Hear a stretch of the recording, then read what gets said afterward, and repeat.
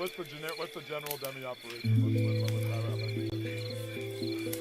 I would. Not only would I'd actually like a lot of first off, I think not only is that necessary, but not and I feel like that's not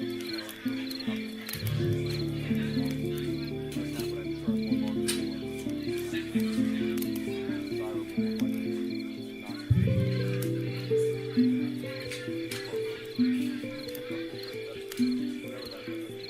not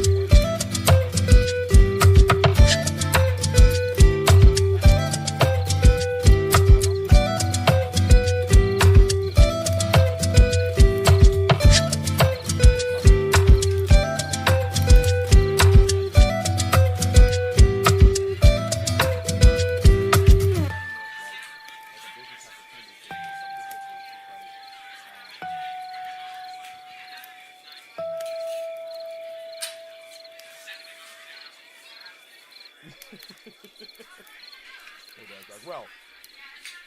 Oh, dog. Well, hand me that guitar. Hand me that guitar. Dog, let's get this show on the road. Here's why you'll know.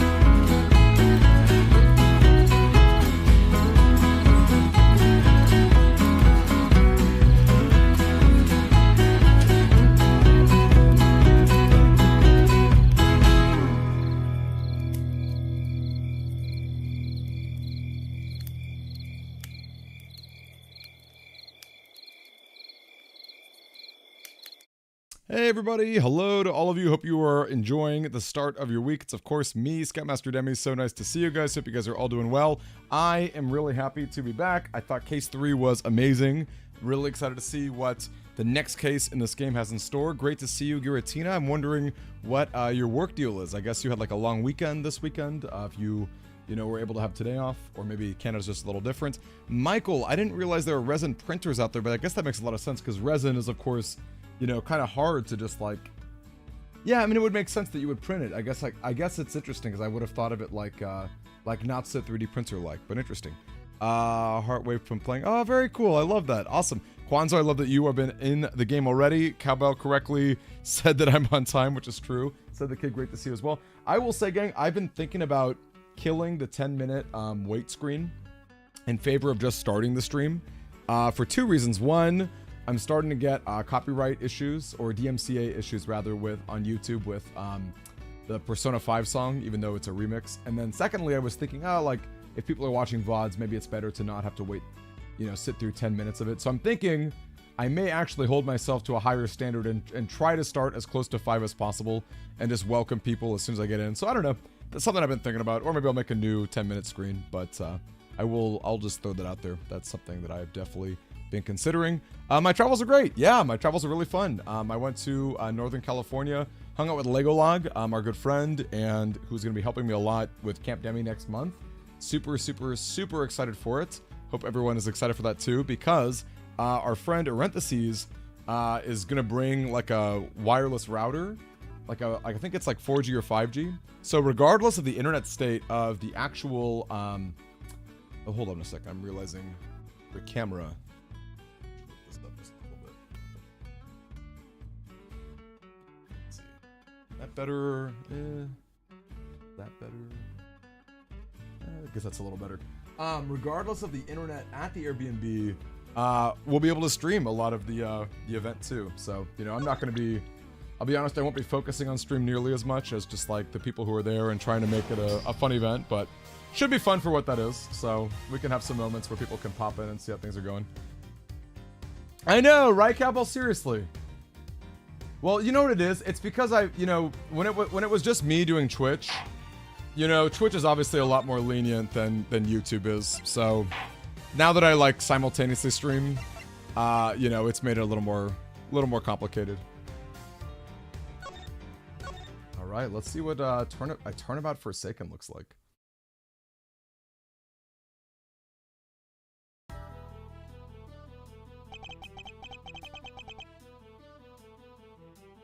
Oh wow. Oh wow.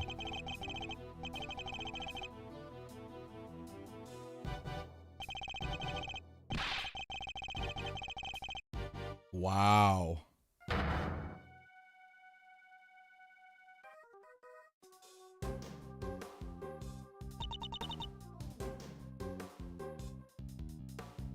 Hmm?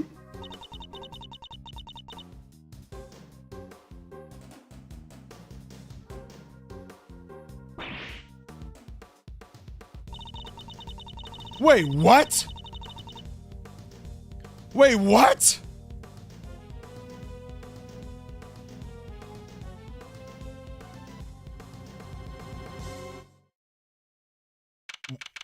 I'm sorry, what? Okay. That's crazy. Michael, I don't know if you've been checking this out, but she is an important character. She's like, I mean, maybe not an important character, but she's like a big supporting character. Like, that's... Will you please stop pacing, detective? You're kicking up dust. But I swept the floor 3 times already. And sweep it a 4th. They're gonna take your badge, Mr. Edgeworth. How can you stand there cool as a cucumber? We don't know for certain that they will. Well, sure seems like they mean to. Judge Gavel pretty much spelled it out. Truly, you are proving to be quite a threat to the committee. As such, you give me little choice but to report back on your continued transgressions. Wow. His housekeeping job was sweeping, yeah. Michael, I'm gonna miss you next month, man. Having met you at MomoCon, you bring such a fun energy. I'm gonna miss you next month. I want you to know it. But I will also say, oh man, I'm tempted to show you guys what came in the mail today. I'm gonna make a post about it tomorrow, but I'm tempted to show off something Battle Network 3 related. Let's just say a very famous moment in Battle Network 3 is gonna be a part of our convention in a month. After all, would mean that you could work with someone less problematic. Don't say that, sir. Oh, that's actually really sad of Edgeworth to say. I've never heard anyone except that stupid committee say that you're problematic. You're not just looking for an excuse, sorry, to become a defense attorney, I mean.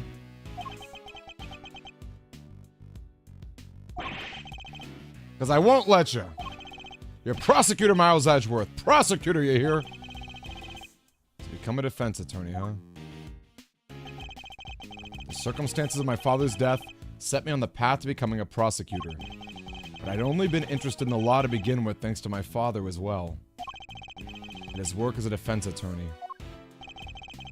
Are you gonna keep fighting crime as a prosecutor, or help people as an attorney? Something tells me you got a big decision ahead of you. Only you can answer. I won't let you do this. Mamaru's open heart.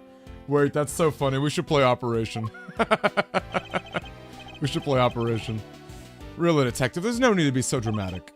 Who knows? The next prosecutor you work with might be a little more lenient with your salary assessments. Huh, really? So, no more instant noodles?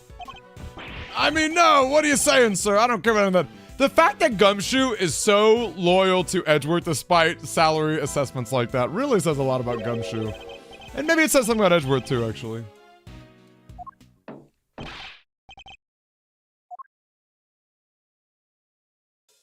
Is that Maggie? Is that Maggie? No, it's not Maggie. Who is this? Hey, Prosecutor Miles Edgeworth? Look, pal, what part of our busy don't you get? Wait outside, I'll be with you in a minute. Ooh, that's not good. Your face is red as a tomato. Red face, gritted teeth. Let's see. Yeah, I said we're busy. Wait, that's it. Stomach cramps, right?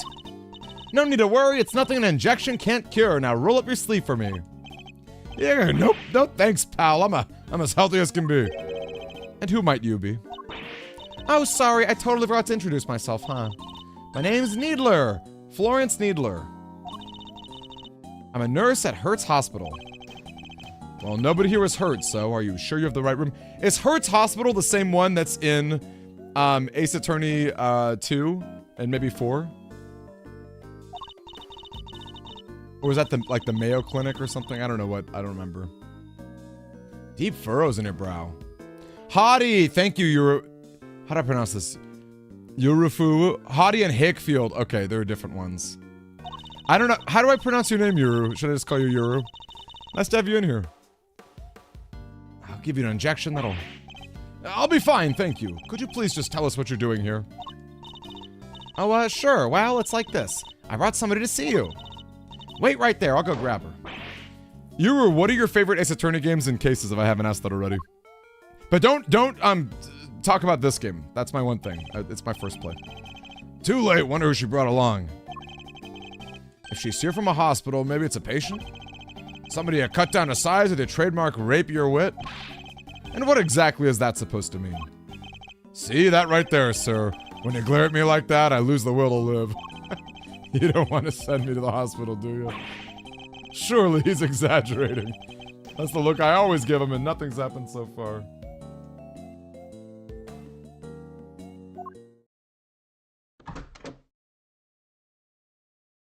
Who the heck is this? Is that Kay? Sorry to keep you fellows waiting. Is that Kay? She looks so different. Thoughts on what? You don't recognize me? There's something about her. Something familiar. This had your name on it. So I thought just maybe... So you really did put somebody... Don't be ridiculous, detective. Yeah, I feel that. I feel that. Bridge to the Turnabout is so good. Public prosecutor, plain as day. Be that as it may. Ace Attorney 1, definitely. I'm so sorry, what she's trying to say is she has amnesia. Amnesia? Yes, at least that's what they tell me. Ah, her parents must be so worried about her. I bet they've only just been getting around 8 hours of sleep each night. You gotta feel for them. It's quite a lot of sleep if you ask me. Don't you worry, alright? Since you had his card, that means you really must know Mr. Edgeworth somehow. So just sit back and we'll take it from here. Right, sir? At the very least, we might be able to help you figure out your identity. Really? Will you? It's gonna come down to what you remember, but yes. Now that's the Mr. Edgeworth I know. Don't worry, miss, you're as good as healed. Let's not get carried away here, detective. I'm a prosecutor, not a miracle worker. This is, like, so sad. And this music is like a unique theme. Where do we even start? So you remember your name, miss? I'm sorry. She's been like this since she came in yesterday. So she's only been in the hospital for a day. No way, that's amazing! How'd you figure it out so fast? How could one person be so emotionally draining? They found her wandering around late last night and brought her in.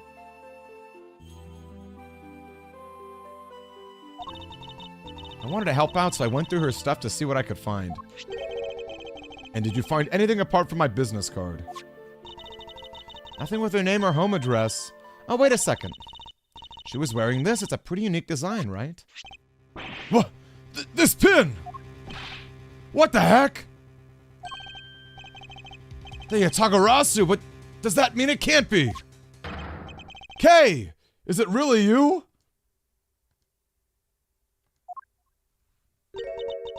Kay. Larry breaking everyone's dream again. Larry, I love that Larry shows up so much in these games. Larry is such a good foil to Edgeworth. It's amazing, their relationship. I love their chemistry. I'm Kay? Come on, Kay, you really don't remember? Look, it's me, Gummy. That's what you always call me. Gummy. But you're an adult, that's so rude. I don't really call you that, do I? She is so cute. I'm sorry, I can't believe I feel so guilty now. What the heck happened to you? I've never seen you so polite.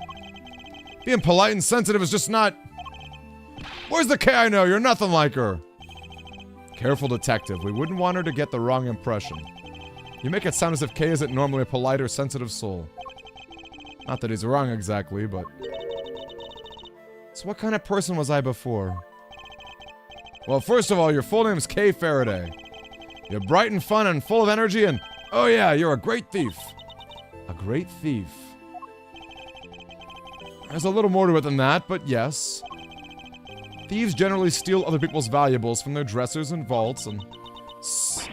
Steal? But that must be so awful for the people I took things from. Oh gosh, I'm so sorry. I didn't know I was a criminal. Maybe I lost my memory as some sort of punishment. No, that's not what I meant at all. I don't think that did her much good, sir. But it sure explains one thing. This is so intriguing. What an intriguing setup here. Look at these gloves. They're just the kind a person like that would wear. Hey, that outfit! This is what she was wearing when they found her. But we had to get her to change out of it and put on her hospital clothes. That's why I have them. There's something on this part here. Could it have something to do with how Kay lost her memory? I'll send the outfit over to forensics later. Please do, detective. Boy, they really are some thievy clothes, huh? I'm a criminal. You may be a great thief, but you've never committed a crime in your life. Rest assured, you are no criminal. If you say so. Actually, better leave it there for now. Is that for somebody who protects people? Is it a hero of justice's pin? No, it's a prosecutor's badge. I believe you're thinking of an attorney's badge. I am, but it feels warm somehow. I feel like somebody I know used to have one. Somebody important. Her father was a prosecutor. Suppose perhaps she's recalling flashes of her childhood. This is wild, yo. You like pins, huh, Mr. Edgeworth? Not particularly, no. Still, you always seem to have one on you. It's part of the job, I'm afraid, and this one's also a piece of evidence. Oh, so you carry things you don't like around as a form of willpower training. That's not it at all.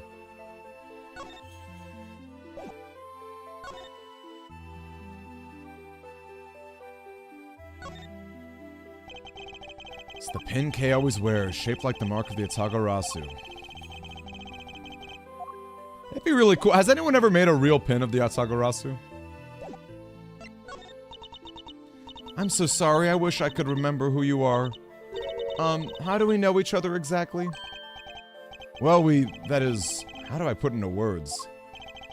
You're Prosecutor Edgeworth's assistant. I am? No, not quite. We last saw Kay 2 days ago. Perhaps we should try to figure out what she's been doing ever since then. Was the pin the only item on her possession, Nurse Needler? There were a few other things, but I doubt any of it will be of much use. I'll be the judge of that. Could you please show them to us? Well, alright then. In no particular order, I present. Jammin' Ninja Mask.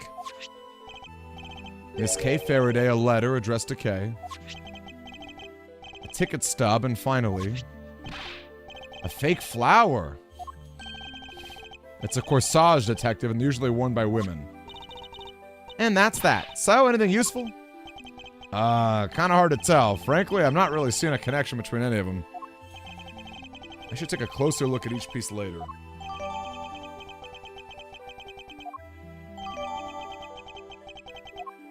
So I guess this is a case where we're gonna really figure out Kay's identity, because a lot of the game so far has been talking about how Kay's on a leave of absence from being a great thief. You know, the Atagarasu are kind of finished with the last game. So I kind of feel like maybe if the last case we delve deep into like Edgeworth's identity as possibly a defense attorney versus a prosecutor, I wonder if we'll dive deep into Kay Faraday by stripping away her great thief qualities. That's kind of interesting.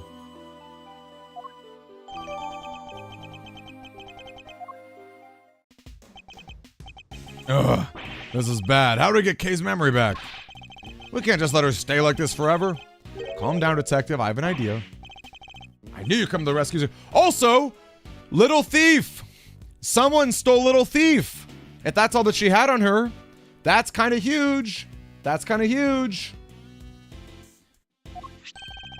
Look close at the ticket stub. Oh, it's for the viewing platform at the top of the big building. The big building. You know the place? Everybody knows it's silly, the hottest date spot in town. They say if a couple holds hands while they're up there, they'll stay together forever. She got a student purchase. Valid on the date specified. Plus it's a stub. That means she used it, right? I think it's a distinct possibility. Well, shall we go see what we can find? Now, just like that. The only way to figure out how Kay lost her memory is to retrace her steps. But what about your thing with the committee? It's not for a little while yet. We have time. Great, so can I leave Kay with you? That'd be for the best, but you don't mind, do you, Kay? Oh, of course not. Thank you. Alrighty then, back to work I go. Al can come running with a syringe or 3. Yes, thank you. I doubt we'll be needing that particular service. Now then, detective, shall we get going? You too, Kay. Yes, of course.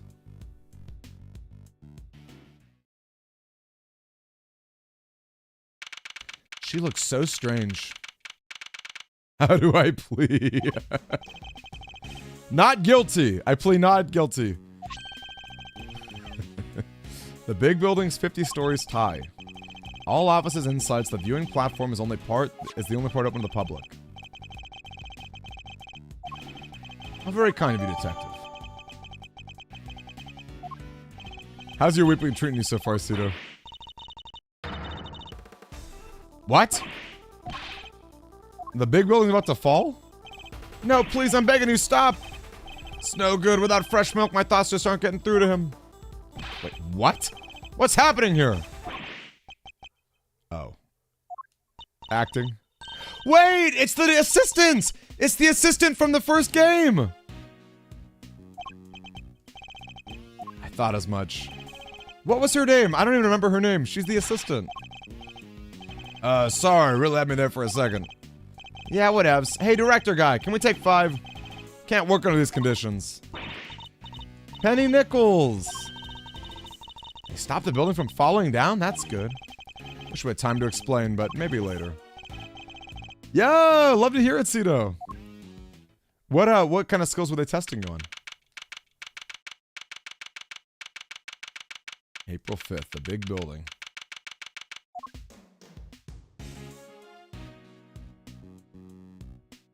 Cotton candy. Whoa, gotta love that view. Feel the sun on your face. Hey, they're unfunny. Eek, the wind is very strong up here. That's okay, you just stand behind me and Mr. Edgeworth here.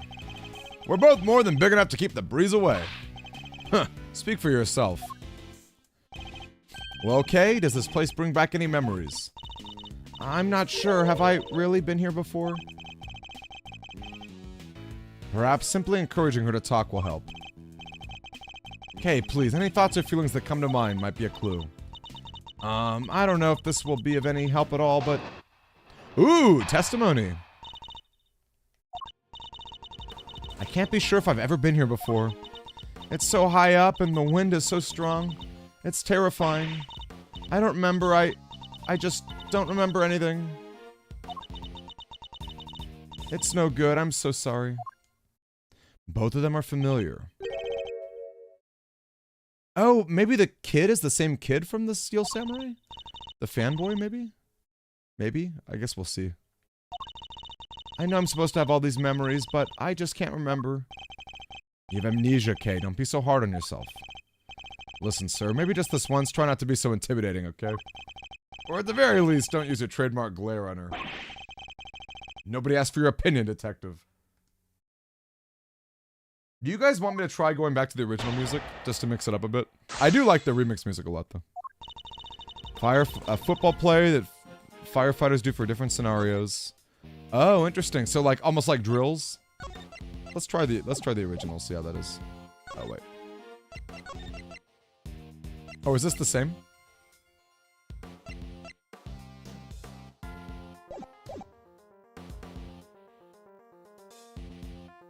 Hold it! Well, this ticket stub says otherwise. But I don't remember coming here at all. I can't even imagine wanting to come here.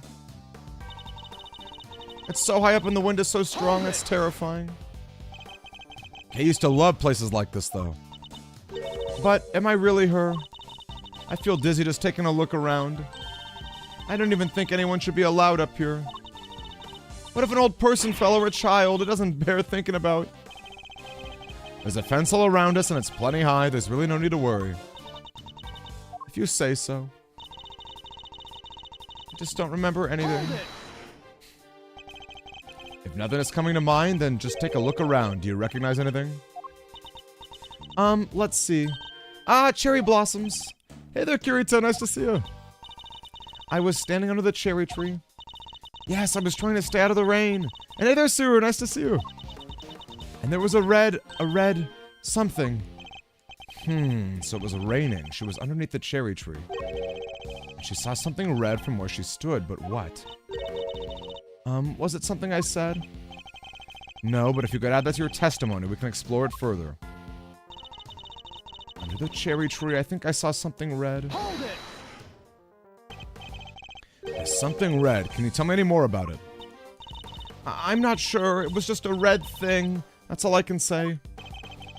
What can we see nearby that's red? Was it the concession stand, perhaps? A red concession stand? Yes, I think that's what it was. Somebody was walking up toward me from beyond it. And then what happened? Then, I'm sorry.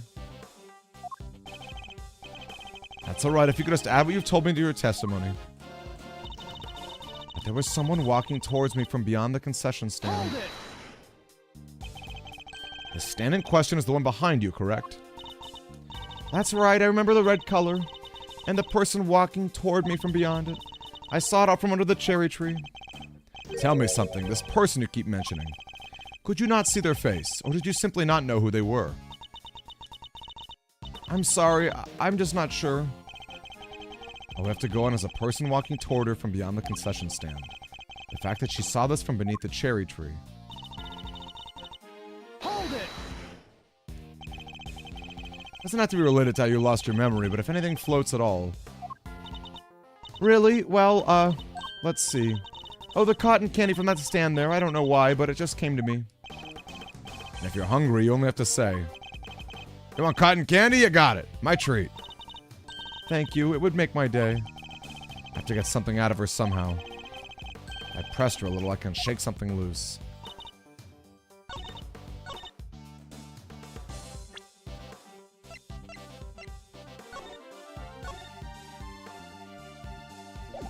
Objection!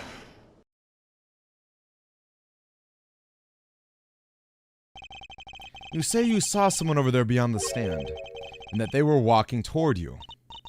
Yes, I can see them getting closer. Are you sure it wasn't a ghost? No, it was a person, I'm sure of it. But from where you were standing, anyone you saw from the other side would have to be floating in midair. So how on earth could it have been a person? Eek! Red cotton candy. I'm not lying, I promise. Whoa, look at her eyes. Oh my gosh, she looks so distressed. She looks so distressed.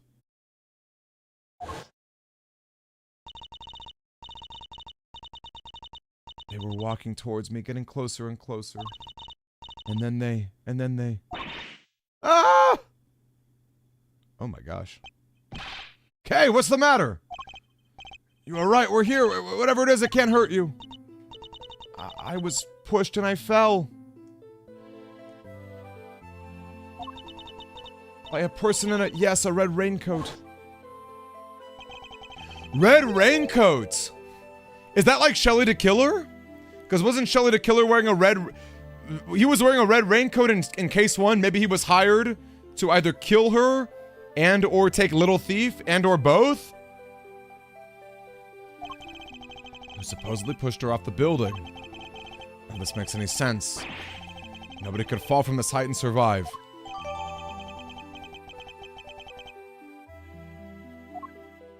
She saw Apollo flying. Oh, that's funny though. Attention everyone, please stay right where you are. What's wrong, officer? I'm Detective Gumshoe. Yes, sir, a body's been discovered.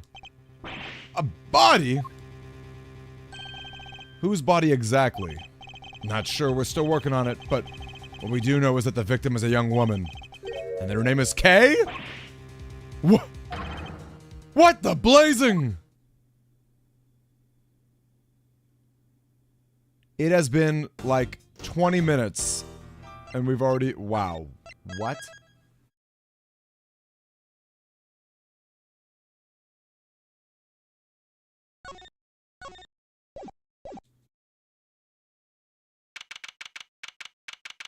Okay, well that is definitely not Kay Faraday. Committee for Prosecutorial Excellence. Chamber. Wait, this room! Officer, isn't this... Yes, sir! The trial chamber of the Committee for Prosecutorial Excellence. So it's here now?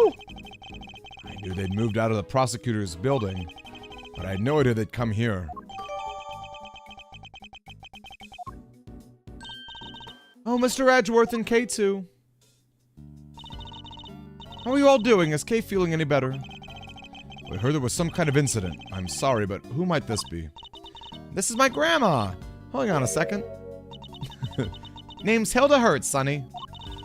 And who the heck might you be? Ahem. It's a pleasure to meet you. Prosecutor Miles Edgeworth at your service. Nurse Needler, your grandmother's name Hertz, is she? Yep, she's the director of Hertz Hospital. This old woman is the head of a hospital. Don't you old fogey me, you dang reprobate. How did she do that? Edgeworth and old women, let me tell you. Wow, sounds like you're a big deal, ma'am. Not wrong. Not wrong at all. What's a Hertz donut? I only know Hertz car rentals. And Mr. Hertz from Star Force. Seems Dr. Hertz is a bit of an introvert. Want me to fix those brow furrows, oh, you sonny? Oh, there's no fixing those, ma'am. They're downright incurable. Well, you're sure you want me to say that, Grandma? Well, all right, then. Now, I don't got a dang thing more to say to none of ya. Y'all go about your business, you hear? As long as that business don't involve messing with the deceased body, I got work to do. Wait, please, Not a dang thing, I tell you. This is so funny. This, like, they're a cute couple. Woo! Woo! Didn't I mention Grandma's also a coroner? She's in charge of this case, which means... Ow! Which means exactly that. They're so funny. What do you mean? Exactly what? How am I supposed to know? She said it, not me. Look at that smile on her face as she slaps her, too. Slaps her hair. Am I trapped in a comedy routine I can't escape? Well, now we got a body to be looking at. Catch you later, gang. When you punch somebody and says hurt, don't it? Oh. I've literally never heard that in my life. What does it matter as long as we have permission to investigate? What does it matter? It matters a bunch, sir. What will you do now, Mr. Edgeworth? Examine the scene of the crime, of course. What kind of prosecutor would I be if I didn't? Alright, let's get to work. That person over there is called Kay, right? Surely that means I can't be the Kay you know. That's what we're looking to figure out. But don't worry. You're the Kay we know. I'm certain of it. Thanks. A Kay who lost her memory, and a victim who shares her name. Both meeting their respective fates here at the big building. No doubt this case will be the key to restoring our Kay memories.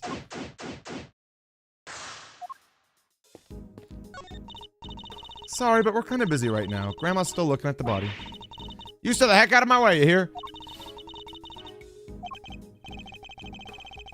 This is a comedy routine? Well, it certainly feels like it with Gumshoe talking about it, too. This Kay Faraday theme is so sad. This is quite the room. The big wooden box is full of books. The big person carved out of stone. Seems you even forgotten the names of some everyday objects. Let's try to jog your memory, okay? Bookshelves. Bookshelves? Stained glass. Stolen glassware. Law books. Lawbreaker.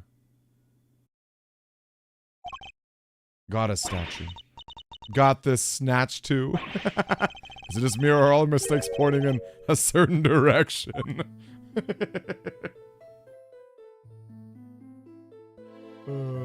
She's a thief at heart.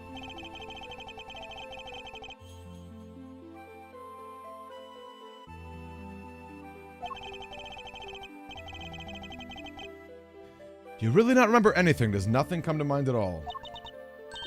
Oh, maybe I remember one thing. I remember being on the viewing platform up on the roof. Yes. And you were pointing your finger at me. Go on. And ask me a question with a scary look on your face. That was only a few minutes ago! Poor kid. Literally your only memory is of you trying to catch her in a contradiction, sir. I'd be scared too. I might have just given up right there and then. If you think that's scary, detective, just you wait. You must remember Detective Gumshoe, Kay.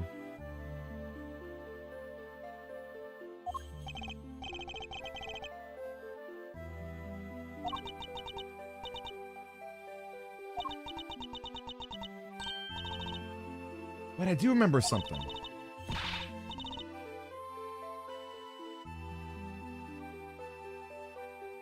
Mr. Edgeworth scolding you. That's no memory, kid. That's just the joy of our day-to-day life together. Isn't that right, Mr. Edgeworth?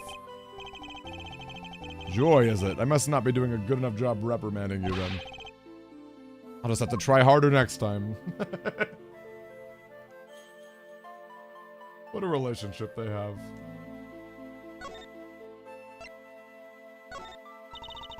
Remember the person in the red raincoat? Or were they really coming towards you from beyond the concession stand? They were walking right towards me, and I have proof. Of course I do. I remember they had legs. Nothing out from beyond the stand. How could they have been walking on thin air?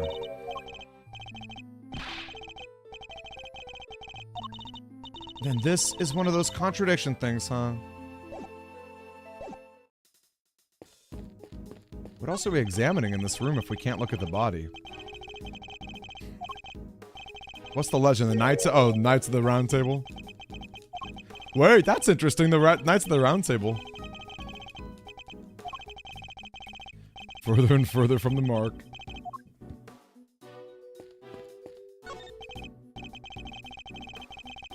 That's kind of true, Suru, if you're thinking about, like, channeling spirits. A special keycard to enter, sir.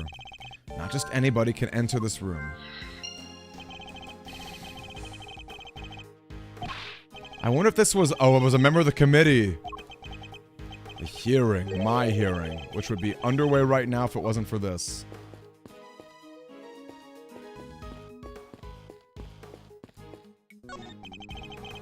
A statue of the goddess of justice. You sure know your stuff, sir. Does she dole out blessings or what? She's not that kind of goddess. She's a symbol of the sanctity of the law. The scales represent justice, the sword retribution, and the blindfold shows her impartiality. I must scour the scene. Yes, the psycholocks, as he calls them. I really want to replay that case again. Edgeworth as a defense attorney. I'm actually surprised they haven't referenced that in this game. Body's on that table behind us, sir. I can only surmise the killer must have moved it for some reason. Sorry to intrude. Whoa! Franziska von Karma! I did not think she would be in this. Who's that, Grandma?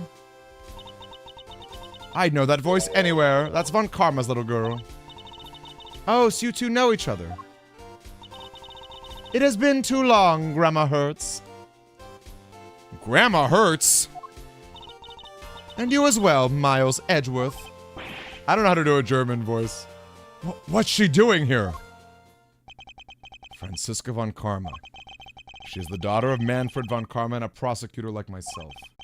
These days, she's mainly been working with Interpol, though I thought she was supposed to be abroad.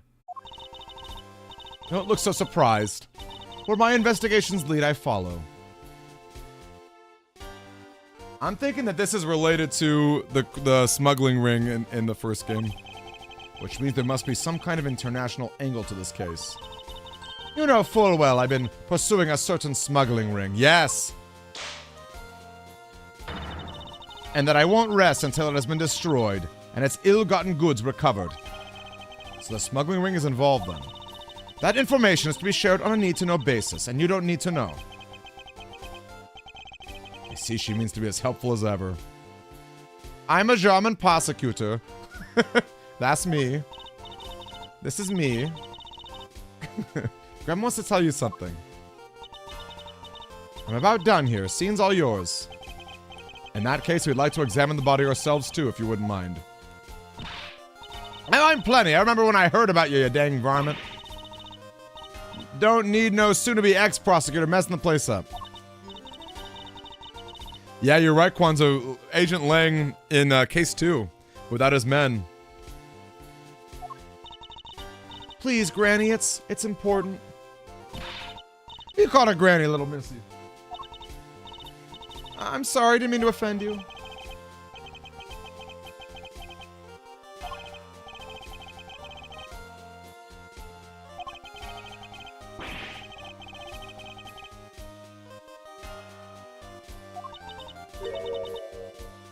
Hey, Faraday. Kay needs us. I don't know what you're up to, but very well. Thank you. You won't regret it. Of course, I expect to receive a full explanation when I grill you later. Well, yes, sir, big time. I wasn't talking to you, Scruffy. Ow, poor Scruffy. Well, Grandma hurts.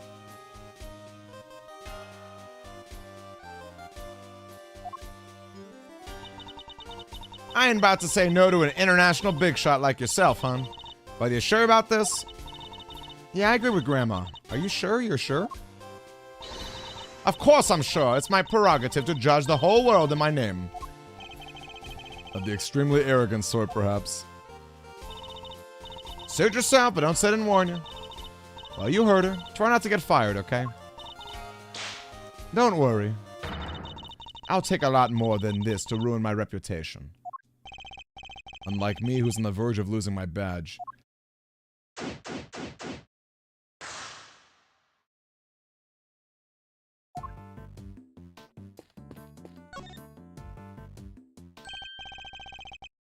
Well, one thing's for certain. This isn't Kay. Doesn't even look like her. I think we know that already, Detective.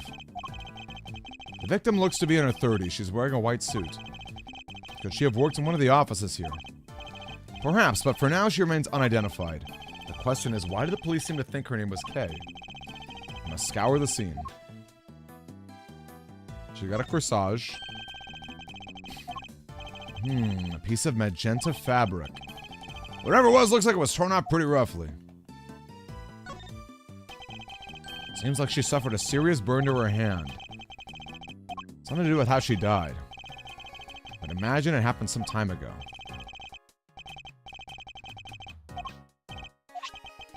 Holding the key card. Loyalty card from a... It's a key card. Why, sir, why? The question of action is, what does it open? The door, of course. Look at those bullet holes. It doesn't look as if there's anything in the chest pocket. The look of how the fabric was torn. I think it was pierced by something sharp. Can't keep your coins in there now.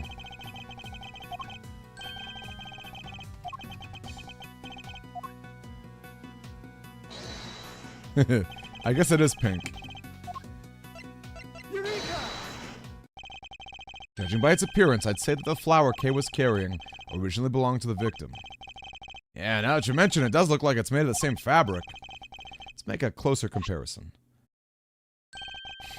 Torn edges, match up exactly. Got one heck of an eye, sir. Torn from the victim's clothes. Why does K have it? This implies a connection between the victim and K. Furthermore, it appears the flower was torn off with considerable force. K. Faraday was involved in the incident somehow, and based on what we're seeing here, we may have no choice but to treat her as our main suspect. What? There's no way she could have done this. I can't even begin to imagine it. There isn't a murderous bone in her body. Nevertheless, we lack the evidence to disprove such an assertion. Wow, this is so sad. For the moment, we're simply considering all the possibilities. For better or worse, yes. Pure white jacket with a deep red stain. The buttons are on the wearer's right-hand side. Buttons always go on the right, no? Not in women's clothing. Traditionally, the buttons would be on the left. But is that true? Is that true? Women's clothing have buttons on the left and men have buttons on the right? Is that actually true? This is common knowledge, detective.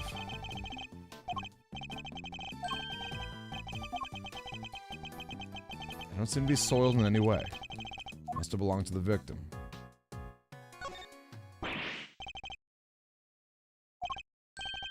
That's Kay's promise notebook. Oh, her promise notebook. That's where she writes down all the promises she made to her dad. Haven't seen this in a while. Whoa. A book of vows made by a child to her father. What exactly is it doing here? I just remembered something Detective Bad told me a few years back. He said something precious to Kay had disappeared from the station. Evidence went missing from police custody? Detective Bad said he looked for it everywhere, but no dice. Left-handed men would wear women's clothes if they needed to easily access a concealed gun. Wow. Fun fact, Pogajo. Had no idea. Victim was holding it when they found her, sir. It was the only thing with any kind of name on it at the time. That's how she became Kay. Talk about a red herring! If only we had a few more leads on the victim's true identity. I think this could be the murder weapon. 3-armed candelabrum. Ooh, the same number of puncture wounds could have been made by the spikes. Not quite, Detective. A candelabrum. A candle holder, in other words. Forgot to pay my electricity bill once a while back and I had to live by candlelight for a whole month. Who does that in this day and age?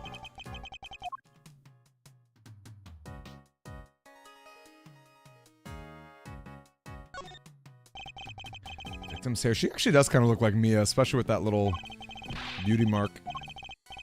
Unfortunately, it's too early to say for certain.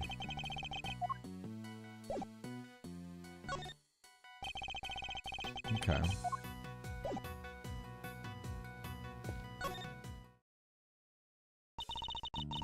Hey there, kids! Yeah, that girl is dead. Nurse Needler, can you tell me a little more about your relationship with Dr. Hertz? Sure, let's see. Well, I lived with her since I was little. If I got lost while playing, she'd come looking for me when the sun went down. If I fell over and grazed my knee, she'd watch over me till I found the strength to pick myself up. To pick myself up? I wonder if that's like a country expression? Hey there, Tomato. Yeah. But do you think it's a little different than not paying her bill and having a whole month of candlelight? If I stuck a needle in the wrong place, she'd say, "Not there, you bonehead, there."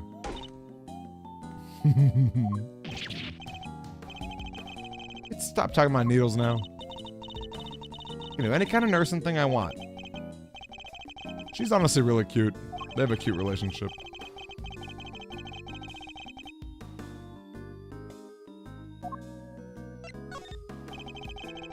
Must be the best corner in town, Dr. Hertz. Bet you can spot a cause of death in seconds. What do you know about coroning, you big galoot? You don't know the first dang thing. Ouch. You'll have to forgive the detective, Dr. Hertz. I'll make sure he learns not to say such presumptuous things.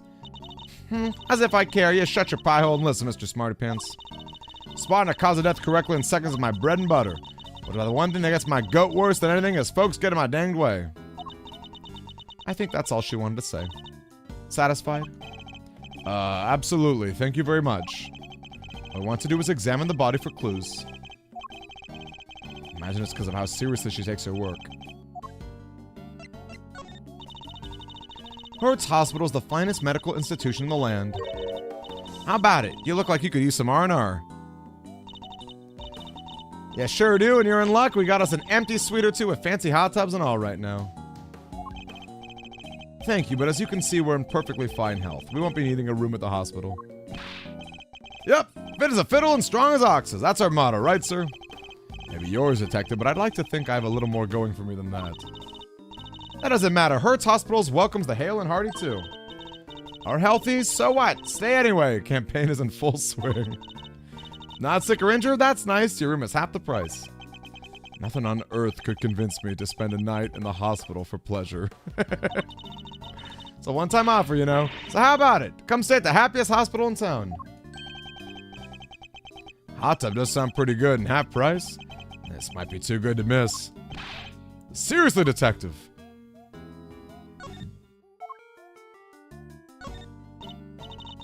Somebody stabbed the victim with that. You know, because of the 3 little holes in her chest. How do you think she came by the injury to her head? Sorry, not a clue. All we know is that it happened after she died. The head injury inflicted when the body was moved by the perpetrator. I don't know. I don't know that I would want to stay at a hospital either. You have to eating a bunch of hospital food. What is it? A murder weapon in the trial chamber. This is serious. I did you the favor of allowing you to investigate. I'll be expecting results. And you'll get them. Would I still be here if I didn't think I could deliver? Come to think of it, why would you here in the first place? So she doesn't know I was summoned before the committee.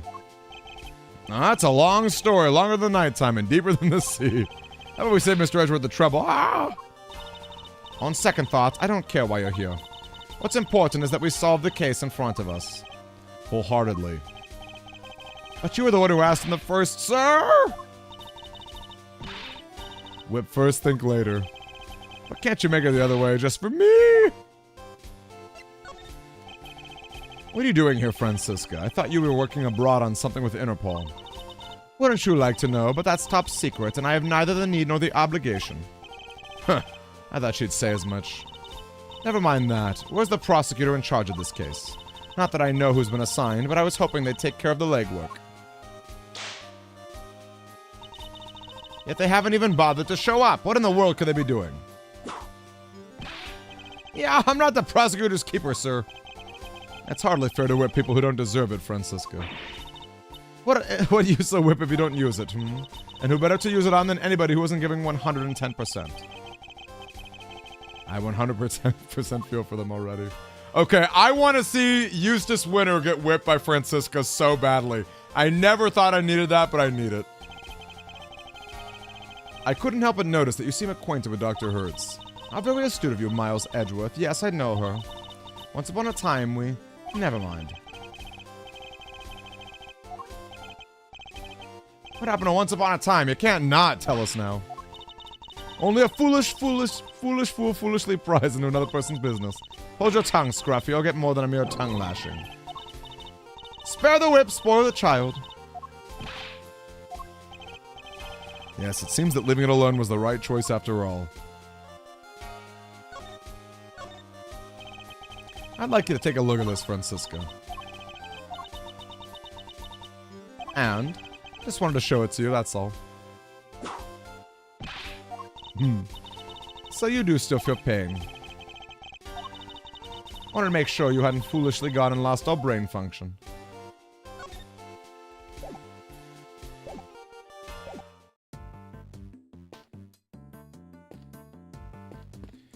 Guess we should talk to Kay. Oh, we did already. Time for some logic.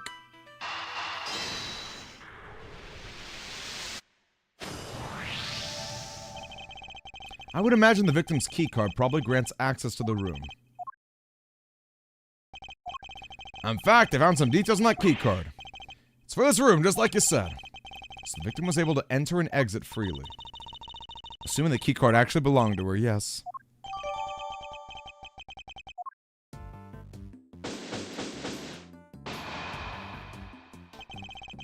Seems we're no closer to discovering the identity. Then am I really Kay? Can you really be sure? Of course we're sure. What are you talking about? Thank you. And that person lying there? Is someone you may have murdered, but that's all we can say for now.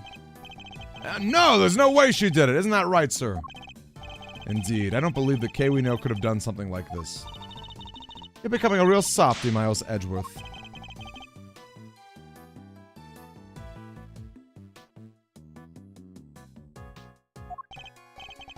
Ugh, I know that voice. Hey, what's the up, Sugarhouse? There he is! Hey there, Vi! Yes. With a winning smile and the #1 name in the business, it is I, Prosecutor Eustace Winner. I want her to get whipped so bad. Although, will she whip if Celeste is around? Please forgive the intrusion. The imposing minutes. Dog, it was crazy. It was absolutely crazy. Step away from that body, Edgeworth. I didn't call for you and I don't need you. This case is mine. It's what the victim would have wanted. You knew the victim. I feel like she's never whipped a woman. I could be wrong about that. I don't think Francisca's ever whipped a woman. Hey, Daedalus. There's not going to be Golden Sun this week. Unless I happen to finish the game before Thursday or Friday. But I don't think so. This game is proving to be longer than expected. Maybe, but I don't think so. I want to finish this game as fast as I can so I can do some YouTube reviews. I've been really slacking on that department. And I've already got the setup ready for it. She sure will. Not that I'm here. Everything is going to be alright. Whoever did this will live to regret it. Yes! Miles Edgeworth, who is this imbecile? Why am I getting the death glare? I've got nothing to do with him. By the way, Shograz, this is Von Karma's daughter. Francisca Von Karma, I presume. My apologies, I should have introduced myself sooner. Verity Gavel at your service.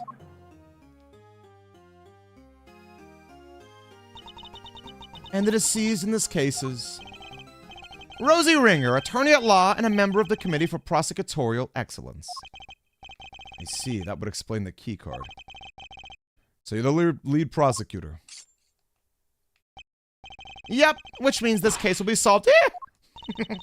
You didn't tell me your name yet, little boy. If you want to know my name, all you have to do is yow! Stop babbling and tell me now. It's Eustace Winner. I think we've established where the balance of power lies in this particular room.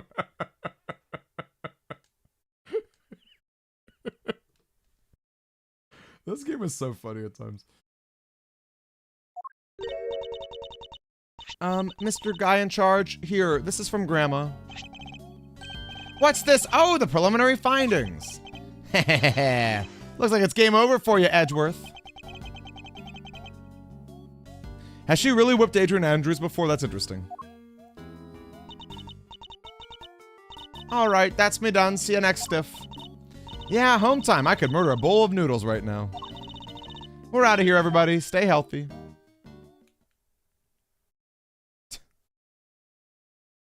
She's with Pearl?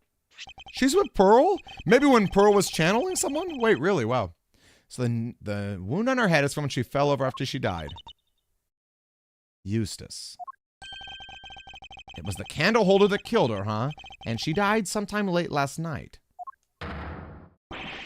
What now, Gavel? It's very kind of you to share the coroner's findings with everyone. But perhaps you should leave it there. We wouldn't want you to strain your voice, after all. No, that would be a tragedy. You know, I wonder, if there are 11 people on the committee, and one person died, I wonder if this was someone who was going to vote to save Edgeworth's badge, or someone who was going to vote against it. Because you could imagine a world where maybe it looks like Edgeworth hired somebody to kill one of these members, where maybe Edgeworth himself could be kind of incriminated. I'm kind of curious if we'll go in that direction. Anyway, that settles it. We need to arrest Kay Faraday. What? What the heck are you talking about? I think Eustace's meaning was very clear. Miss Faraday is the murderer. And though she is dressed differently than usual, this young lady covered in bandages is Miss Faraday herself, correct? You really mean to arrest her here and now? If you do, then I'll be forced to object, loudly and forcefully.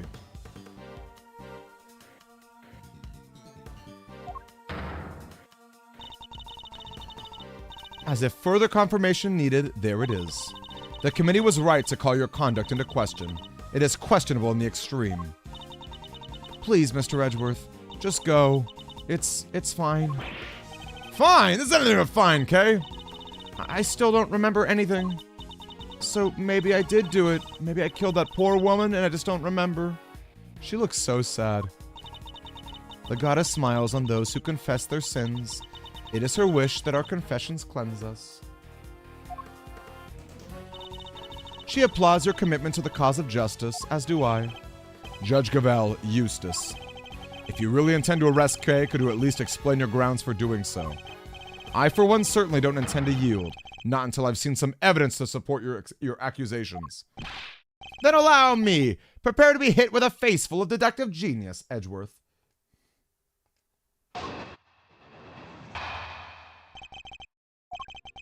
They call it the human race because somebody has to win it, and that somebody is me.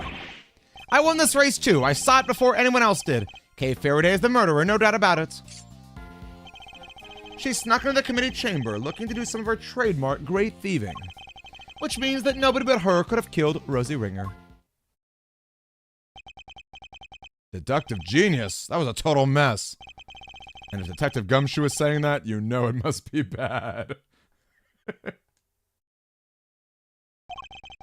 I asked you to explain your grounds for arresting Kay, yet you've explained exactly nothing.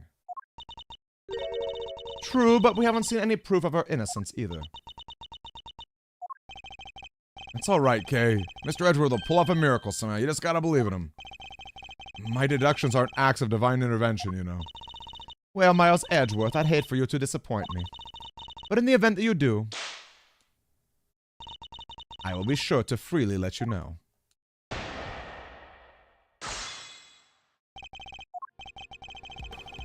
They call it the human race because someone has to win it. I won this race too. I saw it before anyone else did. Hold it!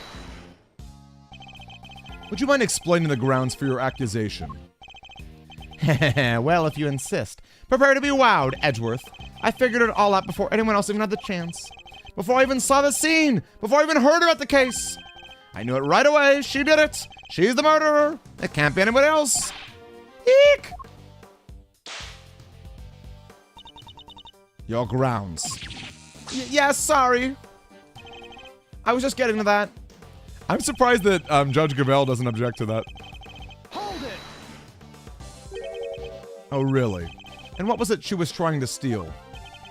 Well, a file, a very particular file. One pertaining to your professional conduct, in fact, Mr. Edgeworth. Really? Yikes. Yikes. Overruled.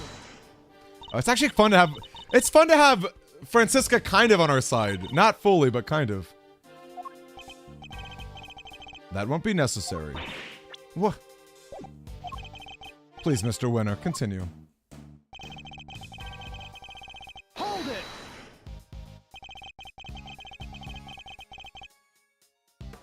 You have proof it was only Kay who could have committed it. Nope. Might I suggest you try looking into other possible suspects with all due haste? For that, I believe, would be the winning approach here. Hey there, Sunday Delight. Nice to see you. The winning approach. According to the reports we've received, the police have found no signs of anyone else's involvement. So you're accusing Kay based on that alone, a little tenuous even for you. And suggesting that there are other possible suspects when there clearly aren't, isn't there? Ugh. If only I had something that could prove Kay didn't do it. This is obviously a setup, plain and simple. You don't have to. It's alright, Kay. The truth will come out, I promise. I just need you to give me some time. Okay. Oh, that's nice. Thank you, Kebo. I have to prove that somehow, or she'll remain a suspect. Maybe we should try pressing this too.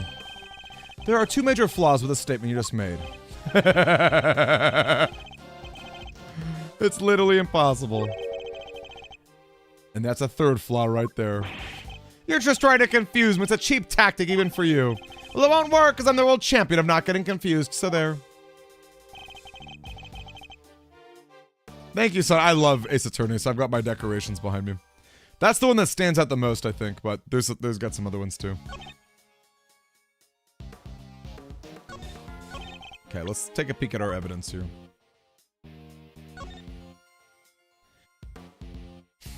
The cause of the death is 3 puncture wounds on the left side, and a head injury post-mortem.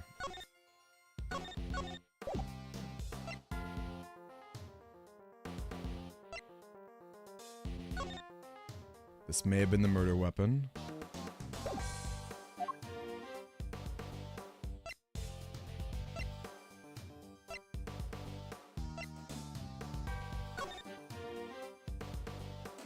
Don't worry, I'll make sure you get your precious thing back, Rosie. That is so suspicious. That is so suspicious.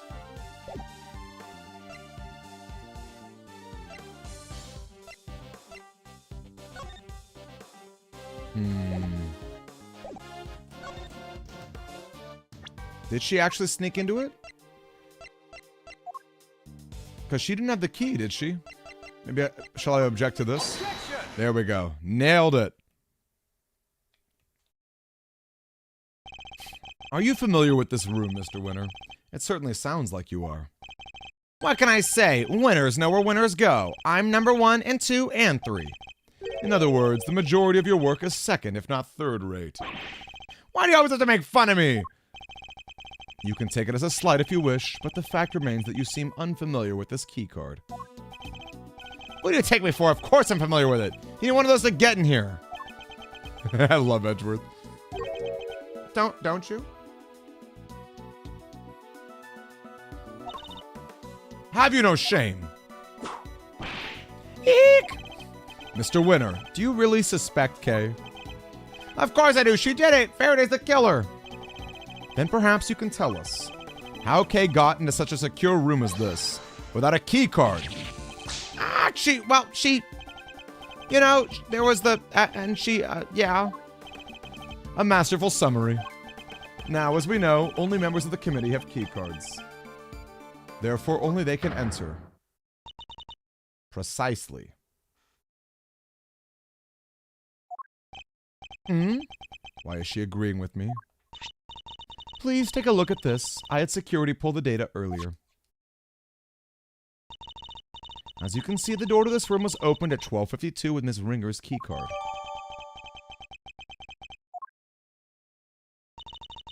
We cannot know for certain, of course. But who's to say the culprit didn't enter the room with Ms. Ringer, and then kill her over some sort of subsequent agreement? It's certainly a plausible theory, but that's all it is. For one, it would require the victim and her murderer to have known one another. Yeah, and Kay didn't know the woman. Well, we have that note, unfortunately, Edgeworth. How can you possibly be sure of such a thing? There is no place for guesswork in the courtroom or at a crime scene. Hard evidence is what's required. In that case, are you suggesting that you have said hard evidence to support your theory? Evidence that Kay Faraday and Rosie Ringer knew one another. But of course... Hey, they're famous! What?! I have here a letter. Dr. Hertz found it in the victim's chest pocket. Another of the victim's possessions. And you kept this to yourself until now. You planned for this, didn't you? Is that why? It was the candle holder that killed her, huh? What now, Gavel? Very kind of you to share the coroner's findings with everybody. But perhaps you should leave it there. Shall I read it for you?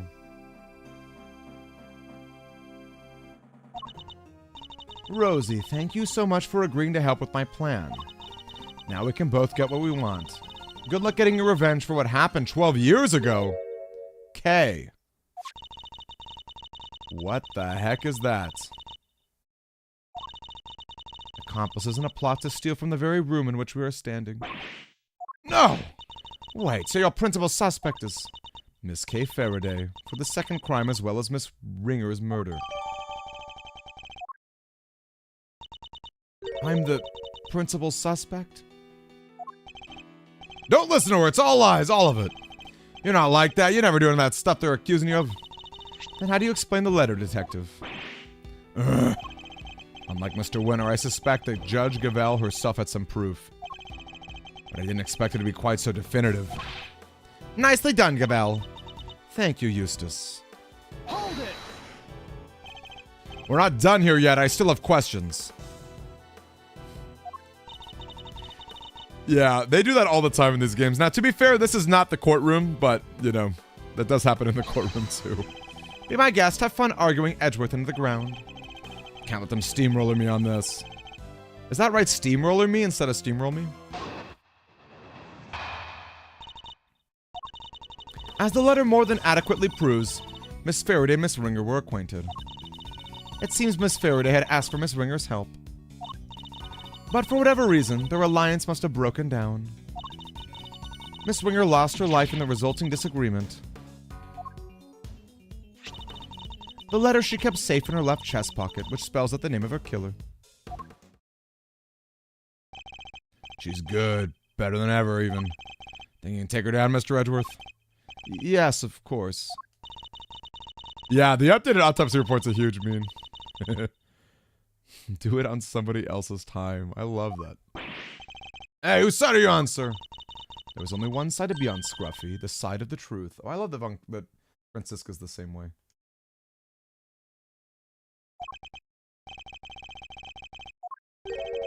Well, if there's only one side to be on, then it has to be on the winning. Aw. Quiet, you. Heh, my thoughts exactly. Yeah, we are literally in a prosecutor's room. Like a chamber for prosecutors, famous. So yes. Hold it! But it also happens all the time. Updated autopsy reports are pretty crazy in real life, huh? What exactly was the nature of their relationship? Miss Faraday was grateful for Miss Ringer's cooperation. I think that more than adequately describes it, don't you? Let's see if Kay's note is different. Don't worry, I'll make sure you get your precious thing back. Hold it! Mine's going well, Kirito. How's everyone's start of the week going? The letter implies a theft. And it was written by your friend Faraday, making her the prime suspect. Case closed. Objection! Anybody can forge a letter. It's not conclusive proof of anything. Overruled. I also seem to recall Miss Faraday referring to herself as a great thief on more than one occasion. She's on sabbatical. How can you be sure of that? Perhaps she took up stealing again and simply chose to keep it from you. Can't prove that either way right now, and she knows it. I was saying, it seems Miss Faraday and Miss Ringer were involved. For whatever reason, their alliance must have been broken down. Hold it! Whatever reason, could you be a little more specific? Not at the moment. But I am sure our investigation will uncover any number of possibilities. Whereas, your lack of proof that Miss Faraday is innocent continues to be a major problem. Objection! I can see that some of the evidence would seem to point to Kay's involvement, but none of it is anywhere near conclusive. Overruled. A letter explicitly outlining a connection to the victim, backed up by supporting evidence from the scene. How much more conclusive could it be? And what's more, where is your proof to the contrary? She lost her lives in the resulting disagreements. Is there any actual evidence to show that Kay killed Miss Ringer? You don't give up, do you? What do you call that letter, huh? Evidence, duh. I wouldn't be so sure. For one thing, it doesn't mention anything resembling a murder plan. It doesn't? Oh, I guess not, huh? Aha! But it will be once we hold a flame to it and reveal the secret writing. I wouldn't place too much hope in that revealing anything, Eustace.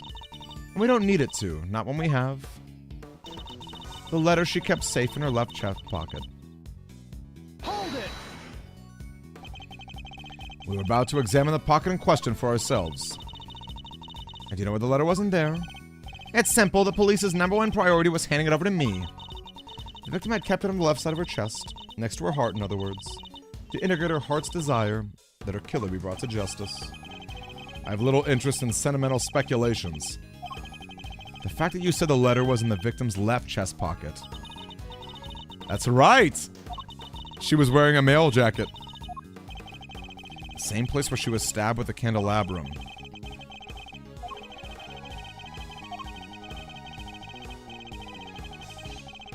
There we go. Let's do it.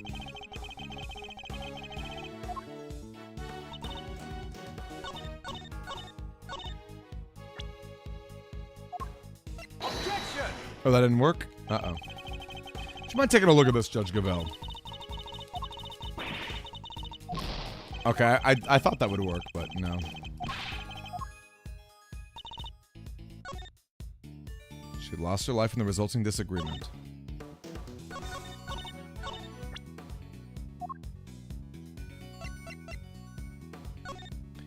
Where do I talk about the jacket?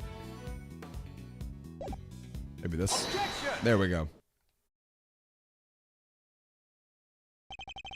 So the victim kept the most vital clue of all closest to her heart. How very touching. The voices of the dead fight to be heard, and even then they don't always reach us. But her voice rang loud and true, and it told us that Miss Faraday is her killer. Heh, I think you may have misheard her, Your Honor. Or perhaps an evil spirit was trying to mislead you. Hey, you take that back! Perhaps we should try listening to the words of the coroner's report instead. By all means, if I recall correctly, the victim was stabbed on her left side. No! Yes, I'm afraid so. You claim that the letter was found in the victim's left chest pocket. Right where she was stabbed by the candle holder. Indeed, 3 puncture wounds to the chest, and yet no one to the letter. Well, Judge Gavell, how do you explain that? Because I can think of one explanation. That the letter was deliberately placed there, after the fact, in order to cast suspicion on Kay. Someone went to a lot of trouble to create the crime scene we see before us. And that someone is the real culprit! I'm so with you, Kev. I love that you've been enjoying it. It's so much better than the first game, and I enjoyed the first game. By means of that letter. And you fell for it, hook, line, and sinker. No, Faraday did it. The letter was. It was in her other pocket, yeah. Huh? Seriously? The whole left chest pocket thing was a mistake. Whoever reported it must have meant their left. Ah! Stop your foolish floundering, you foolishly foolish fool. Why do you keep whipping me? And stop making fun of my deductions. That's exactly what it is, Suru. They are more personal. That is exactly... I was thinking that earlier today. Between the last case with Gregory Edgeworth, this case with Kay, it's like intensely personal. Which I think makes it more interesting, doesn't it? The first game was a lot more detached in the terms of the cases. I saved you the trouble of disciplining him. Yes, even though I had no intention of doing so. The letter is stained with blood, which suggests it had indeed been played somewhere on her left side. Therefore, I doubt there was some sort of mistaken report. Gavell, say something! No objections, good. Then allow me to continue. So we've established the existence of a second suspect. No, we haven't. The murderer had to get in here, remember? Who else could have gotten here apart from Faraday and Ringer? Whoever it was would have needed a key card. Judge Gavell proposed the killer entered the room together with the victim. But what if there was something questionable at the very basis of her theory itself?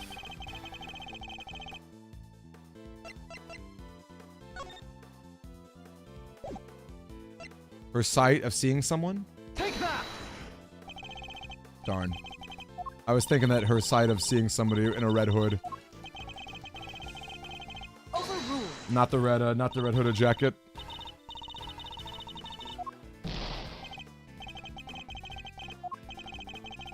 The assumption thus far has been the culprit didn't have a card key of their own.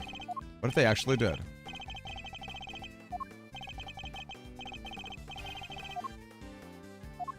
Well, the fact that she herself...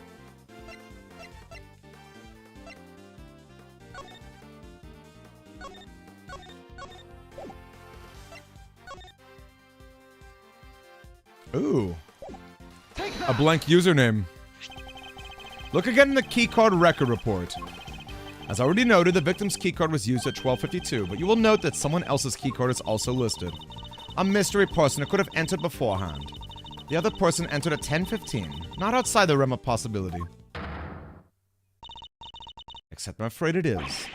And where's your evidence, huh, Your Honor? My evidence? I am the evidence detective. It was my keycard. There's nothing suspicious about a committee member entering the chamber as I please. Is there?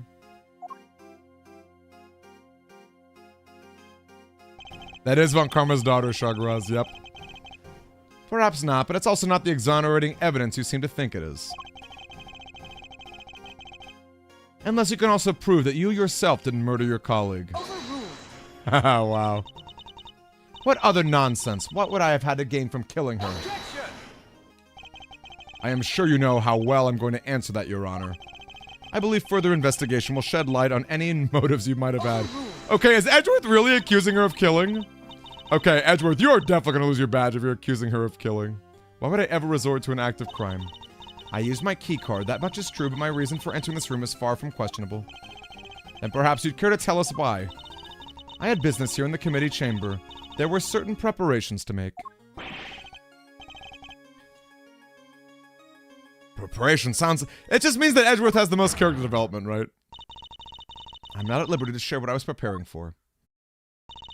But I am sure Prosecutor Edgeworth can make an educated guess. Yikes, the way she said that. My hearing. She must have been busy gathering the documents they were going to use against me. To relieving me of my badge. Hold on a second. Did that actually make sense grammatically? She must have been busy gathering the document that we're going to use against me to relieving me of my badge. It's got to be to relieve me of my badge, right? I think that's another typo. Good to keep our skills and our tongues sharp, especially when we're young, but that'll do for now. Who's this old person? Who the heck is this? A committee member? Ah, really takes me back to the days of my youth. Back when I would wrangle with a certain detective. He disappeared, you know. I hope he's out there somewhere, living his best life.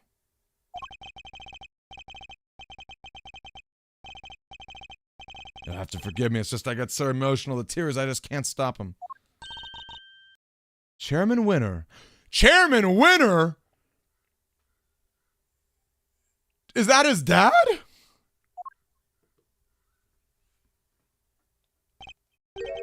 Winner? Ah, Verity, my girl, do you ever stop working? Your dedication puts us all to shame. Is this the young Francisca I see? Dear child, when did you get so big? Uncle Winner. It's been far too long. Uncle Winner. And so formal, I thought we were like family. Used to sit on my knee and shout, Uncle Winner, at the top of your little lungs. Ah, but time goes by so very fast, one can't help but shed a tear.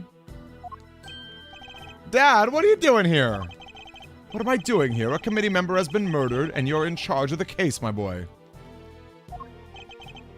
Hey there, Blaze. What is this, bring your pops to work day? Silence! Do you have any idea who he is? This man is practically the right hand of the goddess herself. A former chief prosecutor and the current chairman of the Committee for Prosecutorial Excellence. There's no need to bring that all up. I'm just a harmless old man, really. Allow me to apologize for the detective's rudeness. I am Miles Edgeworth, correct? And your little subordinate, Dick Gumshoe. I am Excelsius Winner, father to this idiot boy, among other things. My wife and I were so happy when he was born. And now she's gone too. Heaven only knows to where. Dad, here, use my handkerchief. Thank you, son. You're a good boy, in your own silly way.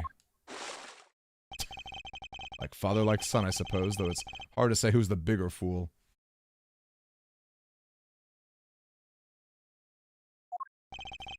Well, Verity, how goes the investigation? Thank you for asking, sir. So no wonder she treats Eustace with respect. She wants to get on the chief prosecutor and head of the, well, maybe not the head, but a man on the committee's good side. No wonder this makes sense. It's all adding up. We identified a prime suspect, 1K Faraday. Objection! You don't have nearly enough to make her your prime suspect, and you know it. Or have you forgotten what we just discovered about the letter? Objection!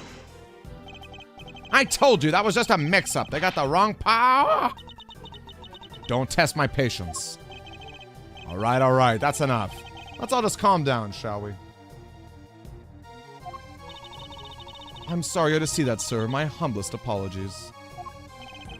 I think you've all made up your cases very clearly, except for you, Eustace. What? But Dad! We are prosecutors, and it is our duty to identify suspects and bring them to justice. But I wouldn't dare call someone a suspect without evidence or a motive. Please, Mr. Edgeworth, I know all about your relationship to the accused. Thick as thieves seems pretty apt based on what I've heard. Kay's no criminal. She's helped us catch the bad guys loads of times. Much about this case is still unclear, sir. Please, you have to let us... it's heartwarming, really. The bonds of friendship are so strong among the young.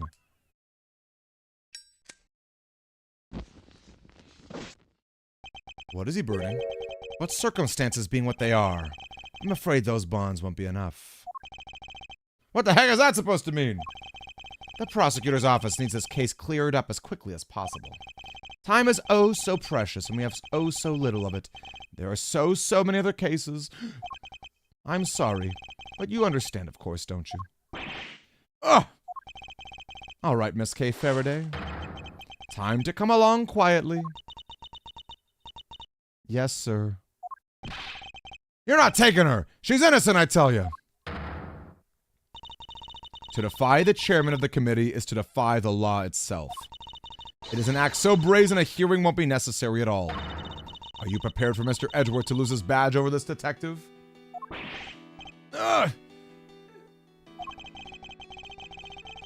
So either Kay goes down or Mr. Edgeworth loses his badge? What the heck am I supposed to do? You'd use his badge to shield yourselves. Oh, how the committee too has fallen. Kay, you're innocent. Don't let anyone tell you otherwise. Thank you. We've only known each other for a short while, but you've been very kind. And I'm sorry. Sorry for being a criminal.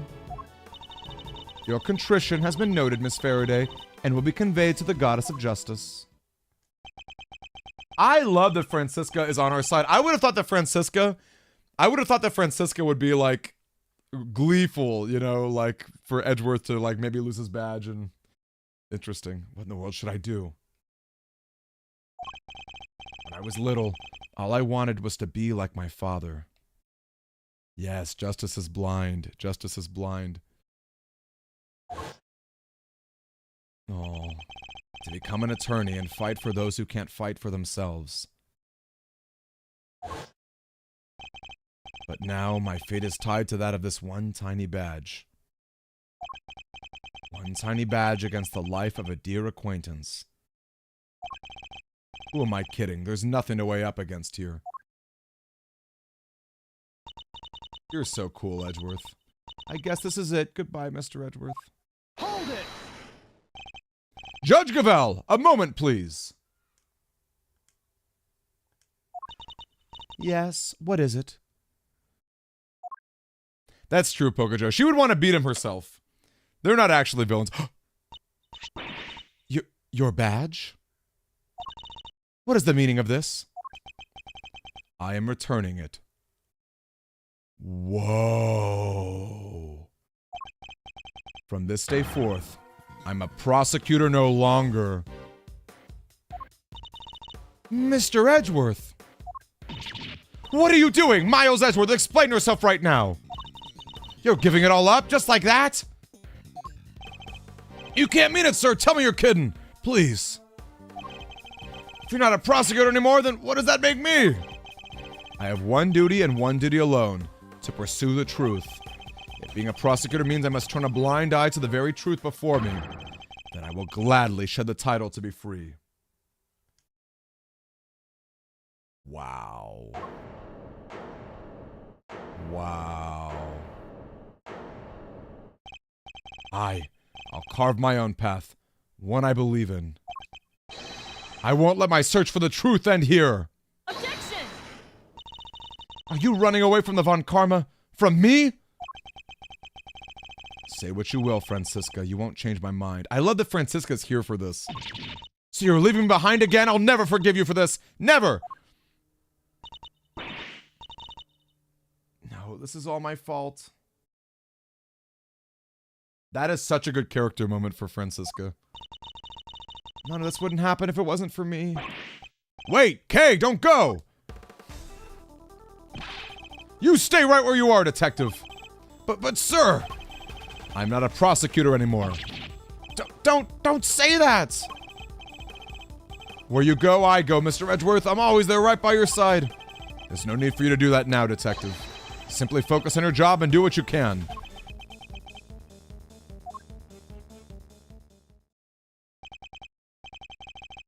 Well, now, this is no good, is it? We've let a dangerous criminal run free. I'll try, and yet it's never enough.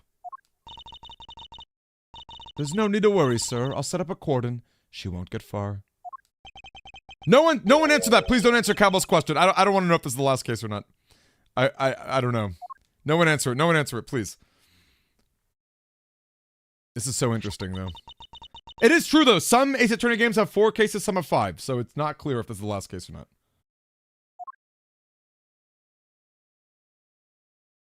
It's not clear.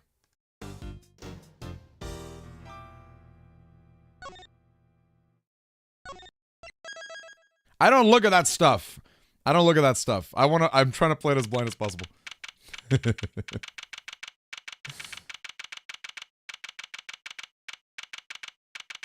We're back in my room. Are we gonna lose our room?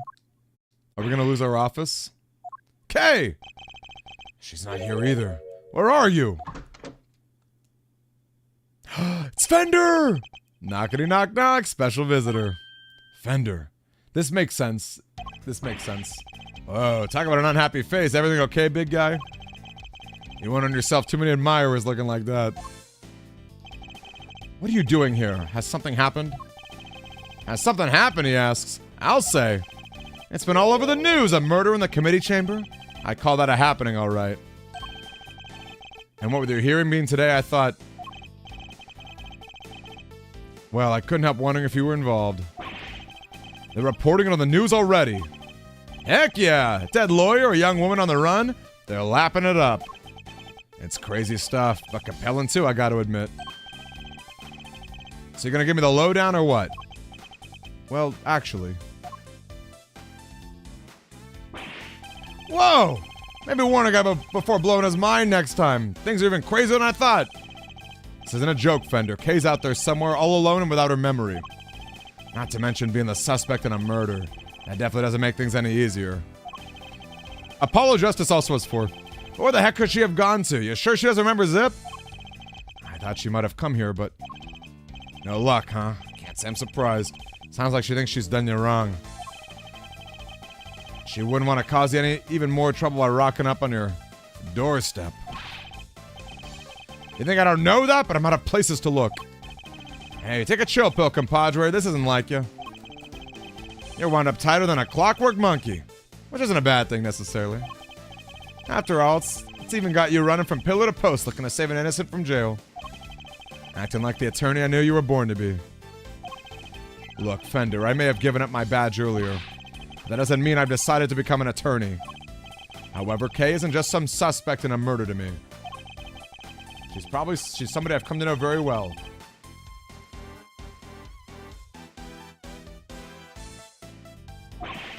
And she'd never harm a fly, let alone another person. Blow my mind twice in 5 minutes, why don't you? Kid's lucky to have her in her corner, champ. Hope you don't mind me saying this, but that's quite the bond that's sprung up between the two of you. Enough to give me and your old man a run for its money, even. Yeah, I like it, Shark Ross. That's exactly how I feel, too.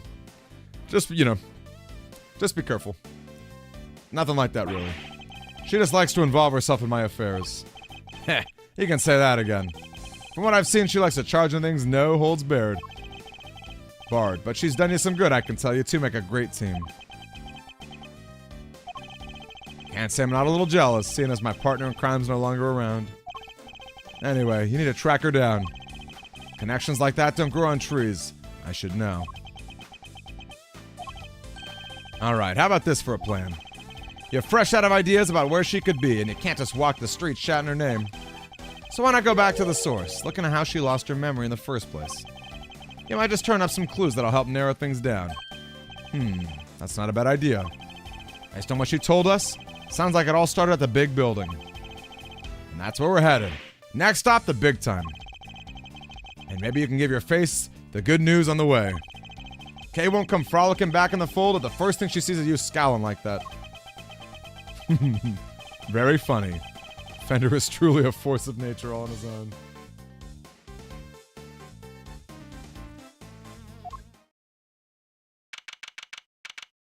He's so cool. Back at the big building. Ooh, the nurses are here. The sun sure set quickly. Not even a murder on the premises could make this place close its doors. Gotta chase that last dollar, huh? That's hardly anybody around, though. Guess we got the whole place to ourselves. The first step towards proving Kay's innocence is to figure out how she lost her memory. To Miles, we got sleuthing to do. The rooftop paradise is all ours, so let's focus up and do what we're good for Kay, alright?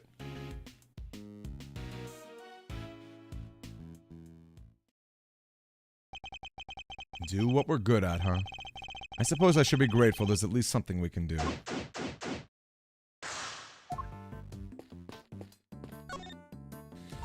I'm really tempted to share a picture of my friend, because he looks just like Fender. It's actually really crazy. Well, seeing as we came all this way, we thought we might as well enjoy some cotton candy. What the heck are you doing here? Looking to get yourself in even more hot water? No worries, Kwanzaa. Thank you, my friend. Appreciate it. Appreciate it. Whatever you say, Mr. Soon-to-be ex-prosecutor turned ex-prosecutor. Saw that coming a mile off. Wait, what? You got fired? As I said, you needn't concern yourself with my affairs. If you say so. So, oh, how's Kay doing? Uh-oh. Did something happen? Maybe I can help? How about an injection? No injections, thank you. Unfortunately, a jab a day does not keep the world's troubles at bay. Yeah, it did get kind of chilly, huh? Alright then, Edgeworth. Catch you again. Oh, that's a fun idea. Cosplaying as Fender. I really could do a good Dick Gumshoe cosplay, I think. Hey you, I want some delicious Pardon Clouds cotton candy. Our gimmick is we take a normal serving of cotton candy and we split in half. Part of it, you will. Half the candy, same price, double the profit. And we're laughing all the way to the bank. I don't think your customers will be laughing if you keep sharing that information. Anything in this, binocular? Can insert a coin and take a good look at the distant landscape. He absolutely would have been all over this. Okay, I know anyway. I better focus my powers of observation on the rooftop. Pegasus, the winged horse of legend. Isn't that a horn on its forehead? So it's a unicorn? That can't be right either. Unicorns don't have wings. There's a little plaque here at the bottom showing the name of the piece. Contradictions. That'll teach me to bother engaging with such things. So how did Kay lose her memory? You think there was something she wanted to forget? Maybe some particularly choice words from Miles the Insult comic. Of course not! I wouldn't dream of saying such things, saying things so terrible she'd want to forget. Detective Gumshoe, on the other hand, could do with a few more choice words on occasion. Poor guy, I don't envy him one bit. The person in the raincoat that Kay saw supposedly approached her from the direction of the concession stand. Which would suggest that she was pushed over the railing. The railing is chest high. You'd have to try really hard to go tumbling over the edge of it. Everything looks sturdy enough too. It's a pretty sizable cherry tree. According to what Kay told us, she was standing here beneath the tree until she pushed and fell. Is that a thing? An alicorn is a winged Pegasus?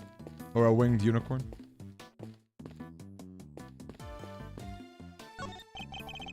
The beak and wings of a bird, the body of a lion, meant to guard the peace of this little rooftop haven. They're incredibly detailed, almost frighteningly so. Instead of feeling welcome, I wonder how many have been scared off. Whoa. What? What the heck? Eek! She climbed a tree. She was hiding in a tree. Kay. Don't mind me. I was just lying in wait. That would make you a criminal, Kay. Perhaps you meant to say laying low. Oh, yes, that.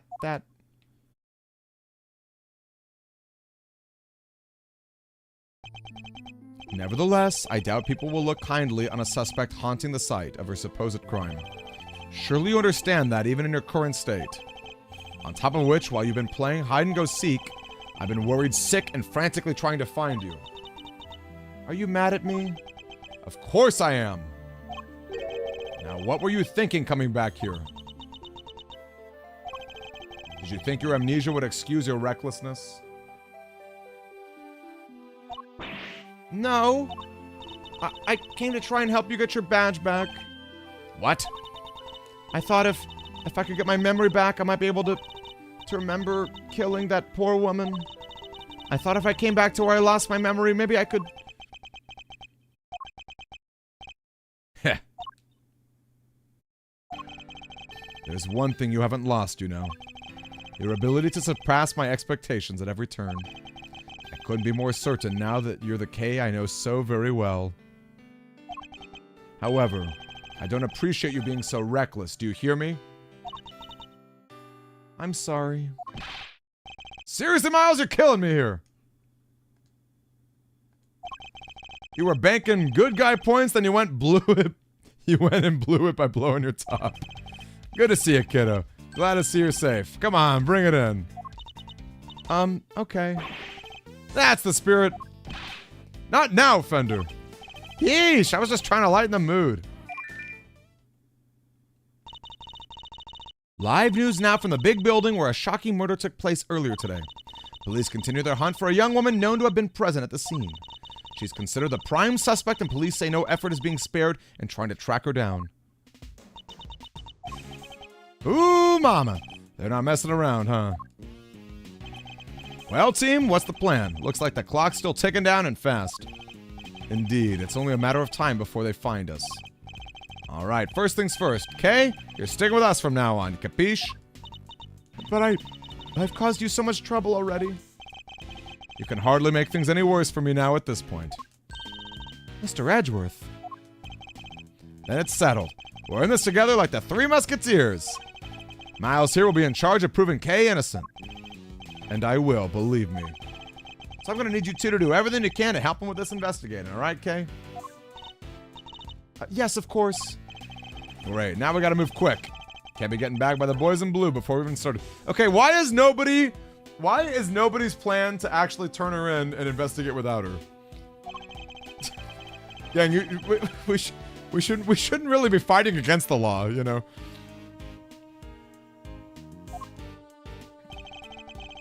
Gregor would never forgive me if I got the family office shut down.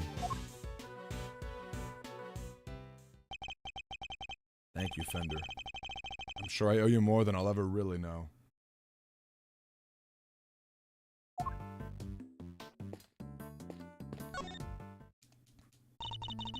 Hope I've been of help to you so far. I came back here because I thought it might jog my memory. How about we go over what you remember one more time? Okay, I was standing under the tree, sheltering from the rain. Then I saw a person in a red raincoat. And then they pushed me. Can you remember anything specific about the person in the raincoat? I'm sorry, I just can't recall anything. Oh, but there is one thing. I could see the moon over their shoulder as they came closer and closer. The moon? Are you guys talking about the moon? Yes, it's all very fuzzy, but it was in the exact same place it is right now. Floating up there, above the cherry blossoms. So the moon was visible over the mysterious figure's shoulder. That's new information. I should keep it in mind. The law is rigged, but still, you're going to be in deep trouble if you harbor a fugitive. There's something at the edge of my memory. There is. It could be the clue we need. Alright, just let it float to the top of your mind and say whatever comes into your thoughts. Alright. It's very faint. I'm seeing a small restaurant, just a counter and some seats. And there's this incredible smell. A beautiful golden soup, not too thick and it tastes just right. It's filled with delicious noodles. They're firm, but not too firm. And that's when a thought crossed my mind. I'm going to order another bowl. A captivating memory, but sadly one that has nothing to do with the case. You used to say you were the second great thief Yatagarasu, a noble outlaw dedicating to stealing the truth. Do you really not remember any of that? Oh, I think you're right. I was a noble. Not a noble, Kay, a noble outlaw. Still, I suppose you got halfway there. You like pins, huh? Oh, I've already showed her this.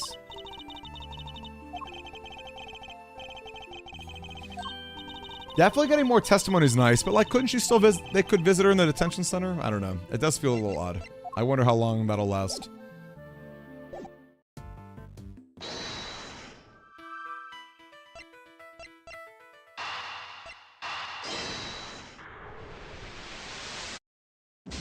Oh, really?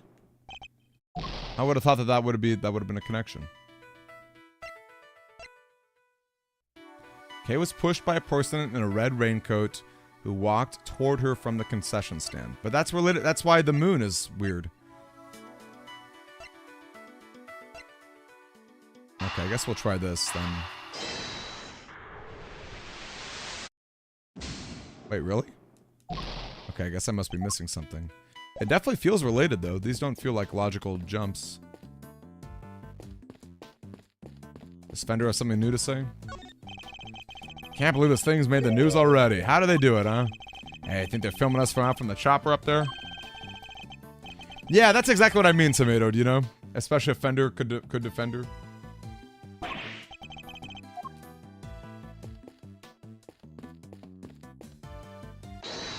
Then maybe it's the other...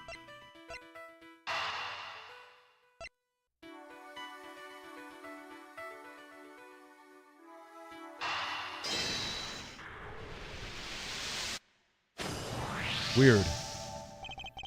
Thinking back over what Kaya said, the person in the raincoat approached her from the direction of the concession stand, which implies that she was pushed over the railing on the side opposite the stand. She also said that she could see the moon over this person's shoulder. When we checked just now, the moon was in a different location than expected. If Kay claims it's currently in the same spot, this throws the positions of the moon and the person in the raincoat out of alignment with her story. I think her memories may have become confused somehow. What's more, if she really had been pushed over the railing, she would have never survived the fall.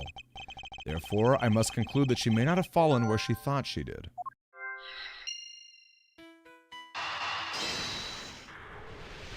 Where did she fall? I guess...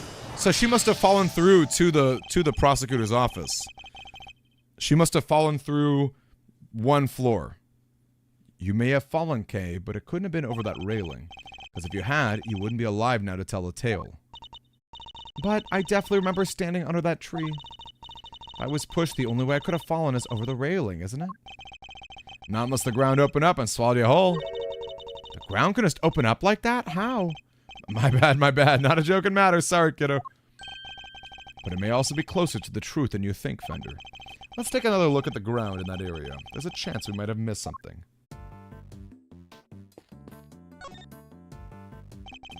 Ah, look at this. Easy.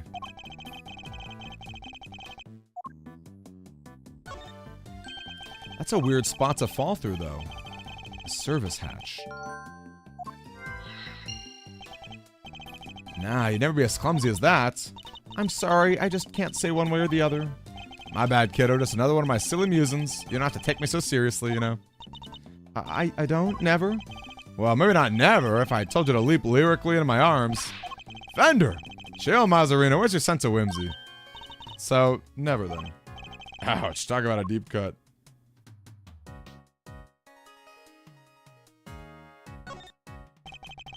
The ground here is covered with cherry blossoms. Even though the tree's not in full bloom yet, the strong wind appears blowing the petals right off. Would have been nice if they'd thought to tidy up just a little, though.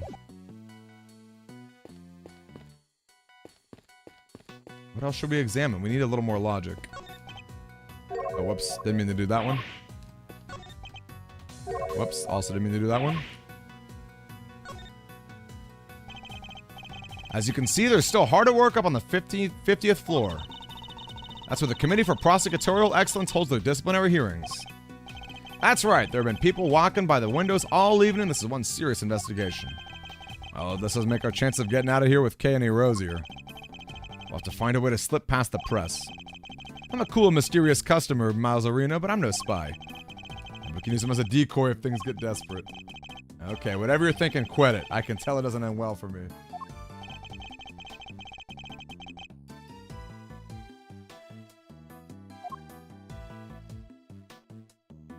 Something needs deducing. Oh! Did she think this was the moon? Did she think the clock was the moon? Look at the big... Does that mean we're on TV? I don't think so. The camera is far enough away that it's just dark enough that I think we'll be safe for now. Guess we better be. If Kay is spotted, things will go from bad to worse before we know it.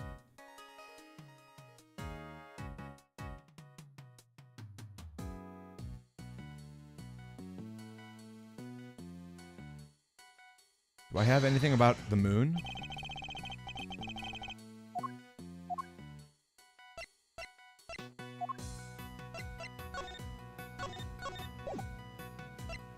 I know, poor Kay.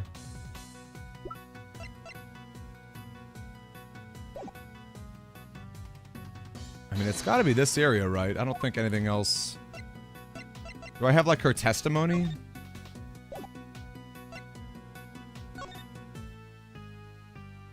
$7:30. There's definitely a lot of weird... There are a lot of strange clues here. Like, so it's like Kay had some interaction with the victim. Maybe it was self-defense? Maybe she pushed her off with self-defense?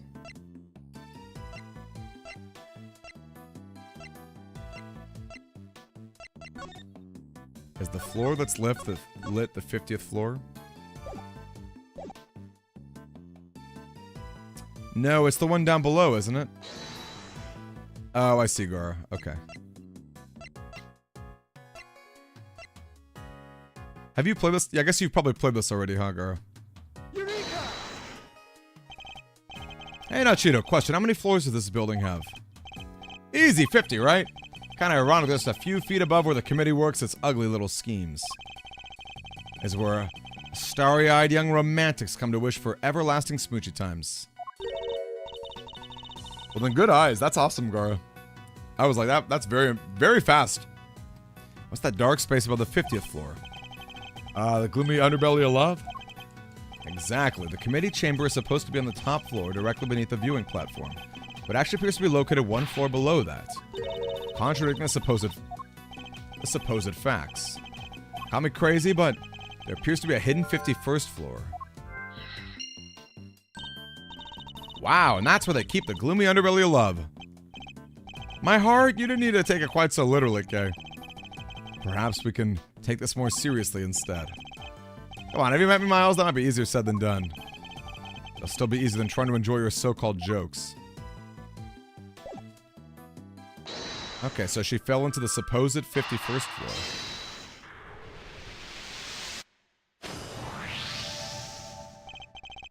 How has no one noticed a floor? Okay, is this yet another typo? How has no one noticed a floor between the 50th and the viewing platform? There are a lot of typos. That's really a bummer for a game that's literally all dialogue.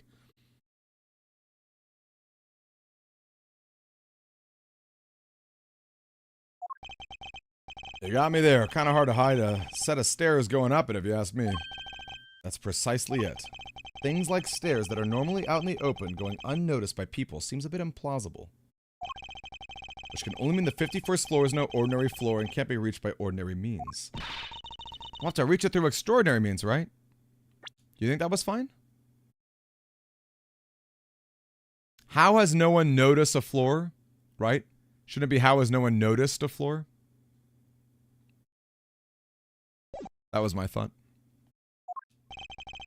I don't know what extraordinary means. Maybe let's go for unconventional.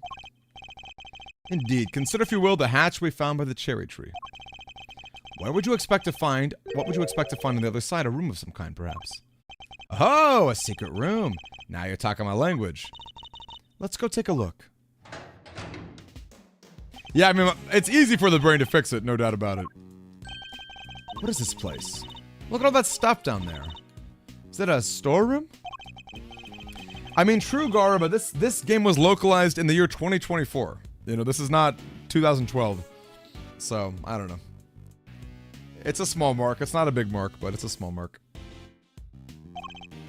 Go team! Strike one mystery off the list. Take a shot for each typo. I would take 3 or 4 shots by now, I think. I'd be stumbling in and out. I'd be losing my badge, let me tell you. A red rain-coated figure who can walk on air to account for. We found a hidden storeroom. I vote we scooch on down and check it out. We have pretty much exhausted everything up in here. I can't hurt to take a look. We certainly have come a long way from BN4, that's true. Wait, look at her! Emma Sky! I love that she's back. She didn't really do much in the first game. I love that. Emma, what are you doing here? I heard about what happened from Detective Gumshoe. I was in the area, so that I'd come by and see what was going on. This is Emma Sky. She's a high school student currently studying in Europe to become a forensic scientist. A younger sister of a former superior of mine. We've also stood in court together. The detective called me up in a panic. He said your badge fell off the big building and Kay was in a man's suit and... Hold it right there. Didn't you just leave to go back to Europe a few days ago? And you're back again already? Yep, I was here with one of my professors. Yeah, there should go. But I'm not to do school or anything, just just to do some interpreting. Then shouldn't you be off doing that instead of gallivanting about a crime scene? Oh, it's fine. There's this wonderful thing called body language after all. It's not an actual language, Emma. Anyway, never mind me. This is about Kay. How is she? Where is she? Ah, shucks. Isn't that sweet, Kay Meister? Your little friend is worried about you. Oh, yes. Who's this guy? Don't tell me you went and got a new assistant, Mr. Edgeworth. Very funny, young lady. It's actually the other way around, I'll have you know.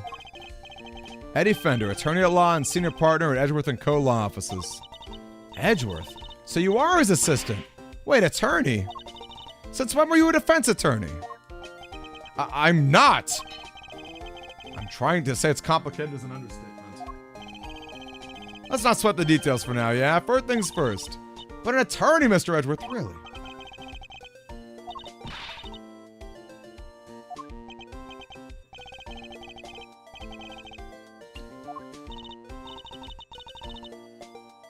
I agree, the police could be here any minute. And who's this? I'll explain later, Emma. Come on, time to go. Oh, all right. But you better explain yourself, Mr. Hotshot Pro Attorney. Trust me, I'll explain that too. Okie dokery do. Down the hatch we go. To be continued.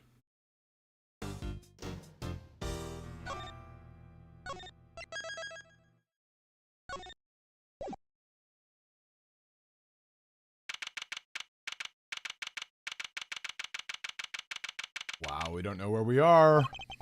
It's dark as a grave down here. Can't see the nose in front of my roguishly handsome face. Watch your step, Emma. Ah, I hit my head on something. Make your way down slowly, Kay. I don't want you to slip. Oh, yes, Mr. Edgeworth. Gotta be a light switch here somewhere. Bingo. Whoa! Wait. Wasn't that a stolen statue from the first game? I see Rhoda Tenera's briefcase. Anything else stand out? I see the ox from the first case. The baby still samurai. Is this evidence? Is this the smuggling ring? It has prices, doesn't it? Whoa. The hidden 51st floor is being used as a storeroom. Okay, I hope this is actual evidence, but it has prices. I did indeed. Where to even start? Wow, a lot's been happening, huh? What a case. It's not supposed to fill you with excitement, Emma. Heh, seems you've gotten yourself into a real pickle, Mr. Prosecutor Attorney. I'm not an attorney or a prosecutor anymore.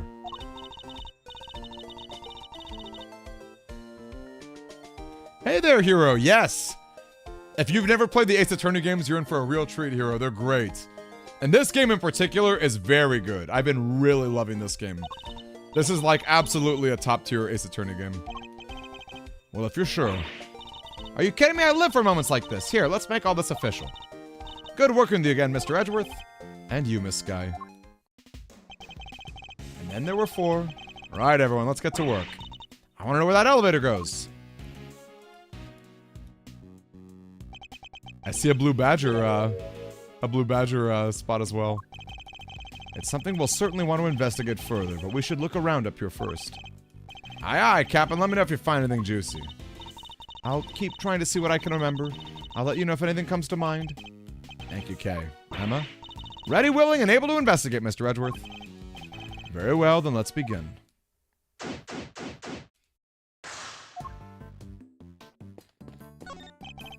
This statue.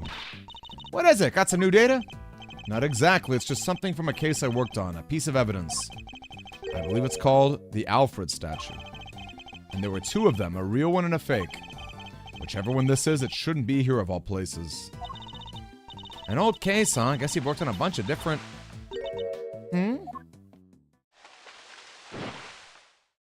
What?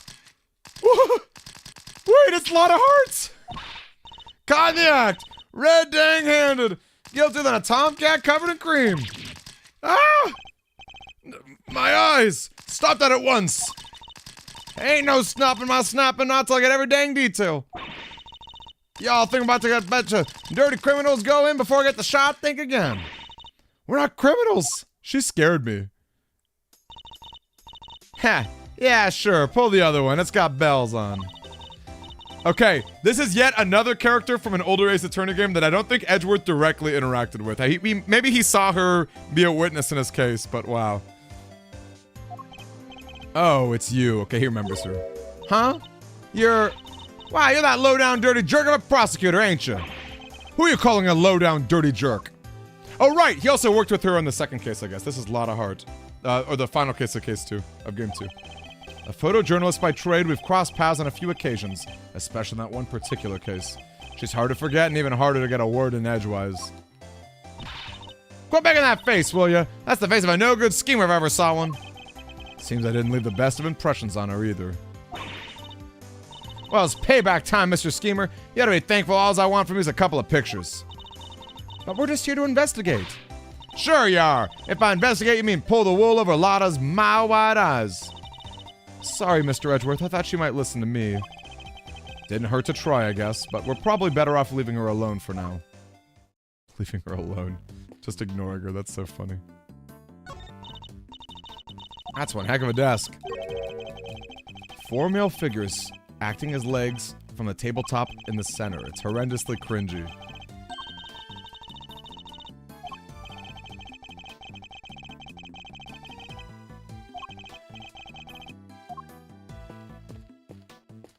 Okay, anything else that's suspicious to examine?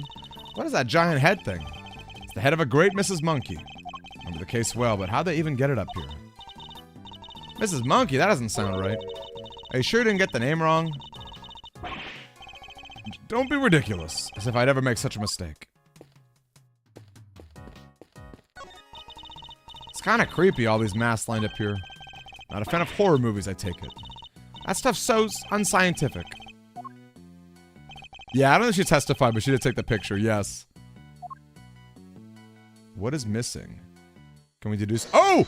The Gem and Ninja mask is missing! Eureka! Kay was carrying a Gem and Ninja mask, but it looks like it may have originally come from this hook. Doesn't seem like a crazy hypothesis. I mean, the K was really here. As you put it, not a crazy hypothesis, but why?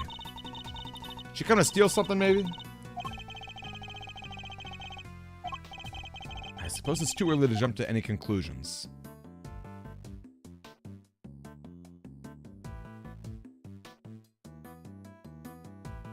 What about the numbers? These are all case files from various murders. But why would they be in here? They should be safely under lock and key at the courthouse or the prosecutor's office, which would suggest that somebody removed them without permission.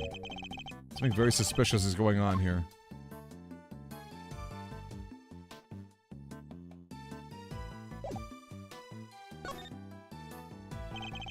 Yeah, I think we got that.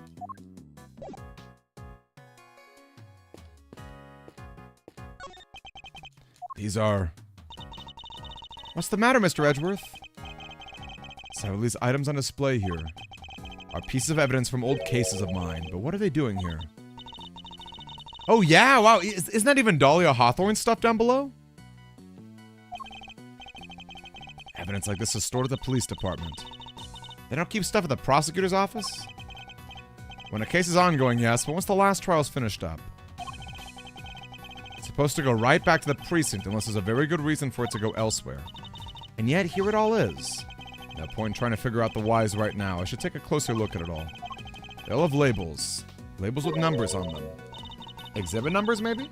Said they were a piece of evidence, right? Judging by how the numbers are written, I guess these are prices. Yep. Prices? I would have never guessed that. None of that stuff could be worth that much money, could it? The prices are very high indeed. It's no wonder she's surprised. A bottle of ink and a lantern. Both pieces of evidence from a previous case of mine. What's all the stuff that's related to you doing here? It's not as if any of it was in my possession for any length of time. The duration of the case, and for no longer. Perhaps this is nothing but a coincidence. Seriously, a coincidence? I never thought I'd hear the words coming from your mouth. You must always face up to the facts of a situation, however strange they may be. You want to talk about what scientists believe? Settle in, this might take a while. Wow, even the lock. I mean, it's definitely smuggling, because those are very much related to, like, the final case of the first game. Well, no. What more did you want me to say? I've got to write this down. Mr. Edgeworth can turn even the most boring topics into something picturesque. This was the guy... This was from our current case. Look at this fluffy little guy. That's the stuffed animal we found at Gourd Lake. What kind of... How spicy are we talking, Kirito? How do you wind up here? He's missing his left horn. He never had in the first place. At least not as far as we ever saw. Defective merchandise. Right, wasn't that, what's her face's perfume? What was her face? What's her face? Callisto U? The storeroom is actually more of a stockroom? It would seem so much as it pains me to consider such a thing. What kind of person sells off evidence from serious criminal cases? And who to? Who would even want to pay for this stuff? Somebody, clearly. The price tags are proof of that.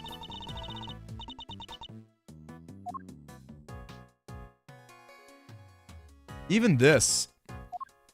The candelabra has that same shape. Ooh, so this is where the candelabra was.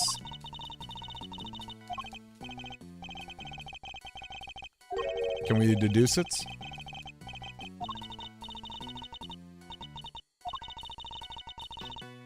Shingo.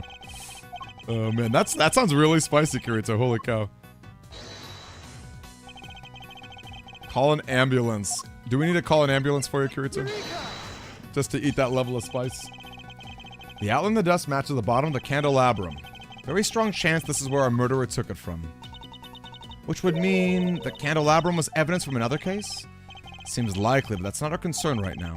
The key thing to note is that the murder weapon was taken from the storeroom.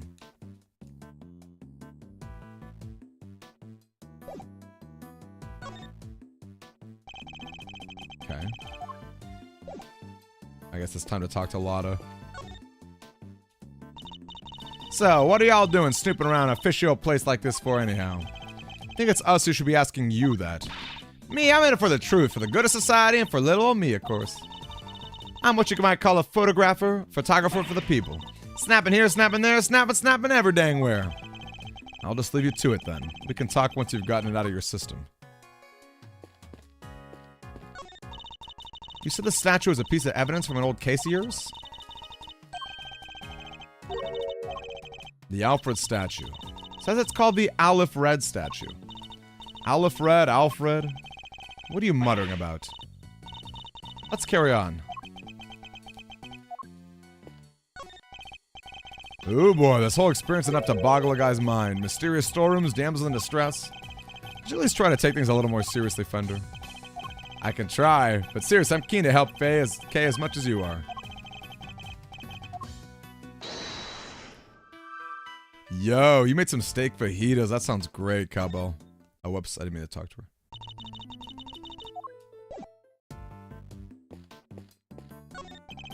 Money, piles of banknotes. Little tasteless, wouldn't you say?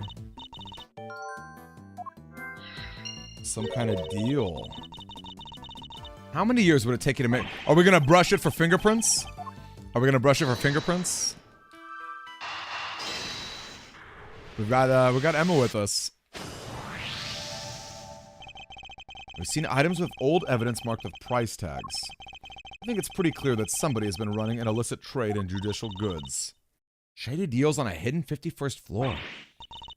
This is big, it has to be, right? I think it might be, but we'll need to investigate a little further yet.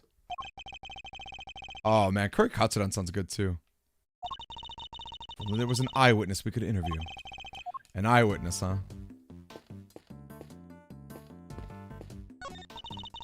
Bunch of trophies and somebody's left a walkie-talkie.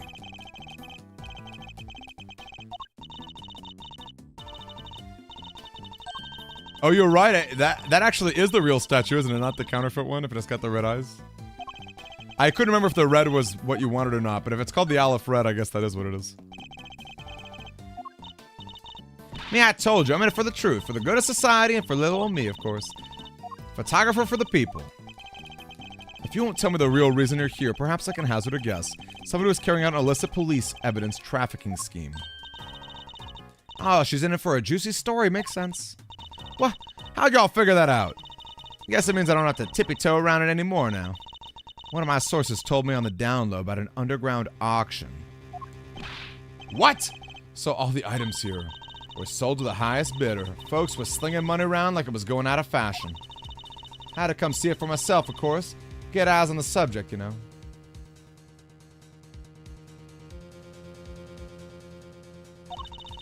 Should have heard the tales my contact was telling. Taller than 2 trees or so, I thought at first.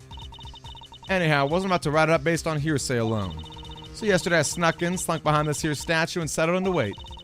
Bidding started late at night and carried right on to the break of dawn. So the auction and the murder happened on the same night. Coincidence?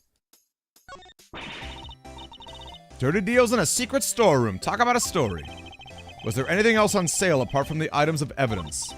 Sure, there was regular old stuff too. Shady artworks from who knows where, that kind of thing. In what way are shady artworks regular exactly? Well, that evidence was the big draw, of course. Reckon they were selling them fast and the crooks could smuggle. And I'll bet you got pictures of the whole thing, right, Miss Hart? Well, you see, the main event was down below, so I had to try and see what I could from up here. Down below? Wait, does that mean it took place in the prosecutor's office? It was an underground affair, like I said, so folks wasn't exactly giving much away.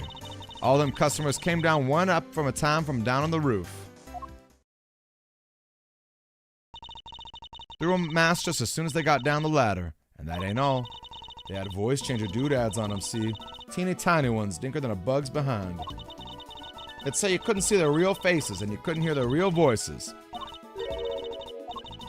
I surely do, sweet, sweet surreptitude. Also not a word. Once they had their gear on, they went right downstairs. Wow, they went actually downstairs. That means they went straight up in the Office for Prosecutorial Excellence's office. Wow, the legal system has been very, very corrupt from the highest points. Like, actual confirmation of it. And no wonder they're against Edgeworth.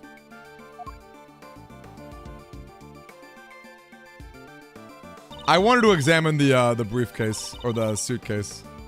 Mask back up on the hook, up the ladder and away. Does that mean Kay was able to infiltrate with the Jamma Ninja? Was Kay able to infiltrate with the Jamma Ninja? Hold on a second. And we have to think, too. She wants revenge from evidence from 12 years ago? Good luck getting your revenge for what happened 12 years ago. I'll make sure you get your precious thing back. So maybe Little Thief got stolen and was sold? Counted them when they came down the ladder. So someone was already in here then. I didn't just hide behind a stupid statue the whole time, you know. You didn't, then where were you? Well, when I first got here, You know what? That ain't important right now. So you were hiding behind the statue from the very beginning. I watched all them folks come in from my spine spot from the shadows. I see, so you were watching from behind the statue. They used that there elevator to get down below, and once they was all down there, I snuck up and took me a peek at what was going on. I mean, the elevator remained in the room beneath. Nah, they sent it back up, but there's a little peeky hole if you know where to look. Elevator don't quite sit flush with the floor, see? And if you bend down and squint just right, you can see the whole shebang. Did you catch sight of who was in charge? Alright, sure, I guess I did. I wonder who this ringleader is. I'll have to ask her some more.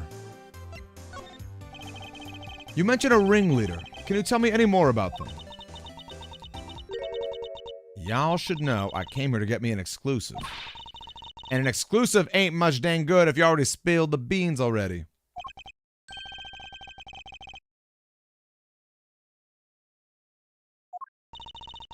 You think that's why she wouldn't give us an answer? Makes sense, I guess.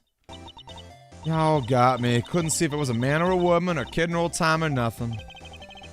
What were they wearing? Could you see that at least? Sure, white jacket, white gloves, and a magenta flower. Woo. Whoa. Whoa. So the victim was the ringleader? Possibly, but it was a man suit. It was a man suit. Let me see. Oh yeah, this guy, Zervin. Zervin? What kind of name is that? Never heard of Zervin? Global hero, Anya Kapan's arch nemesis. Who hasn't heard of Zervin the Time Lord? I think you might be better off asking who has. So you didn't get a glimpse of their face at all. No, I dang well didn't. Which kind of scotch is my scoop?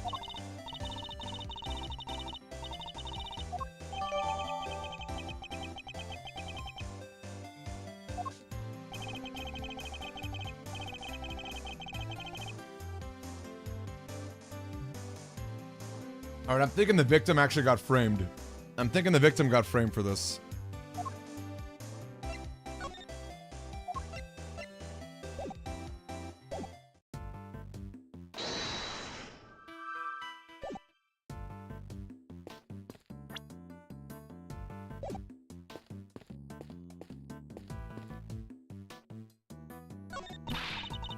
This is some sturdy construction. Thick floor plates, steady supports.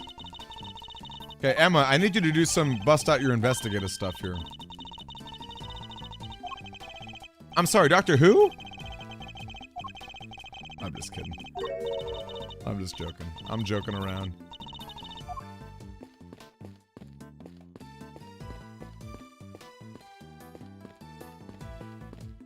Ooh, that's interesting.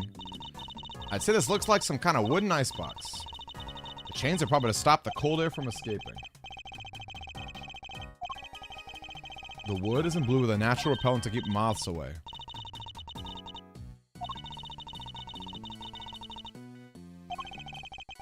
Yeah, you're right, Edgeworth. I mean, Shingo.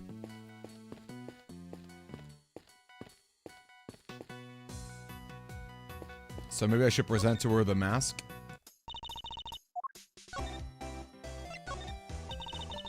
No offense and all, but if you're trying to reel me in here, y'all better have some tasty bait in that hook.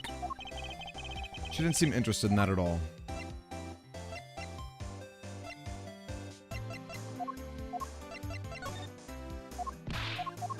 Okay, I was thinking maybe one of these things would be helpful to her, but... Retro!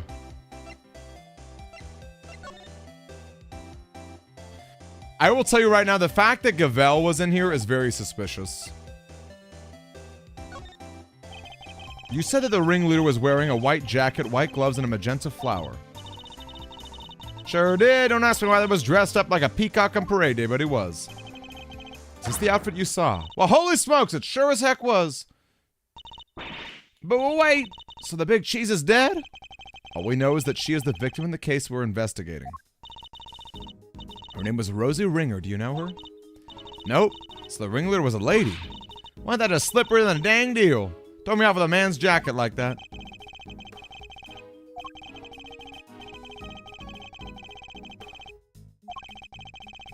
The underground auction was cheered up by none other than our victim.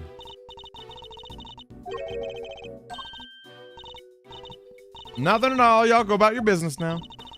No offense, Miss Hart, but that made you sound about 5 times more suspicious. Suspicious of my foot? I told you I was nothing. And you won't get nothing more out of me than that. Wait, so there is more. I don't know what dang times I gotta tell you. It's nothing, okay? I ain't saying nothing either way. Aw, you can tell us just a little more. Pretty please. I'm a journalist, a news hound, a scoop hunter, you hear? Exclusive articles go out, money comes in. That's how the game is played. Tell you more? Heck, I don't tell you all too much already. What if I examine some fingerprints for you? What kind of cockamamie thank you is that? I'd sooner get a tooth pulled. You want intel, you go dig it up yourselves, just like I had to. Okay, I guess she isn't gonna talk to either of us. Oh, she will. I'll handle things from here, Emma. There's a certain technique I find useful. Oh, yes, some chess. Let's play some chess. Doesn't mean she can't be persuaded not to.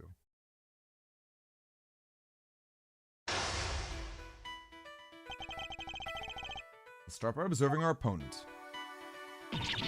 I ain't telling y'all nothing, you hear? As we've seen, she's very quick-tempered. She'll try to cut the conversation dead. I won't have much time to think. I'll need to be swift and decisive. She's definitely hiding something. First move is to discover what that something is.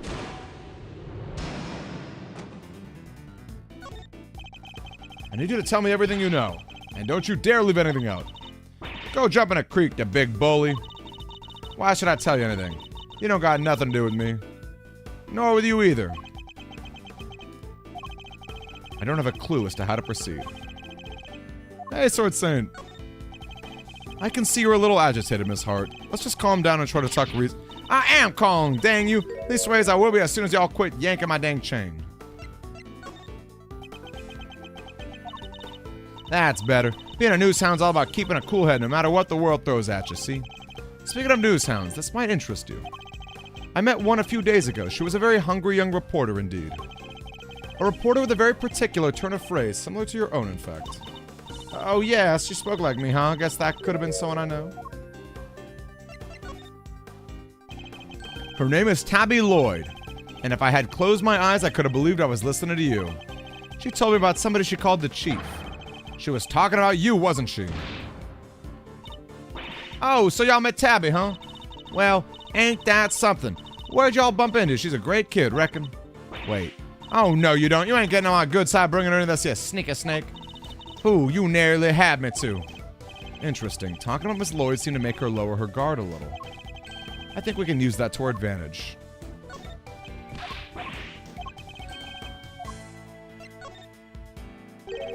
I don't have anything to do with you. That's a little unkind, don't you think? After all, I know your apprentice. I know her pretty well, in fact. Yeah, well, I guess it does seem kind of cool to me to say that if you got to know her pretty good. Wouldn't want the poor kid thinking I don't give a rat's behind. Good, then you'll tell us what you know? That's true as well, Cabo. I'm still thinking it's Shelly the killer. Because think about all the assassins that we've had. We've had a lot of assassins in this game, in Case 1 and Case 2, as well as the smuggling ring. It just feels like a lot of illicit, scary stuff is happening. What was that about a scoop? Oh, forget it. It was nothing. How embarrassing, a professional journalist making a careless slip of the tongue. You have a scoop, don't you? Now tell me what it is. Alright, I got me a scoop, a big one. But I can't go blabbing about it to y'all. I got bills to pay. Although I guess it still could be Tabby. Maybe not as a killer, but I feel like the red coat was someone who was aggressive against against Kay. But it is interesting that Lotta's here, and she's related to Tabby. I have to get it out of her somehow. The details of the scoop. Yep, you're exactly right, Kevel. Quick to anger, but she also is quick to let key information get out of there. Now that we know that, the rest shouldn't be too hard. The scoop of yours, does it happen to be something to do with the auction? You know what? Clean forget. Heh. But you tried to infiltrate an underground auction. It only stands to reason that you observed something. Otherwise, what would you have to write about? I don't know what to tell you. I didn't hear nothing. Oh, I should have been more aggressive, darn it. Silent treatment, huh? Well, 2 can play at that. Yeah, I messed up. I knew that right away.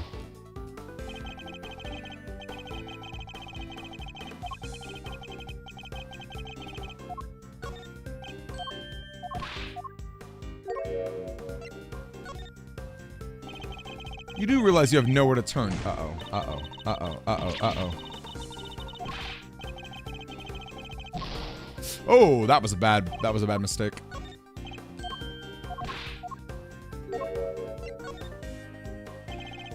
If you didn't hear the sound of nothing, does that mean you didn't hear the sound of something? Something during your time in this room. Well, see, that's, wasn't nothing really. Just a little noise is all. Wouldn't even make page 16. Forgot I mentioned it. So something happened during the auction. Something that made a noise of some kind. Your big scoop involves something criminal in nature, doesn't it? Meh. Maybe it did, maybe it didn't. Which is it? This is important. Alright. You don't gotta holler at me at that. I ain't done nothing shameful or nothing, just snuck in and did some undercover reporting. Uh-oh. Darn it, that was the wrong one. That was the wrong one, I could tell right away. I lost, didn't I? Oh, it worked, okay. Hey, you did the exact same thing, genius. Oh, but I guess you're a prosecutor, huh? You're allowed to do stuff like that. Let's not mention the fact that I handed in my badge, shall we? Still, it don't amount to a whole hill of beans, don't it? There's folks out there that could have done way worse. Murder, for one. Next to murder, trespass ain't hardly nothing. From your mutterings about murder just now, I gather that your scoop has something to do with homicide. Please, do I have an option? Nah, I was just talking all hypothetical-like. You know, about murder. This is actually really scary. I don't have much time. Ain't nothing worse than murder. Not the most skillful evasion I've heard in my career. Look, I done told you, okay? I snuck into the auction. I'll cop to that. But murder? I don't know nothing about no murder. Ain't seen nothing, ain't heard nothing. Scout's honor. Time to deploy my clue. You told me you heard something during the auction. That was so scary, we almost lost. You claimed it wasn't important, but it must have been. Otherwise, why remember it? I think it was something very memorable indeed. In fact, I believe it was the cry of a murder victim. How do you keep doing that? Alright, it's true. I wound up smack dab in the middle of a murder scene, but only by accident. And that's all you're getting out of me. Won't be no scoop left otherwise. The murder she witnessed, it must have been the same murder we ourselves have been investigating. This should prove to be a very valuable piece of information indeed. Perhaps we should finish by confirming the credibility of her claim. Woo! I have her on the back foot now. Time to finish this. I need you to describe the murder in detail. It's vitally important. I wish I could help y'all, but I don't rightly recall a whole bunch. Ain't much I can tell you, sorry. I mean, look at me. Can't even get my facts straight half the time. I don't have a clue as to how to proceed. I better try another tack. Be honest, Miss Hart. I know there's something you're still not telling me. Ain't nothing left to tell, dang it. I done spilled my guts already. Okay, gotta go down below. You said you wound up in the middle of a murder scene. Is that really true? You call me a liar now? Ooh-wee, now I'm mad, real mad. I'm a journalist. How am I gonna sell stories if folks can't trust that I'm telling the truth? I got me a motto, you know. Faster than anybody, honester than everybody. A motto, huh? That could be an important clue.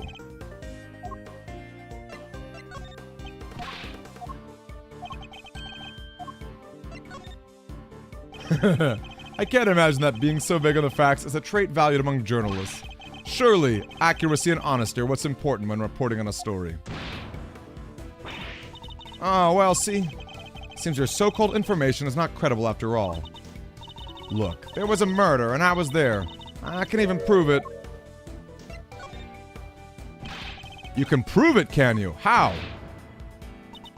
I've got it right. Wait, you heard that? I was just talking to myself. Don't think nothing of it. She's still hiding something. Be honest, Miss Hart. Oh, Akira, you changed your name. I know you've been keeping something from me. And that something is proof. Proof related to a murder you witnessed. Proof sound enough to form the basis of a story you're hoping to sell. Ah, dang it all the heck. Give me a break, will you?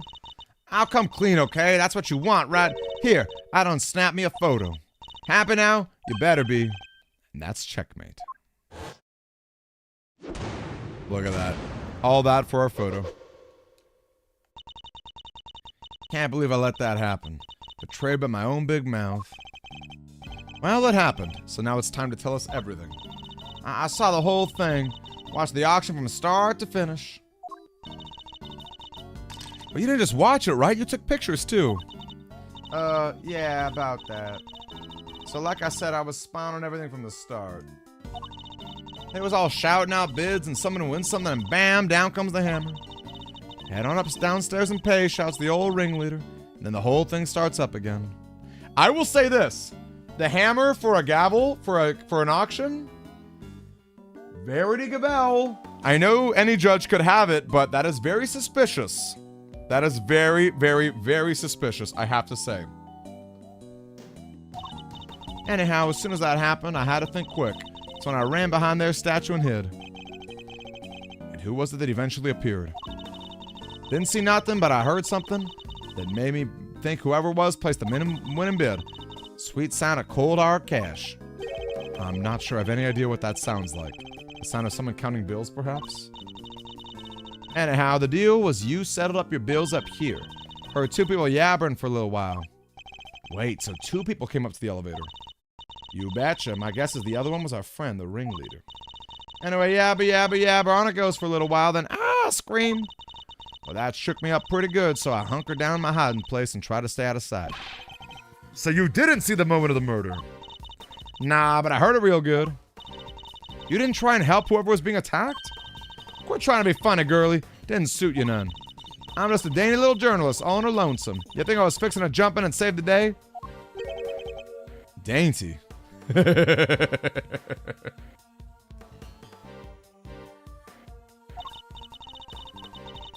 Anyhow, there was a bunch of rustling sounds. Right about when that was happening, I got to feeling pretty bad about what I'd done. That makes sense, I guess. After all, you didn't... I'd remember to get my camera out and even snap a single picture.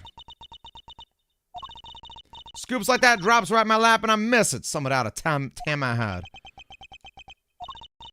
Anyhow, then a little more time goes by. There's a sort of clattering noise.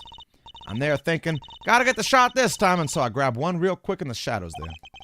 Can we see this photograph? How dark is it? I wonder, her photos are notoriously... Oh, actually not bad. Ooh! The person in the red raincoat, the one who attacked Kay. So Kay's raincoat assailant also attacked the victim here in the storeroom. It's gotta be the killer, right? Shelly the killer? Proceeded up to the roof. There's only one person in the picture. Where was the victim? Wanted the same thing. Heard two people, there's only one shot that I got. And I didn't see nobody else in the room there either. But that's the killer, alright. At least, Reyes, I'm pretty sure it is. So we are saying the victim disappeared.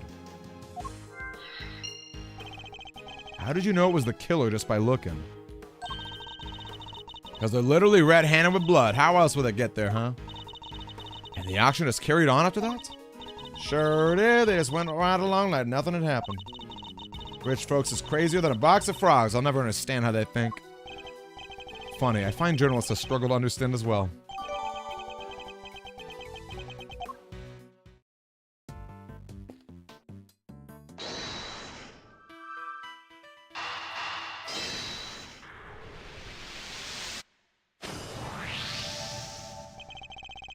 If the storeroom was the actual scene of the crime, then you'd expect the body to have been up here at some point as well. Oh, well, yeah. But think back to what Miss Hart told us about how the customers left the auction. Do you remember? Of course, they came up from downstairs, back through the storeroom, and... Oh! Exactly. The killer would have had to hide the body in order to avoid its discovery. The question is, where did they hide the body? Auction participants who were leaving wouldn't spot it. Probably behind this. And if you wouldn't mind putting your... Oh, luminol! Maybe in this wooden case?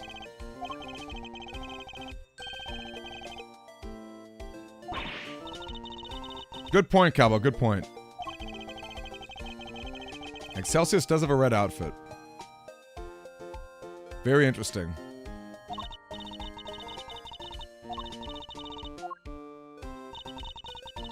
The person in the red raincoat was about to climb in and make their escape. Which means there's a high chance of a positive result. To test an area, just press A.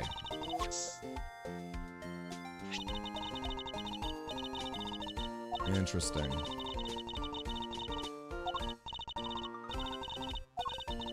So right there, so he really did a bloody hands, whoever did it.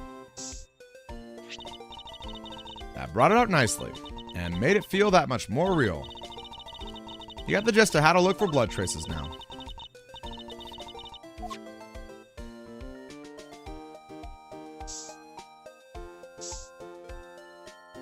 Okay, more on the ladder. And that's how it's done. Take a good look around and see if you can find some other places to test. Let's see. Aha! Mr. Edgeworth blood! But how could it have gotten there? Maybe somebody put something with blood on it?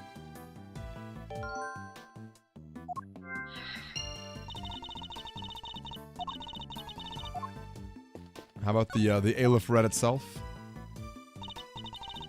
It's a negative.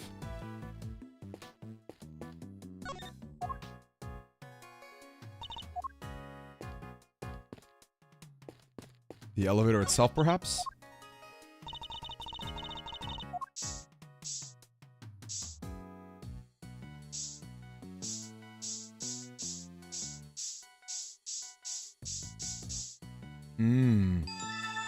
Does that mean the body was being dragged? There's blood here, but how come? This is where the murder was actually committed, I'd say. Drip through to the floor below.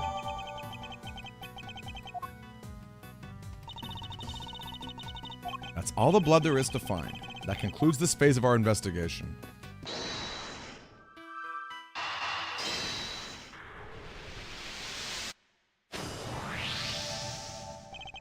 Blood in the closed box can only mean one thing. That is where the body was hidden, I'm certain of it. I wonder who won the box in the auction. I haven't the foggiest. It's a very helpful discovery. Hey, just hold your horses there. Oh yeah, maybe you could hide a body by buying it? I took a look at that there box when I first got here. It looked to be about the perfect size for a little hide and go seek.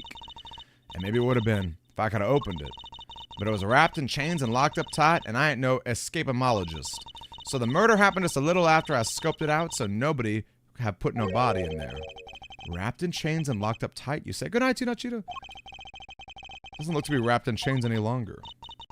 Well, slap my head and call me silly. Could have sworn it was, though.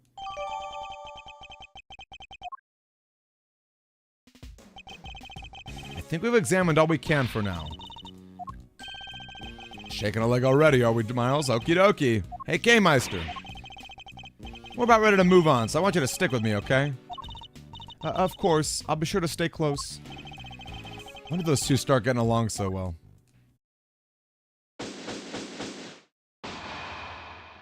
Interesting stuff.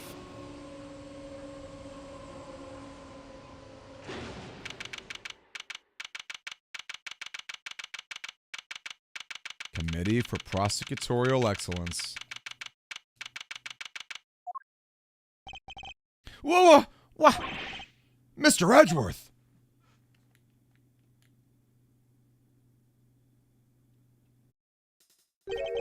This room. This is the auction room. No, this is the committee chamber. Yeah. Way to drop right in my lap, K. Faraday. You got real guts, I'll give you that. Arrest her, man, arrest her right now. Wait, but she's... As for the rest of the riffraff, throw them out in the streets where they belong. Look at Lotta going. Yeah, what she said. Miles, this isn't looking good, I gotta say. See how the blinding light of justice shines up. Francisca. Howie. What did I do? You'll have to forgive me. I meant to hit a certain cowardly ex-prosecutor. You weren't aiming for him, you were aiming straight at me.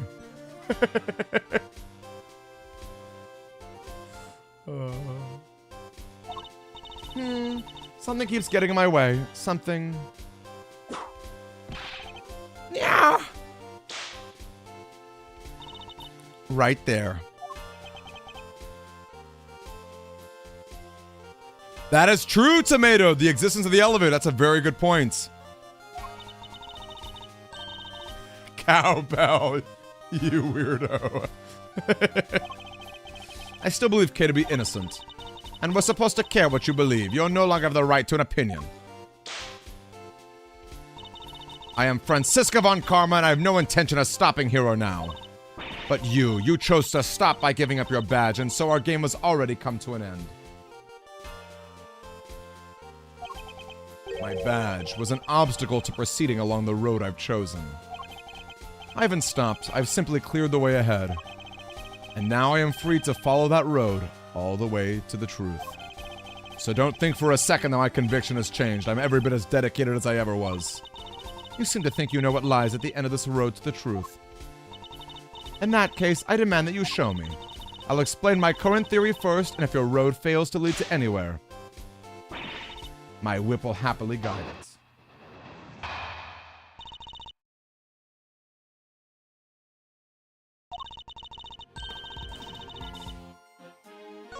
Shall we change the music back up to the remixed or the arranged one?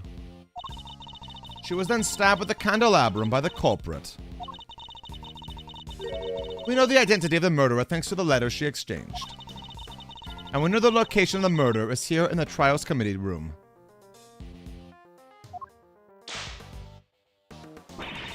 The blood. Oh, that's right, Shingo. I love that. What a great callback.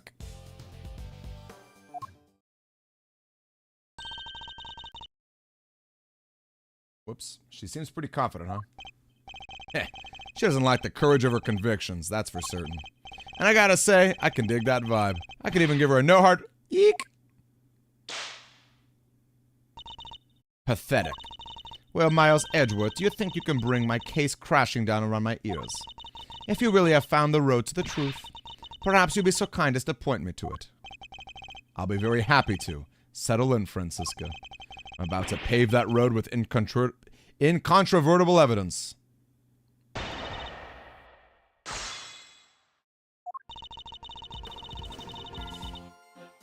The victim used her card key. Hold it! Let's press that first, because she doesn't know about the elevator yet. And you're sure the data from the security system is accurate? The data is just like me, perfect in every way. There's no room for doubt on either front. Well, your theory is far from perfect. I suppose I'm not going to change your mind on this so easily, am I? Correct. As I said, the victim entered the room with her killer. Hey, Crazaloo, nice to meet you. Hold it! Crazaloo, I've asked every new person what their favorite case is from all the Ace Attorney games. 3 wounds inflicted by metallic spikes. Even you have to agree there aren't many objects that could do that. Furthermore, Grandma Hertz confirmed the murder weapon in her report. And there's absolutely no doubt in your mind that it was the candelabrum. None whatsoever. We know the identity of the murderer thanks to the letters she exchanged. Hold it! Have you managed to prove conclusively the letter was sent by K? I wasn't aware there was any doubt on that front. Are you suggesting it was a forgery? Well, if there was any doubt, there isn't any longer. Document analysis turned up nothing. Nothing to suggest the involvement of anyone other than the sender and the recipient. Are you saying they found K's prints? Oh, I love that, Crazy. Please, this is not that you have, but just as a warning, it's my first playthrough, so please be careful with spoilers, but yes. This case is definitely very, very spicy. No, only the victims. I love the last case. The last case blew me away. Case 3 really blew me away. Haven't you been listening? Document analysis found nothing. Face it, the letter was sent by K. Faraday. A fact that more than adequately proves the identity of the murderer. Hold it! Well, the location's not here, but I guess we'll object that in a little bit. Oh, S tier. I mean, hard.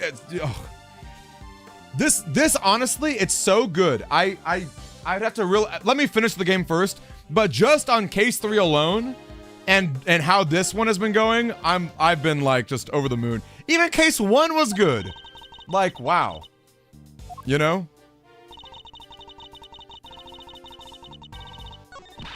Oh, I didn't mean to do that. Whoops. Hold up, I meant to go backward.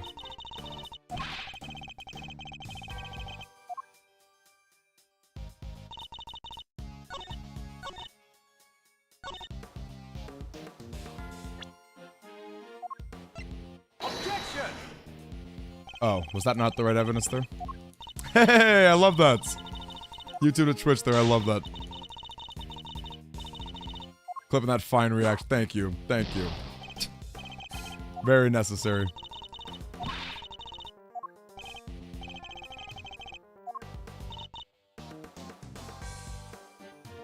We know the location is here.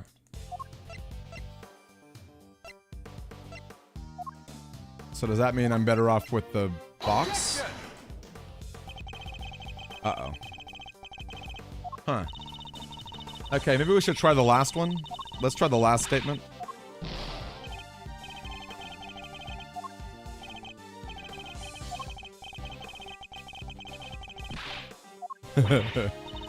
Let's hear a chatter.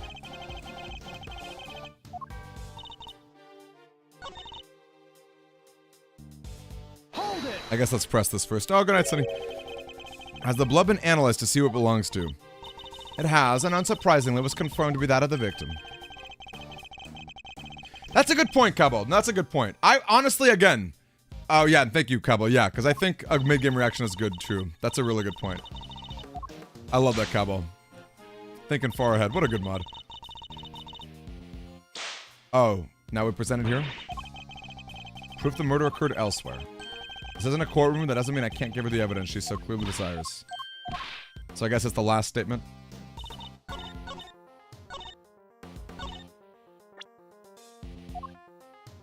Does either of these matter?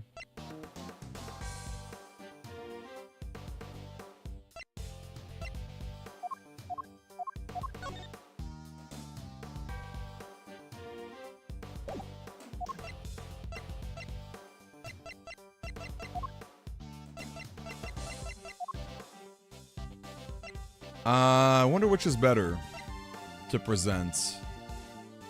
Where the body was hid or the blood on the elevator? I feel like the elevator blood is more important. Objection! Yeah, nice.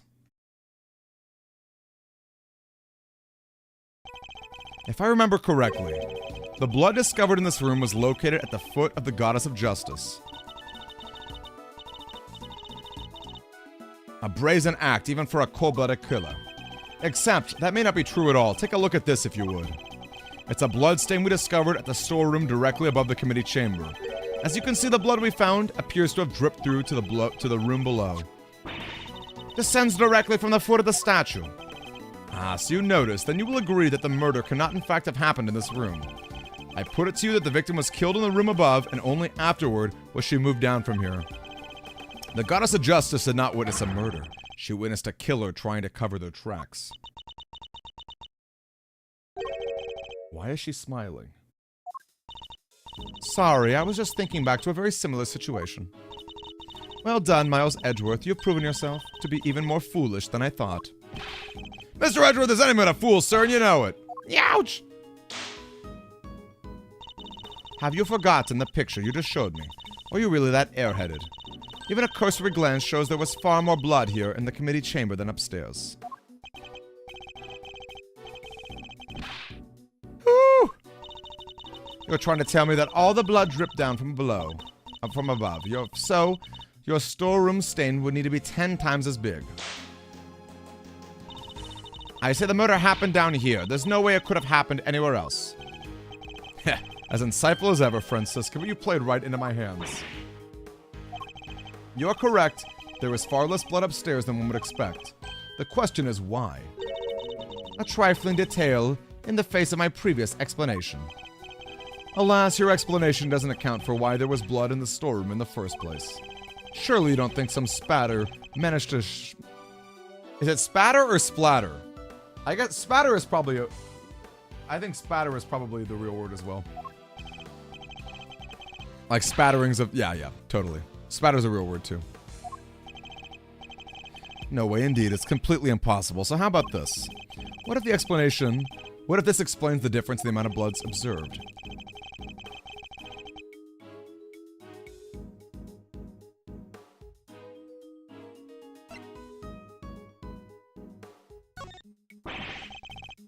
I was thinking if they were stabbed after they were killed.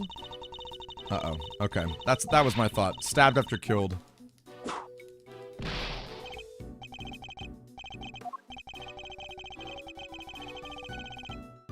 The blood in the storeroom would surely be from where the victim was initially stabbed. But if you consider the point at which the victim was likely to have bled the most...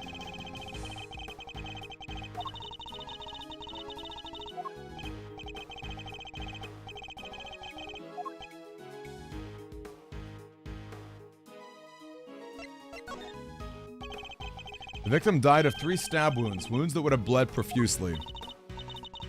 As proven by the amount of blood we found here.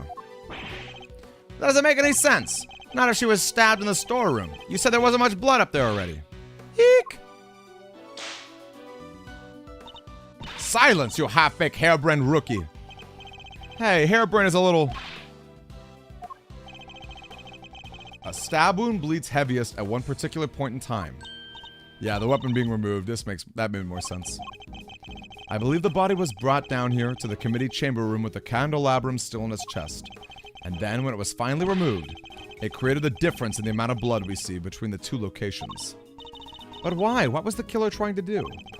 I imagine they were trying to give the impression that the murder happened down here. As we know, Miss Ringer's keycard was used late last night. Judging by the time listed in the record, I'd hazard a guess that it was used by the killer when they entered the room to create their elaborate setup. But why would they have needed to do all that in the first place? Perhaps because a person with a face to hide would fear the storeroom being found in the investigation. If they were involved in the underground auction, they couldn't afford to have their dirty secret exposed. Yup, I like it. Underground auction. You should take a look at the storeroom for yourself. The items up there tell quite a story. One that should more than explain what was happening here last night. It's almost endearing, Miles Edgeworth, how desperately you want to protect your friend. There's something just beneath the surface this case, something bigger than all of us. And Kay's only crime was to have the bad fortune to fall right in the middle of it. That's quite the hyperbolic claim, Miles Edgeworth. Hyperbolic me? Surely you're the one making a mountain out of my perfectly reasonable molehill. You're working with Interpol on international cases, so why are you investigating a domestic murder? I'll tell you why. Because this case has something to do with the smuggling ring you've been chasing. You follow the trail of items being smuggled by the ring and wound up here. Tell me I'm wrong. Tell me the something that I sense isn't related to any of this. I'm very happy to learn you giving up your badge didn't completely relieve you of your senses. Scruffy here told me about the circumstances that led up to that, by the way. Sorry, sir. I just thought it might help, you know. You do the right thing, detective. So am I right, Francisca? Is this incident part of the broader case you're working? Was the underground auction already on Interpol's radar? Wouldn't you like to know? But you don't need to, and so you won't. Then you knew, didn't you, that the auction was being held here in this chamber. Hey, y'all mind if I butt in for a sec? Your victim over there, the lady in the white. You! Hey, let her go finish, will ya? No good button in the pain you know what. Youch! Well, this leopard sure ain't changed her spots. Your testimony is not required, and neither is your presence. What do y'all mean? I'm a journalist. Ouch! You're a liar is what you are. You lied under oath that one time. Sounds like Miss Von Karma's none too fond of Miss Hart, huh? I don't think she's her biggest fan, no. What's she called? Ring-a-rat? She was a member of this here committee? Well, she's dressed exactly like the ringleader and that there sick. Ah! Stop it! Stop whipping me, dang it! What is the meaning of this interruption? Miles Edgeworth, explain. Miss Hart here helped us out by describing how the auctioneer was dressed. And it seems they were wearing the exact same outfit as the victim, Miss Rosie Ringer. But that would mean that the victim was also the ringleader. Now, how about we just calm down, sir? It seems I have some new information to consider. It's true, I came here to investigate the underground auction. And to arrest its head of operations, the auctioneer. But if Miss Hart is to be believed, the ringleader is dead. I guess that means your journey here today was wasted. I suppose it does. Nonetheless, I, Franziska von Karma, refuse to leave empty-handed. Time for a rematch, Miles Edgeworth. Fine by me. But you may find that your whip will go sorely underused this time around. The latest theory. Fine, I accept your little explanation. That would make the storeroom the actual scene of the crime, yes? In which case, the murderer is someone connected to the auction.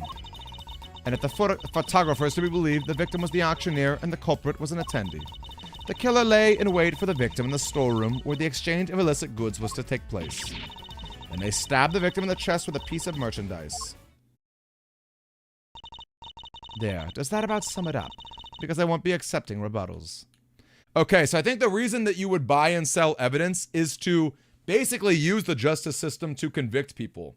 Which is arguably worse than calling a hit on people, right? If you can actually falsify evidence and have records be used against you. That's pretty seedy. I'm afraid you might have to. There's a serious hole in your testimony. I didn't spot any. Good thing you're the one in charge here, Mr. Edgeworth. Alright then, time to fight back.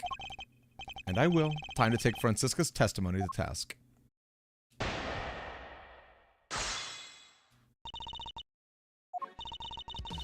Accept a little explanation. The storeroom is the actual scene of the crime. In which case the murderer is someone connected to the auction. Let's try this. And how exactly did you come to that conclusion? Members of the big building were questioned extensively, but none mentioned a secret storeroom. It seems that its existence was only known to a handful. And of course that storeroom was where the items were to be sold in the auction. Very good. Which suggests a link between knowledge of the storeroom and involvement in the auction. And if the photographer is to be believed, the victim was the auctioneer. Hold it! I like it, Daedalus. So you believe that the victim and the ringleader were one and the same? I do, and the murderer was... Why are you asking her this? You just said the exact same thing yourself, dummy. Huh, so I did. But I was merely confirming Franziska's reasoning. Oh, don't give me that horse feed. You got caught saying something stupid, you give a little laugh and move on with your day. The murderer was one of the auction attendees. What? You got no notes for our friend here at that little performance of his? Of course, assuming that our friend was the photographer's. It can be trusted. I can't tell if they love or hate one another.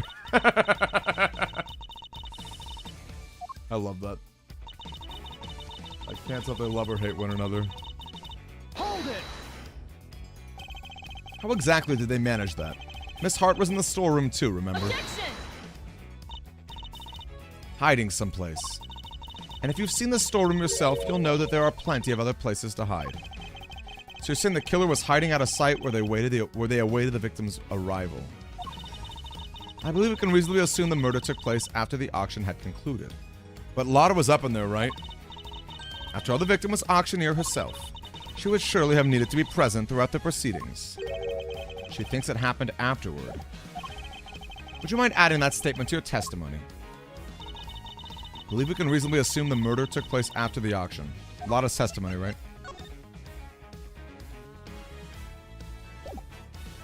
Objection! It seems you're one step behind yet again, Francisco. How so? The auctioneer was not in fact the victim, and I can prove it. This is the statement Miss Hart gave us. Well, if she made it, it's not worth the air she used to say it. I done told you I'm a journalist, dang now, but Yow. Did I ask you to open your mouth? Okay, she does whip women. She does whip women. Objection! Calm down and listen to a second, Francisca. Miss Hart witnessed at least some of the events surrounding the murder, and she confirmed that the auction continued even after the murder had occurred. You bet it did. Went right on like nothing had happened at all. How would that have been possible without an auctioneer, It wouldn't, so you see. The victim couldn't have been the auctioneer. She was one of the attendees. As I've been saying since the start, there's no way Kay can be the murderer, because she had been pushed down the hatch by her assailant and knocked unconscious by that time. So then who was the victim really?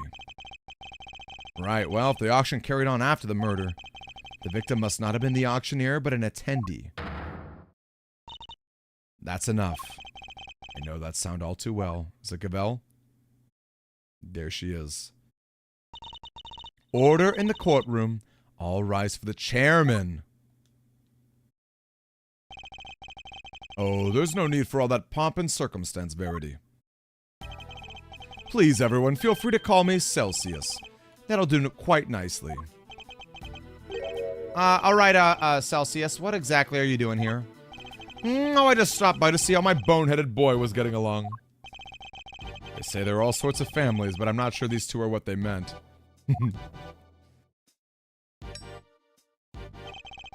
I thought I might need to light a fire under this investigation, but it seems not. The suspect everyone's searching high and low is right back from where we started. Men! Detain the suspect immediately! Wait! Miss Faraday is innocent! Shut your meddling mouth! You're becoming something of a problem, Miles, my boy. I thought I told you. The committee wants this matter cleared up as soon as possible.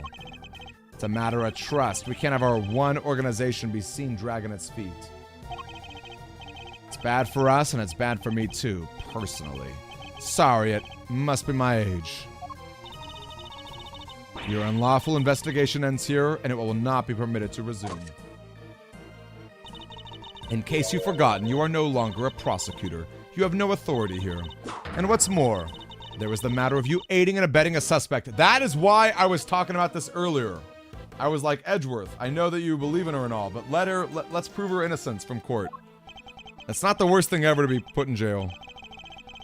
You really are a godsend, Verity. Everything I do knowingly. If you wish to prosecute me for it, be my guest, but know this. We have uncovered a new suspect. This person here. Miss Faraday was attacked by this... You can stop right there, Mr. Edgeworth. The raincoat in your picture was discovered nearby a short while ago. The victim's blood was found on the hood, along with some cherry blossom petals. Cherry blossom petals? Like the ones on the roof? Yes, they were stuck to the edges of the bloodstains, probably due to the blood being fresh. The results came back already, my boys. There's no mistaking it. The person in your picture is the victim, Miss Rosie Ringer. What?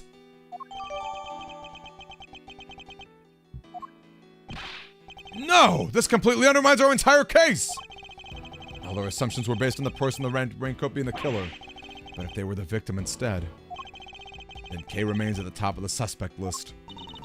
Miss Faraday, you testified to having encountered a person in a red raincoat. Yes, I did. We now know that person was the murder victim. And you are the only person we know of who came into contact with her. Since one of you wound up dead, I think we all know how that encounter went. No! Kay was attacked by that person. She is the victim here, not the aggressor. As far as I recall, we have yet to see any evidence that proves she was attacked as you claim. And even if such proof existed, Miss Ringer could have simply been acting in self-defense. Well, you can't just jump to conclusions like that. Kay is innocent. But I'm not. Kay! I'm not innocent. I don't want to believe it, but I remembered something. Hearing about the red raincoat brought it back. It's just a flash, but I remember what I saw now, right when it happened. The murderer, it was me. Oh my gosh, I remember looking down and the person in the red raincoat was on the ground. It was me, Mr. Edgeworth. It was me all along. This song makes me so sad. I'm the murderer. I'm the murderer. No, you're not. You can't be. Then what am I? Why do I have a memory like that? They were on the floor in front of me. There was a pool of blood. Why was I just standing there? Why didn't I do something? I know why. It's because I was the killer. This court recognizes the legitimacy of the accused memories. What? But you said you don't believe her like 5 minutes ago! I commend you on your bravery, Miss Faraday. It will not go unrewarded. Praise be to the goddess of justice for her many blessings. Objection! It's gotta be self-defense. It's either self-defense or the dead body it just appeared in front of her, right? As an official representative of Interpol, I hereby request the suspect be. We don't have time for this. We must arrest Kay Faraday this instant. How dare you take that tone with me? This is a gross overreach of authority. I demand you give us more time to investigate. You say my investigation is unlawful. What could be more unlawful than this? Unfortunately, you no longer speak for the law. Indeed you don't. But I do. And while I can't help but be moved by your dedication to your friend, I have to agree with Verity. Speaking of the law, it seems there is one other thing we must arrest. Ah, yes, I almost forgot. Miles.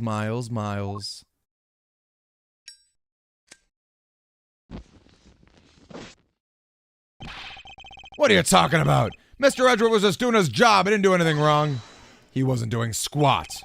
By which I mean to say, unfortunately, Miles is no longer serving in any sort of official capacity. You went too far this time, Mr. Edgeworth. You conducted an unlawful investigation. Worse, you aided and abetted the flight of a suspect. You are no longer even an ex-prosecutor. You are a criminal, nothing more. Oh, that reminds me. There was supposed to be a hearing today, wasn't there, concerning your conduct?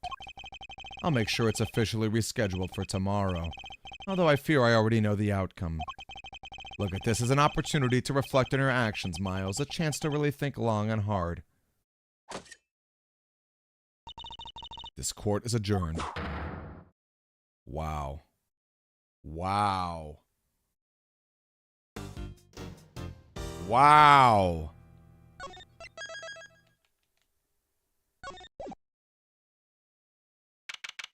Oh my gosh. We are straight up in prison. We are actually factually in prison. Holy cow.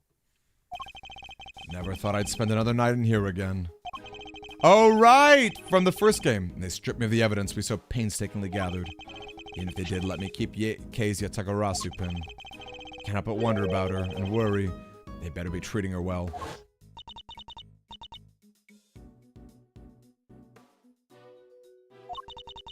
It was me. I remember looking down and the person in the red raincoat was on the ground. It was me, Mr. Edgeworth. It was me all along. I'm the murderer. I'm the murderer.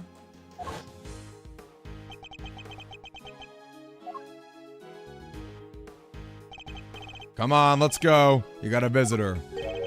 A visitor? Who? Dick Gumshoe. Want me to send him away? No. I'm not sure what to even say to him. This is so bizarre, seeing Edgeworth on this side.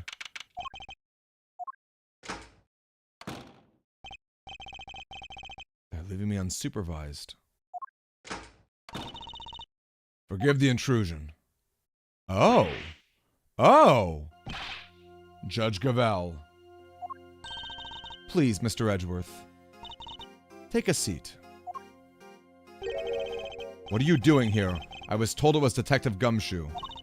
I imagined you wouldn't come if you knew it was me. What could she possibly want from me now? Suppose I better find out.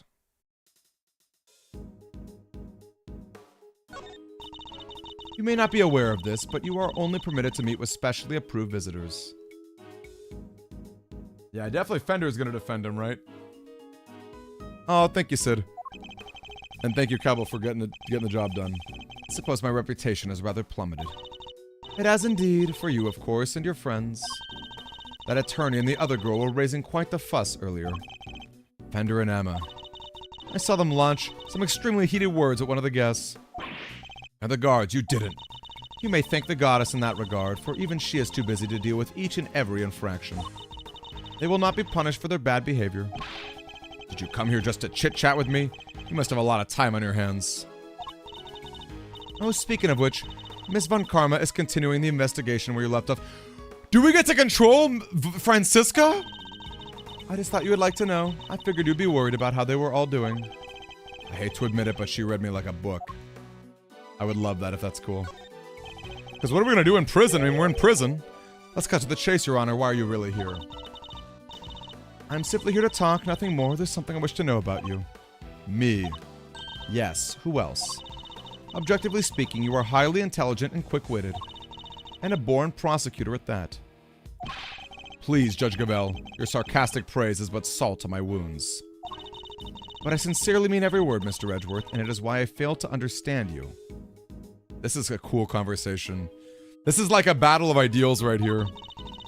Take this latest case, for example. You were up against the very committee itself. You had no hope of succeeding. Even a child could have seen that. And yet... Heh! I don't imagine the old me would have ever been so reckless. The old me had power, and because of that, I thought that justice was always on my side. Just as you and the committee believe now. But a certain person changed my mind.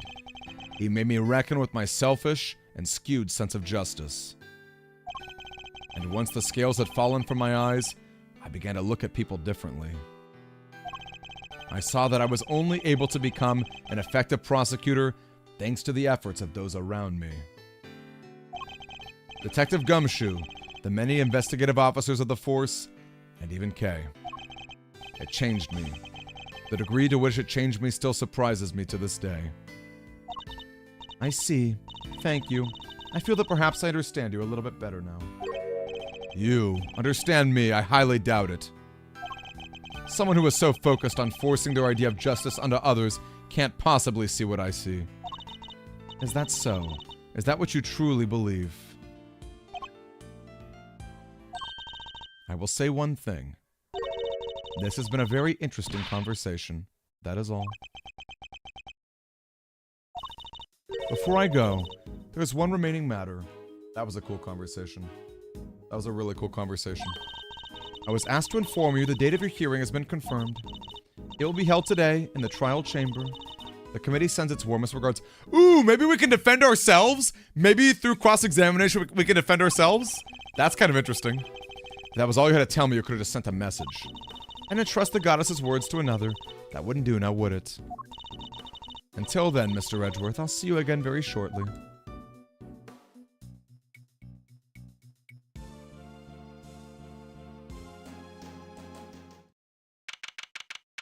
So maybe Gavel isn't as corrupt as we think.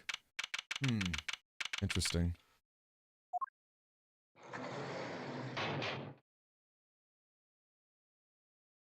Oh, we actually investigate. Whoa, what's up with these words here? The window is barred with heavy stuff. A prison inmate hatched a plot to escape by using a file to cut the cell bars. What am I saying? I wouldn't do it if even I had one. menu here on the table. It kind of looks like it. Spaghetti and mac and cheese lunch. Add linguine for only $1. Add regular white rice at no extra cost. It kind of feels like the same room. I've already can feel my personal appearance slipping. May have given up my badge, but I must have given up on myself.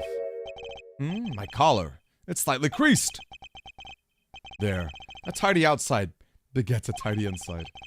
Which is why it's more important now than ever to take care of myself. That says a lot about Edgeworth too, doesn't it? Very basic bed. I can't say it was very comfortable to sleep on. I suppose we'll probably never get to work together again. But I don't have any regrets about the bed I've made. I will follow my path to the end.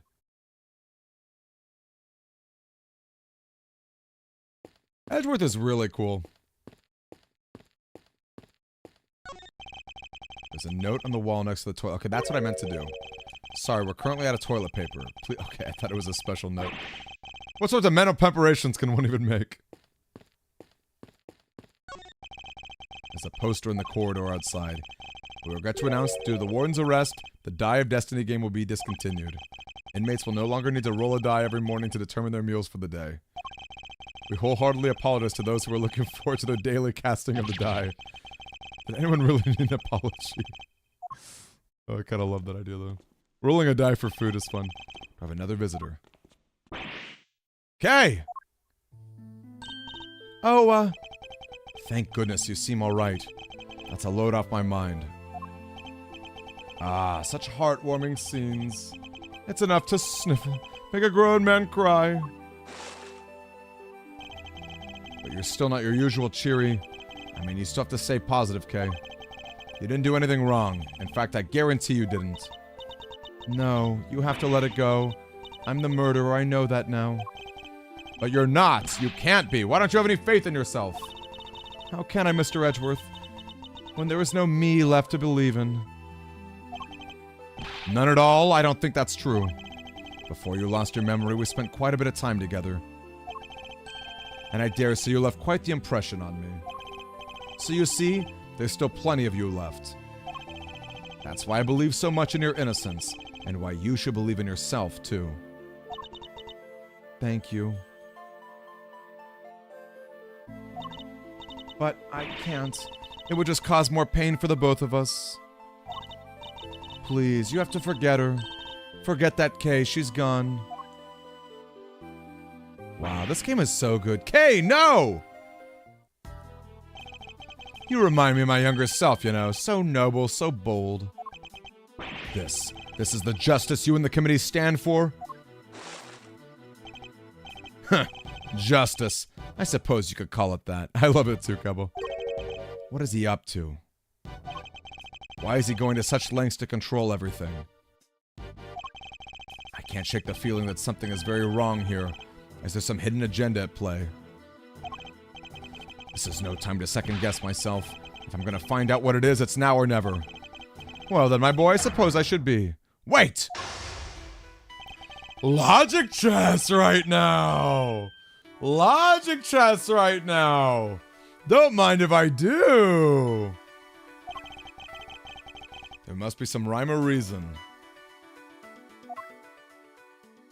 Wow, a lot of chess pieces too. Come now, Miles. I'm a very important man. I like that, Daedalus. A good thought. Can't be wasting my precious time talking to you. To Chairman Winner. There's so much to ask and so little time. Let's start by trying to find out why he rushed to have Kay arrested so quickly. I'm getting answers, even if it's the last thing I do.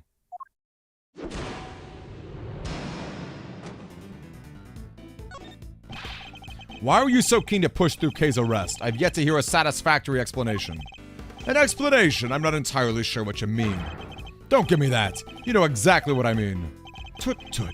I advise you to moderate your tone, dear boy. Need I remind you of your position?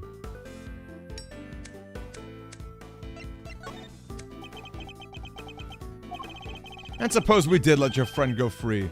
What then, What do you mean, what then? Think how that would look, my boy. And who would have to take the blame? Me, that's who.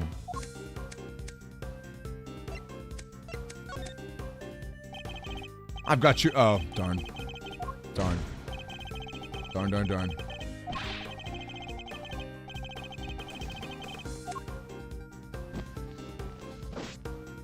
They should have kept waiting there. Okay, not a lot of damage, thankfully.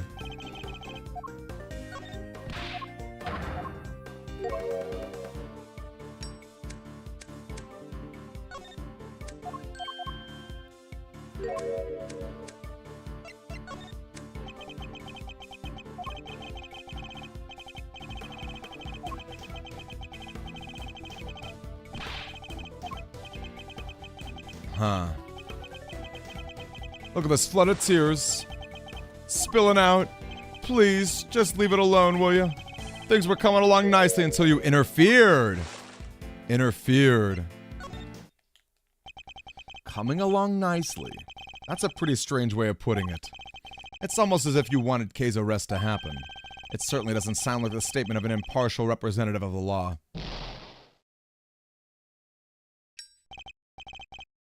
You think so? Well, that wasn't my intention. Had it occurred to you that you might just be overthinking things a little? Chairman Winter certainly knows how to dodge a question.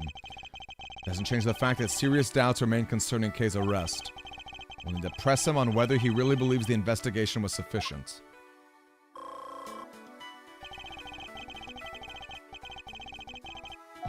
We have to examine all of them. One of us may give us the breakthrough we need. How much time was spent on your investigation? Well, now let's see. You know what? I'm not sure I can remember. And I'm sure you can. You won't bluster your way out of this one. It's not bluster, my boy. I honestly don't recall. It's a problem when you get to my age, you see. Why, I even forget my own son's name sometimes. Never mind your fool of a son. Answer me. You're right, of course. The boy's a fool. I never meant for him to grow up like that, but... oh, woe is me. He's only too happy to derail the conversation. I have to force him to take this seriously. Let's try another tack for now. You can hardly say your investigation was sufficient. And you're the one who called all the shots, weren't you? Unfunny. We're in prison right now, unfunny. So it's a lot has happened. Eustace catching strays from his old dad too. You're the chairman of the committee. It doesn't get much more influential than that. Who is the chief prosecutor, I wonder? Not that I care about such things. Hold up, that's interesting.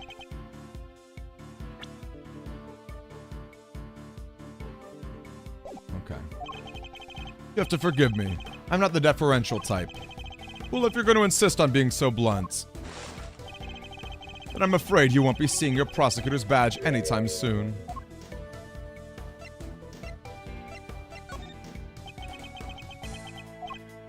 Nothing more to say? Wonderful, then I'll be on my way.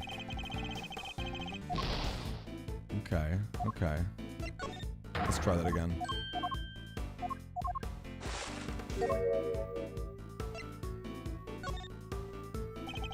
Let me make something clear once and for all. The badge isn't the end-all be-all for me, far from it. I'm not concerned with titles or roles, even you must understand that much.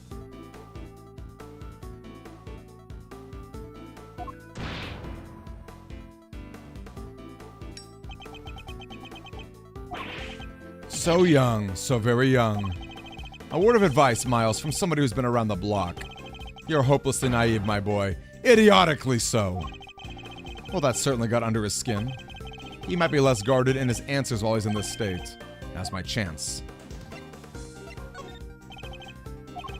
My, you really don't give up, do ya? But even my patience has its limits, you know. What a coincidence, so does mine. Now answer the question. Do you believe that your investigation was sufficient? I love that Shingo. No reason to stay, but he has such an imposing aura you can't stay away. The youth these days are wont to be reckless. Makes me want to put you in your place. You're gonna regret that, my boy.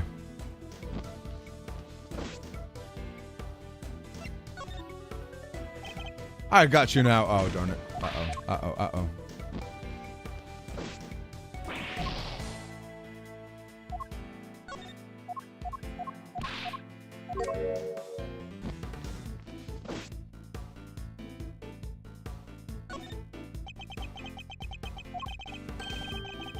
Maybe you do know your place after all.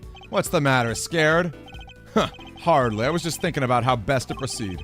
Getting answers from the elderly requires sensitivity. They can get quite emotional after all. You have no common sense whatsoever, do you? Edgeworth is so funny, holy cow. So cocky. So cocky and so different than Phoenix or Apollo. Your fate rests in my hands.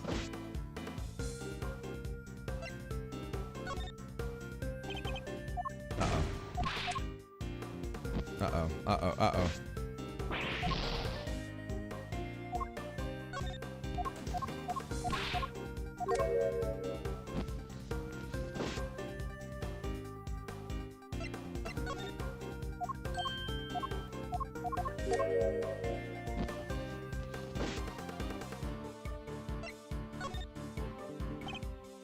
Did I say that already? Uh-oh. Maybe I should keep waiting. Taking damage. We're taking damage.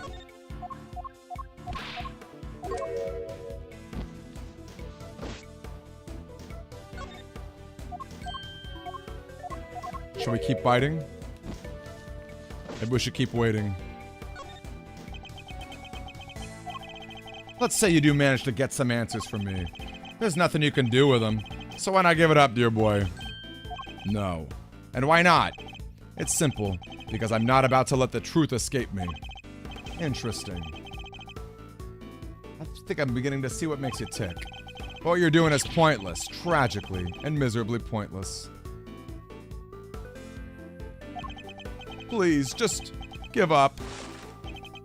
She's guilty. The decision has been made.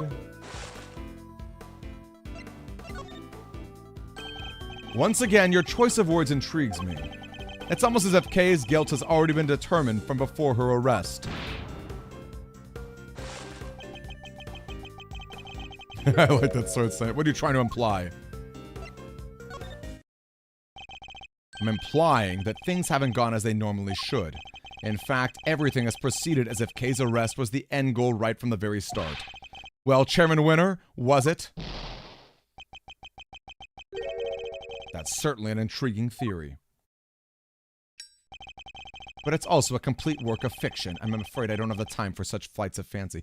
This man is talking without moving his mouth. That's so creepy. No, he's trying to make his escape. The music is speeding up! The music is speeding up. We must confirm the legality of the arrest before he steps away. Oh my gosh. Oh my gosh. I've never heard this before. This is making me really intense. I'm feeling really anxious here. It's maybe the truth is beginning to emerge, and I'm not about to let this opportunity pass me by. Wait! We're not done yet! I'm tired of all this talking, so make it brief, will you? Who gave the order? Who decided that Kay should be arrested? You know, I can't seem to remember. Don't ever get old, Miles, my boy. It wreaks havoc on the memory. I don't have a clue as to how to proceed with this. Kay is innocent! No, my boy, that's just clumsy. Anyone can blurt out a baseless assertion like that, even a disgraced superstar prosecutor.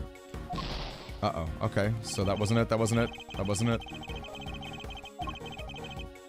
My chance will come.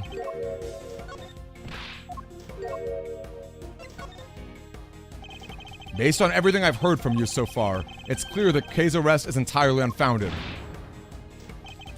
Yes, I think we're all familiar with this particular refrain of yours by now. But I'm afraid it doesn't matter either way. You don't have what it takes to secure her release anyhow. How dare you take this so lightly as a man of the law? My, aren't you a rude little boy? But my fuse is only so long. Honestly speaking, I don't have the time to waste on every last question you can dream up. I have certain responsibilities to attend to, you know. I really am quite the busy man. Or are you just pretending to be busy, That's an awful thing to say to a fragile old man. I work harder than I should at my age. I ask you, my boy, what could I even hope to accomplish by putting up with such a pretense? You obviously don't want to talk about the case anymore. That's why you're so keen to get out of this conversation, isn't it? It's just so tragic, it really is, that you would suspect me of such things. It's not a suspicion, it's a certainty. There were no clear grounds on which to base Kay's arrest for a start. Now, my boy, let's not get carried away. That was plenty of evidence to support our case. The mask, the letter, the corsage, they were all in her possession. And, of course, her confession. More than enough to prove her guilt, I'd say. But those are... What's the matter? Struggling to come up with a way to explain everything away.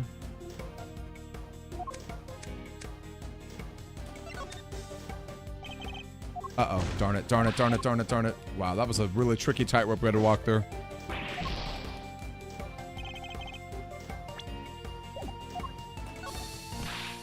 Oh boy, this is tough. This is tough.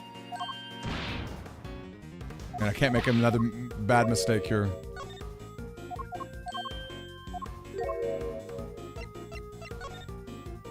Avoid talking about the case.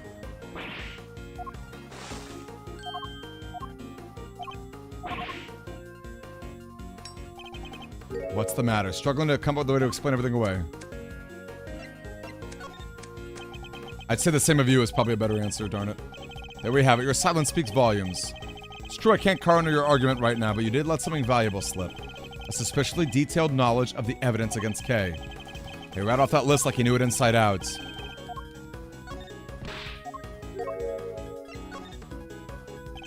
Who gave the order? You know, I can't seem to remember. I'd appreciate it if you'd stop playing the old man card. You remember the details of the evidence against Kay pretty clearly. Perhaps if your memory didn't fail you only when it was convenient, I'd be more inclined to believe you. So let me ask you again, who gave the order for Kay's arrest? You're a sharp one, I'll give you that. My son could learn a thing or two from you. If he wasn't such an incurable numbskull, that is. It's a tragedy, really. I don't want to hear about your son, I want to know who authorized the arrest! You're very mean, you know that, don't you?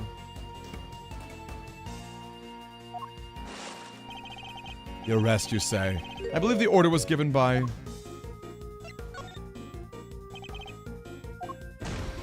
Dang it. I should have kept waiting. I think I should have kept waiting. Oh, I didn't mean to do that. Okay, we're good.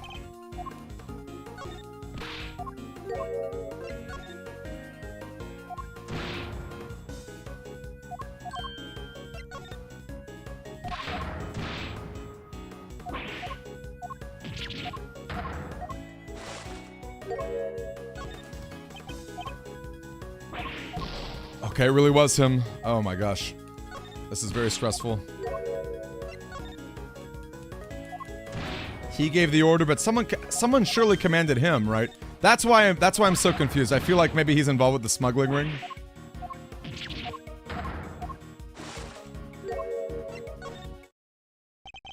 Come now, Chairman Winter. We both know it was you.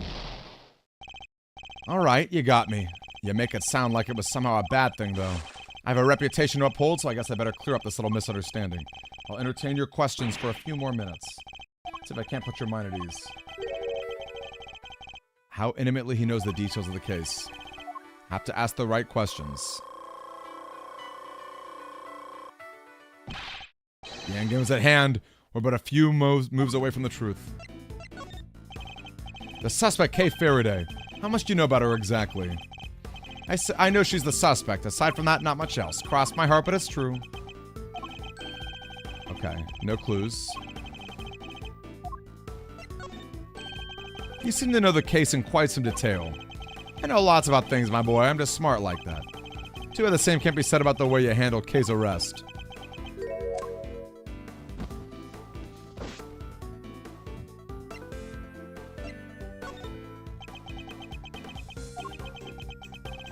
I'm a very busy man. Do try to remember that I can bring this little chat to an end whenever I so choose.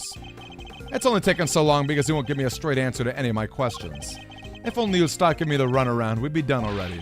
So let's try this again. You seem to know the details of the case quite intimately. Why is that? Because I read the case file. Not exactly the most thrilling use of my time, of course, but it's part of the job. I have to be a good role model. I can't be seen slacking. If I had some time on my hands... I had some time, so I read the whole thing from cover to cover.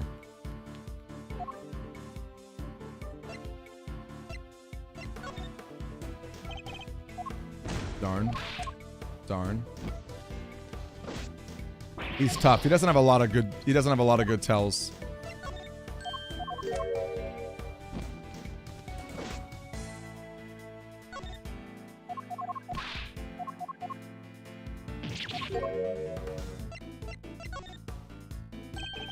That's strange. I could have sworn you told me you were a very busy man. I'd say the cracks are finally starting to show, wouldn't you? If you're so keen on being an upstanding leader, you can start by releasing K, you know. You really don't give up, do you? It's a moving sight indeed, my boy. But a tragic one, too. After all, your efforts are for naught. I'm afraid your little friend was found unconscious near the scene of the crime.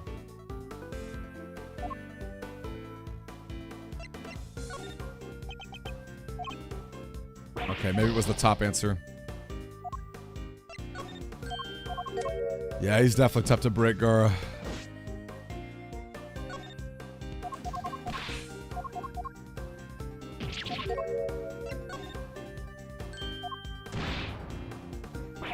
I guess the location matters. Yeah, because she herself has talked a lot about that. We have yet to hear much about the circumstances under which she was found. She was lying unconscious in the storeroom, correct? Oh, that means he knows about the storeroom.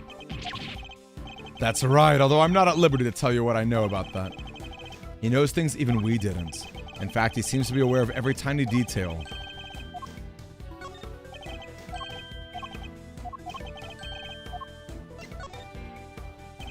Sorry, but the more you tell me, the less sense your story makes. For one thing, you know details that even those investigating the scene were not aware of. Why is that? Just how much do you really know, Chairman Winner? Oh, there's that intimidating face you like to make again. Well, two can play this game. How do you like me now, hmm?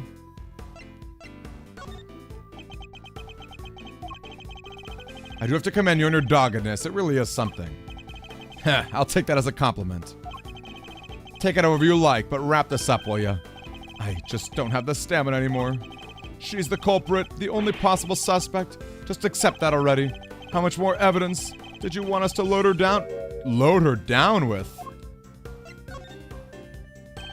Load her down with? Yet another interesting turn of phrase.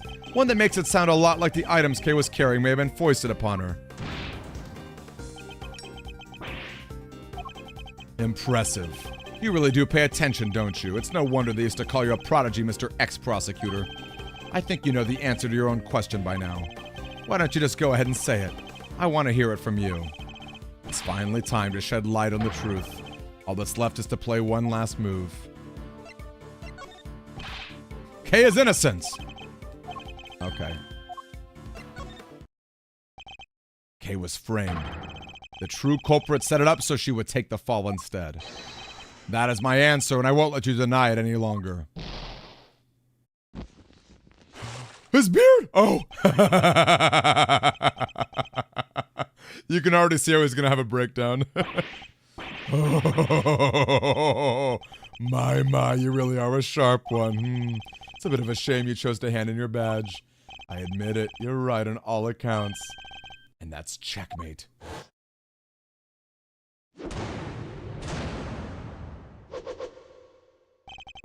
You knew Kay wasn't the real murderer, and yet you still had her arrested. What's worse, you thought you could get away with it. Well, you won't. Not if I can help it. There you go with that naivety again. I guess that was always your problem. With the girl arrested and a conviction secured, this whole mess goes away, and that's what will happen. But those interests, whose interest does a conclusion like that serve? The committee's, I suppose. And mine. Oh. You know, listening to you just now, well, it really got the tears flowing, I gotta say. It was poignant, and heartfelt and sincere, and utterly infuriating. Look, I'm not perfect, I know that, but your lack of sophistication in these matters is beyond the pale. You insist that the truth is more important than anything else. But would you say the same if you knew what the real value of the truth is? What are you trying to say? When you get to my level, you don't uncover the truth, you make it little by little. Just like Von Karma. Just like Von Karma. Okay, Faraday murderer, that's the truth. The truth I created. Von Karma was literally the exact same way. Yes, my boy, that's what I like to see. You're so sincere, sometimes it's painful. It makes me want to put you in your place. Knowing the real truth will get you nowhere. Because that's how much it's worth. Nothing. Shocking, I know. You know what's really cool about this? This feels like Edgeworth is conquering a demon of the past, right? Like, to move forward past being the disciple of Von Karma, it's like he's tackling someone with basically the exact same ideology. Why not go after the real killer? How much do you even know about what really happened? You're still not getting it. That's your truth. And it is worthless. Mine is all that matters. You understand what I'm saying, don't you, Mr. Ex-Prosecutor? I have all the power here. Curse you! Well, aren't you menacing? You and your little friend are just as bad as each other. Violent criminals who deserve to be locked up. You'll pay for this! And with that, yet another person disappears from my life.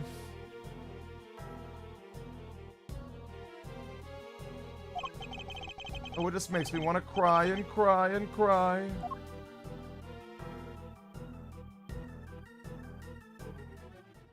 Interesting. Maybe he was the chief. He must have been the chief prosecutor during Von Karma's time.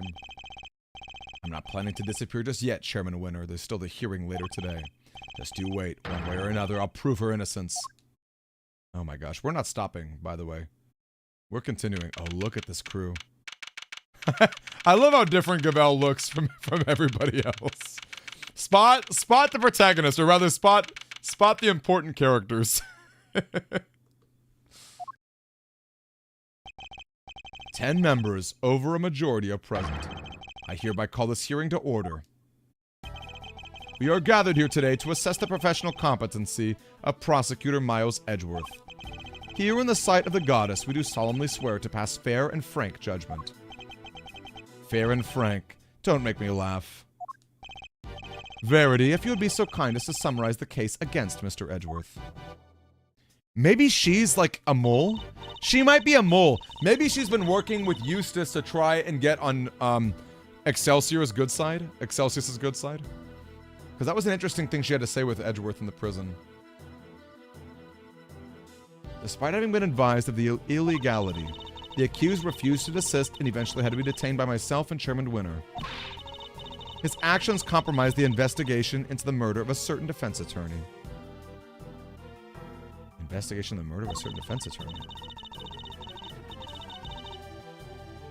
Oh, she was a defense attorney. Interesting. The victim. But the suspect, when Caraday, is innocent of all charges. Perhaps you could explain the details of the murder to us as well. Of course, on the morning of the 5th, the body of the victim was found here in the committee chamber. Further explanation will be provided by me, Eustace Winner, Premier Prosecutor. The floor is yours, Mr. Winner. The murder itself happened late on the night of the 4th. The victim was Miss Rosie Ringer. That same night, an illicit auction was being held here in this very room. Ringer took part in that auction, I think. Yeah. Meaning the murder took place sometime during the auction. That's interesting they're talking about the auction.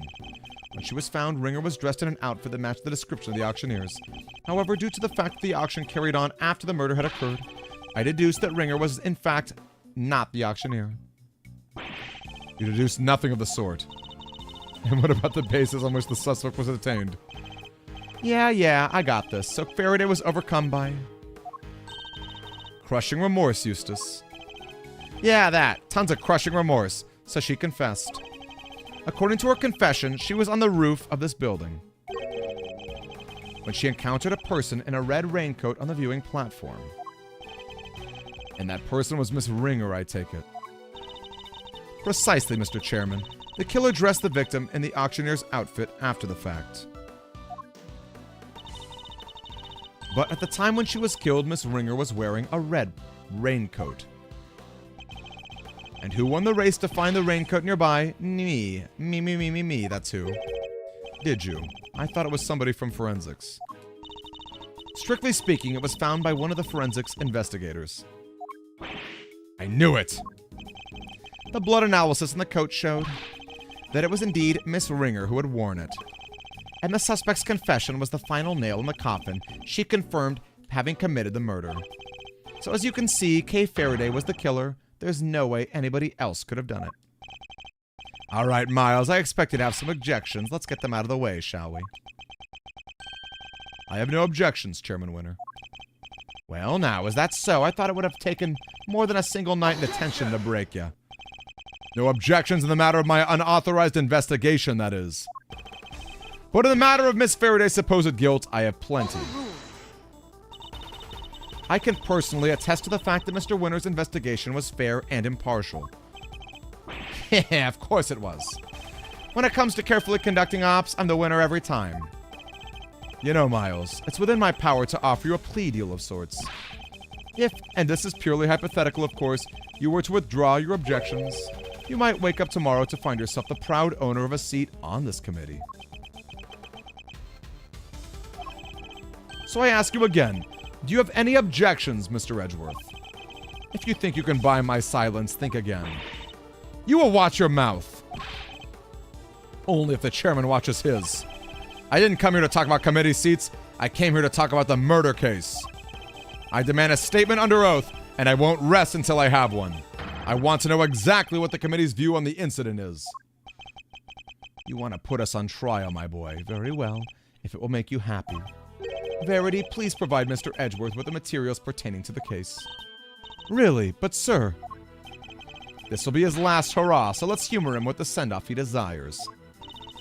If you say so, Mr. Chairman. Evidence data received. You have no objections to Verity representing the committee, I assume. None whatsoever. Mr. Edgeworth. Don't worry, Kay. Everything will be fine, you'll see.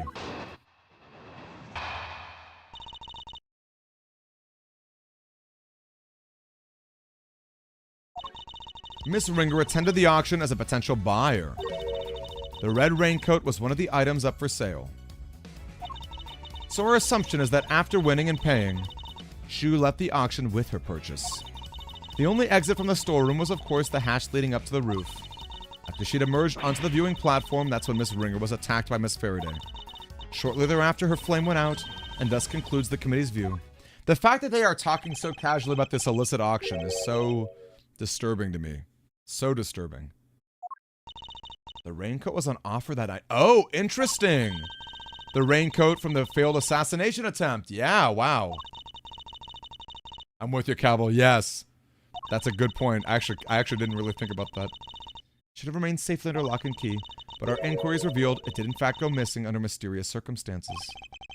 And wound up in the auction along with everything else. That makes sense, I suppose. Wonderful work, Verity. Just wonderful. Crystal clear as ever. You bought s'mores. You flatter me, sir. Now, Mr. Edgeworth, perhaps you could save us all some time and simply admit defeat. Huh! I'll do no such thing, thank you very much. Very well, it's good to know that you still have some fight in you. It is? Why? Come to think of it, she said something strange when she visited me this morning, too. What exactly is she up to?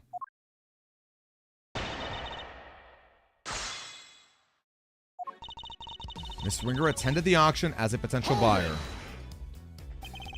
In other words, a member of the committee was actively involved in the illegal evidence. I agree, this is so important to bring up. It is unfortunate. I don't know what else to say. And of course, we'll be looking into any such activities as soon as the hearing is over. I commend your decision to pursue the matter further, Mr. Chairman. Oh, don't be silly, Verity. It's the least we can do, really. Not that it's any of your business, Miles. Not anymore. If only you'd remained a prosecutor. But you didn't. Now, if we're quite done making an old man cry over this whole sad affair. Very well, allow me to continue. Hold it! So the raincoat really was one of the auction lots. That's correct. I believe it originally belonged to a Mr. Shelley the Killer. Considering its status as a piece of evidence, it's the only logical conclusion. It's from when he made his attempt on the president's life. There was an unexplained mannequin standing amongst the other items. Could very well have been used to display the coat prior. Oh! I didn't think about that mannequin. I thought that was a statue, but that is a mannequin. How clever. That's so clever. Do we know how the items were being smuggled in? That is still under investigation and entirely unrelated to the matter at hand, especially considering you will soon officially be a prosecutor no longer, Mr. Edgeworth. Sounds like the outcome of this hearing is a foregone conclusion. My personal circumstances aren't important right now. Did you, Cabell? I think I missed that. That's really clever. That's really clever. Wait, actually, no, you did mention that. I didn't quite process it at the time, but yes. Very, very clever. Hold it. Our good old Cabell's very clever, as we all know. Why did she leave so soon after making her purchase? Because of the auction house rules. How does she know the rules? How does she know the rules? How does she know the rules? Expected to pay immediately. Having paid for the raincoat. Probably left immediately afterwards. Hold it. Miss Ringer was a member of the committee. Could she not have left the committee chamber via the main door? While the auction was still underway, that would risk exposing its existence to those outside the trusted circle of attendees. Given that Miss Hart found out about it, I think its existence is already well and exposed. The rules of the auction stated the attendees were to enter and leave via the hatch. Miss Ringer had no reason not to follow those rules. And given where the murder took place, we know that what she must have done so. After she emerged onto the viewing platform, that's when Miss Ringer was attacked. But why? What possible motive could Kay have had? That is exactly what we are hoping to establish in our upcoming interviews. Coercive interrogation after the fact, something you seem to specialize in. If the murderer knew that the attendees would all be leaving via the hatch, then the roof would have been the perfect place to lie in wait. So as I was saying, after she'd emerged onto the viewing platform, that's when Miss Ringer was attacked.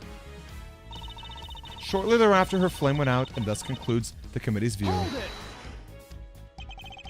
Her flame went out. The flame of her life, Mr. Edgeworth, though perhaps her flame was stolen from her is more apt. Objection. But the candelabrum that extinguished her life was one of the auction lots, meaning Kay had no way of getting a hold of it to begin with. Miss Faraday could not have lain in wait for the victim without knowing of the storm's existence. She could have easily snuck down the ladder and stolen it. If only we knew where the candle holder was during the auction. That would have surely cleared the matter up, no? Well, either of you? Sadly, we don't have anything that could tell us that much on that front. Forgive me, sir. There was something we were hoping to establish with further investigation. Well, isn't that a shame, Miles, my boy? Seems this line of inquiry is something of a dead end, then. The theories that the victim and her killer met on the roof. In other words, it assumes the viewing platform was the scene of the crime. But is that really the case? I thought I had evidence that clearly shows the story of what happened that night. Give me a second, you guys. Give me a second.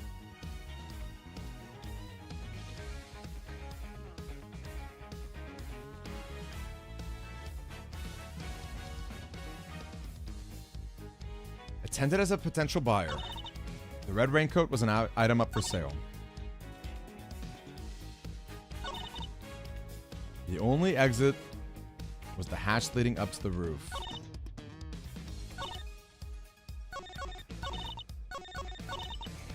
The hatch leading up to the roof. She emerged. That's when Miss Ringer was attacked by Miss Faraday.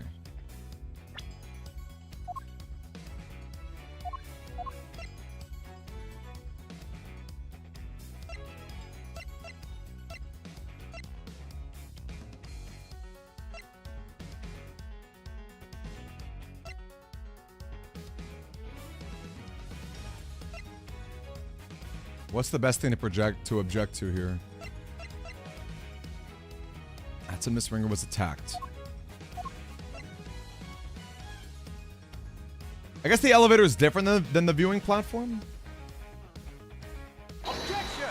Okay, I guess quite. No, I guess not quite.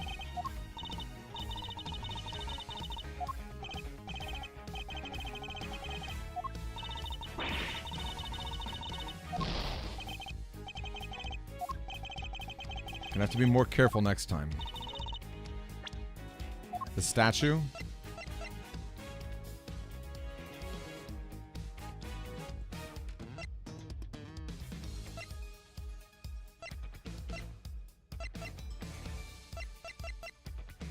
Yeah, it could be. It's either the clothes box. See, that's why I thought that would be a better use of it. Objection! Okay, we'll try it then. This could be bad.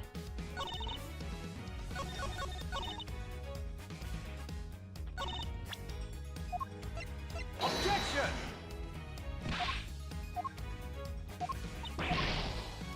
Okay, we may need to save soon. I know, there's so many things. That was how I felt too.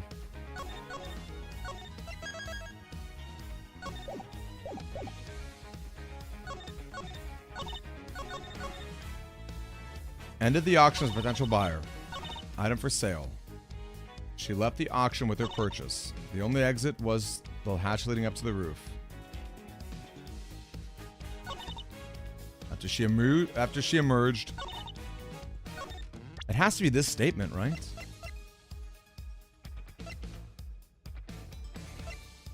The elevator leads to the storeroom. The elevator leads to the storeroom.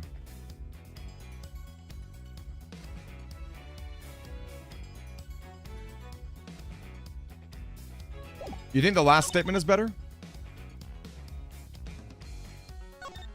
Even though this is more. You think, because I feel like this statement is less definitive. Well, let's take a good let's like think hard about our evidence here.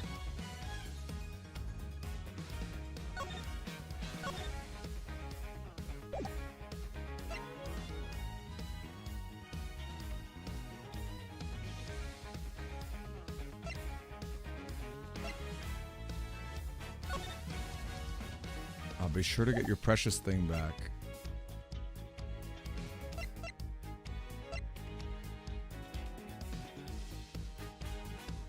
That's when Miss Ringer was attacked. It's really annoying that we have all this evidence that shows that's not where she attacked, but it's not working.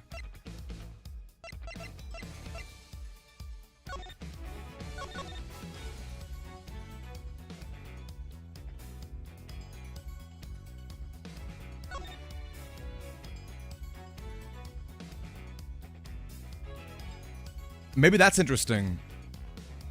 Maybe Lotta Hart's testimony about when the murder happened. The ringleader and an auction came up on the elevator.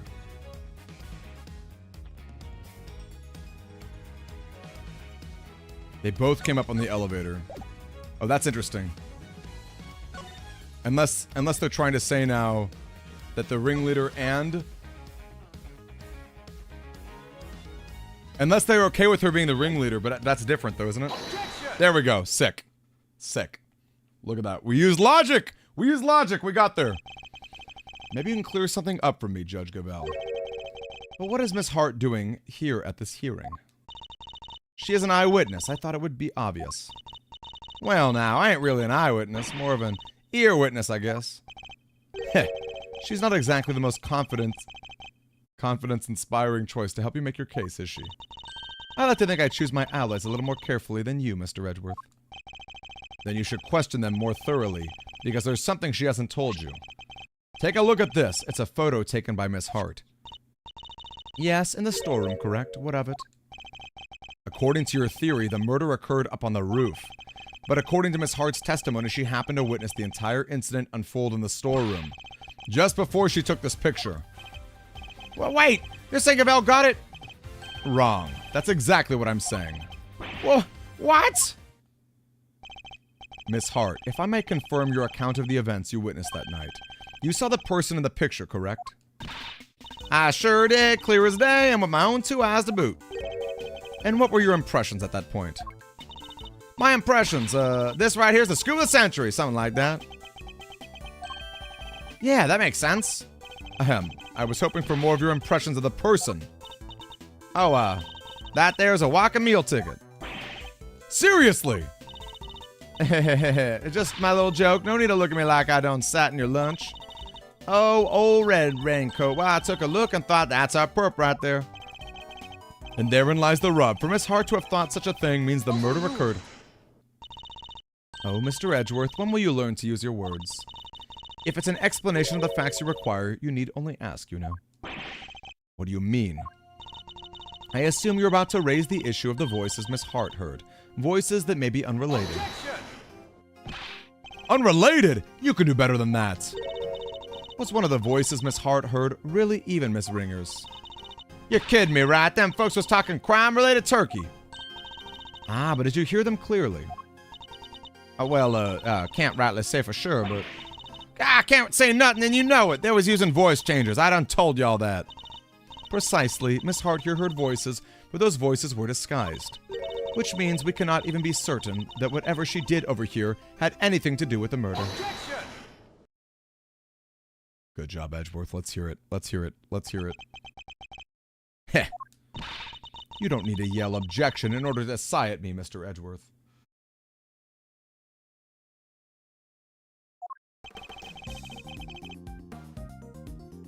Seems I overestimated you, Judge Gabel. Nonsense. Verity's the best of us, my boy. The very best. And yet, she believes what Miss Hart heard might not have anything to do with the murder. Even supposing that's the case, it doesn't prove the murder didn't happen in the storeroom. The incident happened before the victim was about to go up on the roof. That much we can say is certain. And I can tell you why. This proves the incident happened before the victim went up to the roof. The fact that she has the coat on?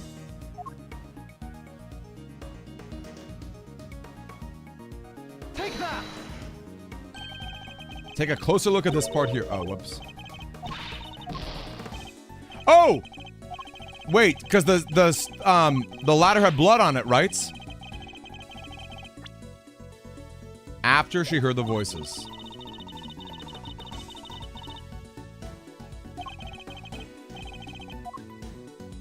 Blood on the hand. Yeah, there we go. Let's do that. Duh.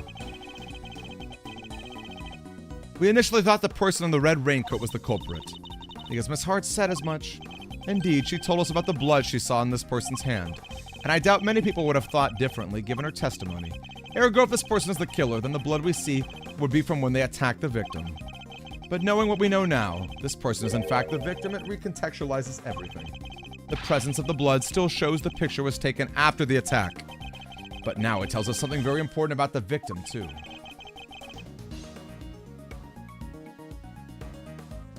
Hold up.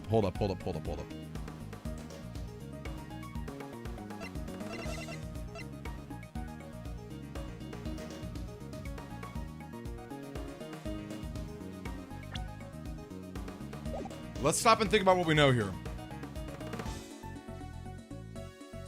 She was not the ringleader, clearly. She was definitely not the ringleader. It's possible she struck the killer.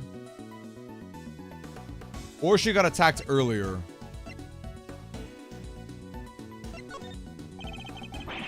Okay, I guess not. I guess it was the last.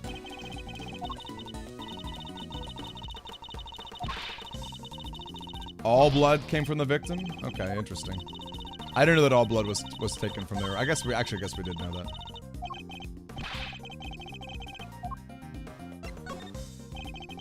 There's no doubt in my mind the victim was attacked in the storeroom. I guess I could have thought it out more. Here we have photographic evidence of her standing alive and upright. Miss Ringer survived the attack. The blood on her hand is far from the wounds that she had sustained. What are you talking about? Who dies from a hand wound? The wound wasn't on her hand, Mr. Winter. I imagine she used her hand to try and staunch a wound. That's right. While it's impossible to tell from this angle, the victim was already mortally wounded. Well, that certainly would change things, wouldn't it? That's true. We do have plenty of health, thank goodness. Her encounter with the victim happened after this picture had been taken. After the victim had already been attacked and was in critical condition. I put it to you that all Kay witnessed was the victim finally succumbing to her wounds. That would have been quite the coincidence. It's a textbook case of wrong place, wrong time, I'd say. You seem to be forgetting a rather important fact, Mr. Edgeworth. Well, that or pretending not to remember it. What? What fact am I forgetting? Hey, it's time to wrap things up, don't you, Verity? Put the boy out of his misery. Dad, Gambit works for me. Why do you keep giving her orders? That's my job. Ah, you really are a total and utter embarrassment. I'm not. Hate to break it to you, but you both are. Go to it, Gambit. Put Edgeworth out of his misery. As you wish.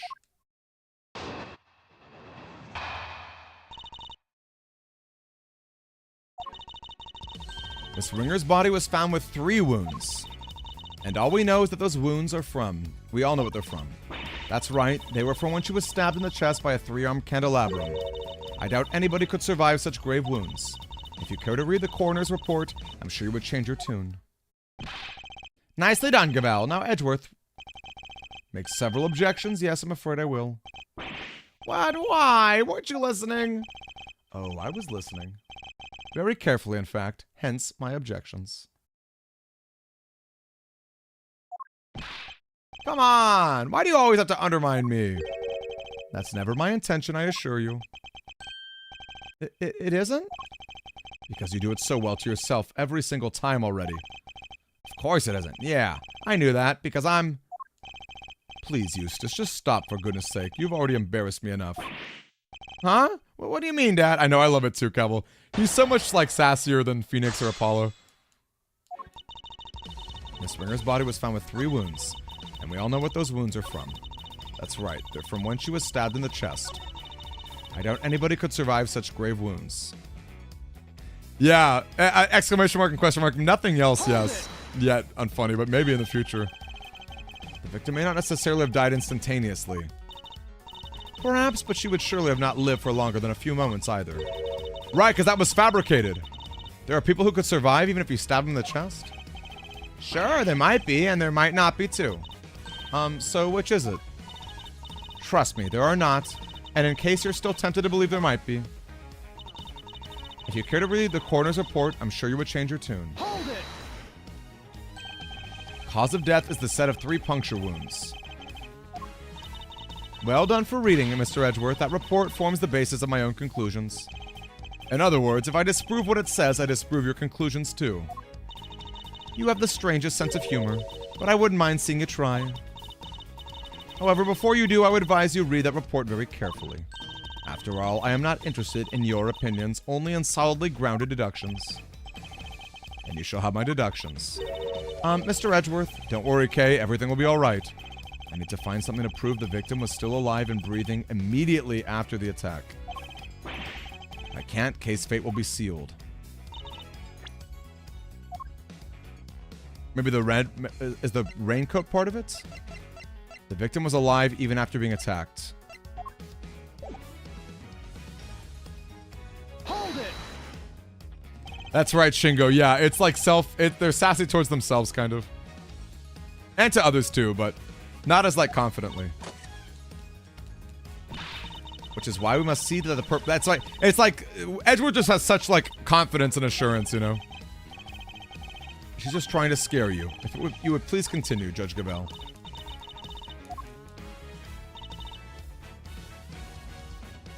Hold it! I do, but perhaps we should ask Mr. Winter. He does, I'm sure, don't you, Eustace? Who, me? Oh, you bet I do. I know this case inside out. Who does he think he's fooling? Eustace, my boy, make an old man happy and at least glance at the coroner's report, will you? Sure, let's see. Yada yada, 3 puncture wounds, blah blah blah, candle holder. No way, that's what they used? Crazy. Ahem. Precisely, the wounds were inflicted just as Eustace says.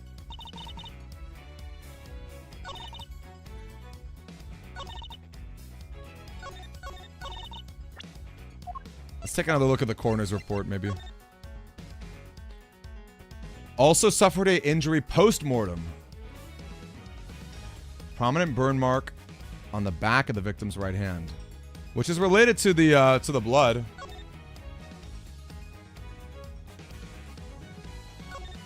Yeah, it made out of ferrets. Yeah. Let's see.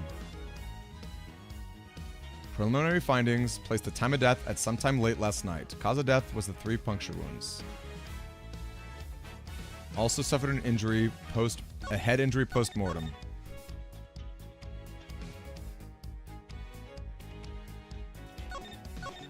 Yeah, that's kind of how I feel. Because you can see the burn marks. I mean, we established that the candelabra and the pressing and releasing of blood was basically fabricated.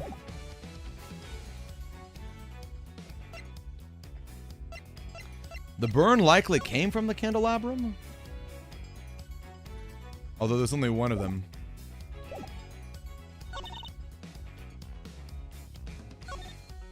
I doubt anyone could survive. We have to find a way to prove that she was alive after being attacked. Which again, you would think that this...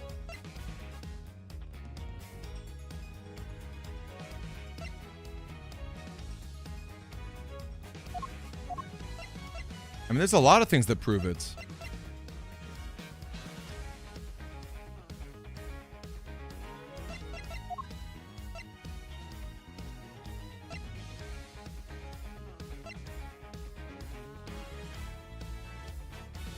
Ooh. Although we've proved that she's not the ringleader. Yeah, that's what makes this tough, huh, Cavill? We proved she's not the ringleader, so I don't know that it's... Oh, no, but actually it does matter because of... No, that completely matters. Well, except this is not... We don't actually have this. This is just our interpretation of the appearance, but I think that's probably fine.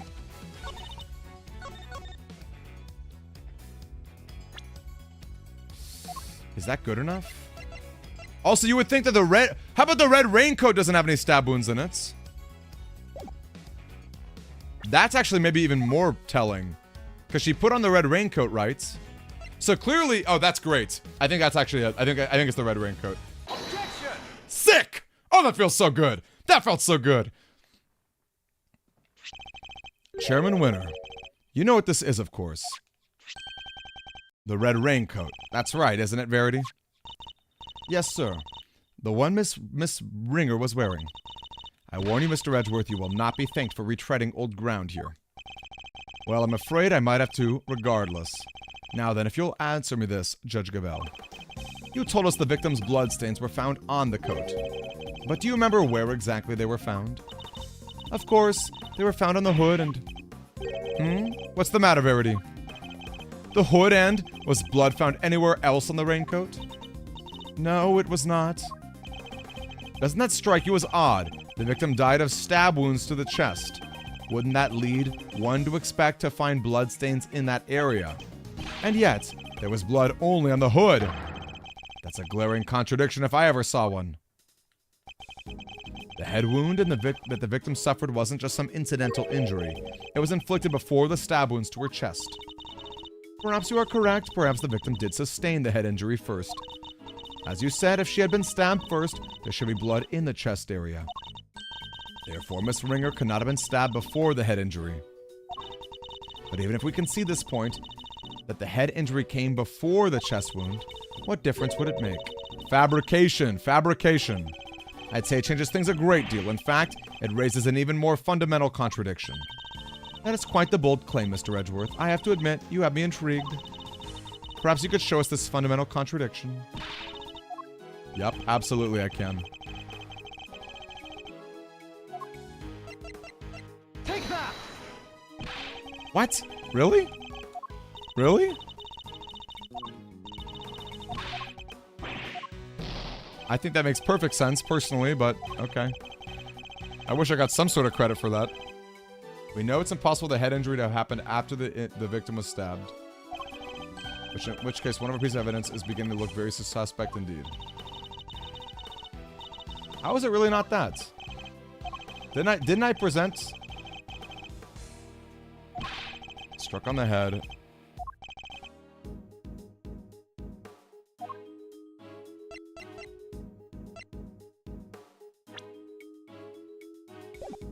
Struck on the head before being stabbed in the chest.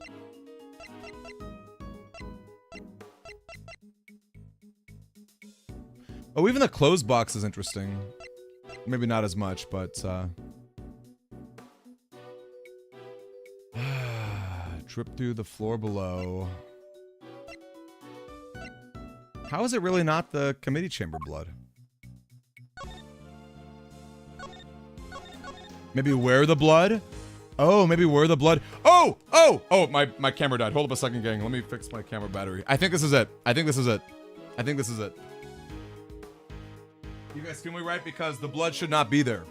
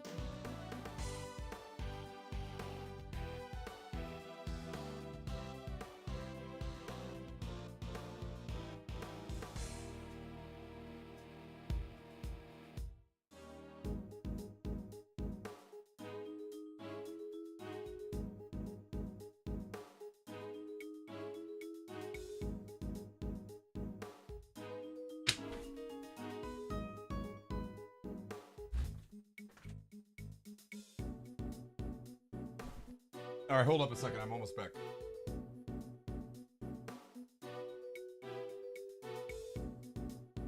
Okay, are we back? Okay, cool. All right, we're back. Oh, I had to find my little thing. Okay, thinking about it though, also the coroner's report gets a little more sketchy too, doesn't it? The coroner's report also gets very sketchy. So why don't we try the coroner's report?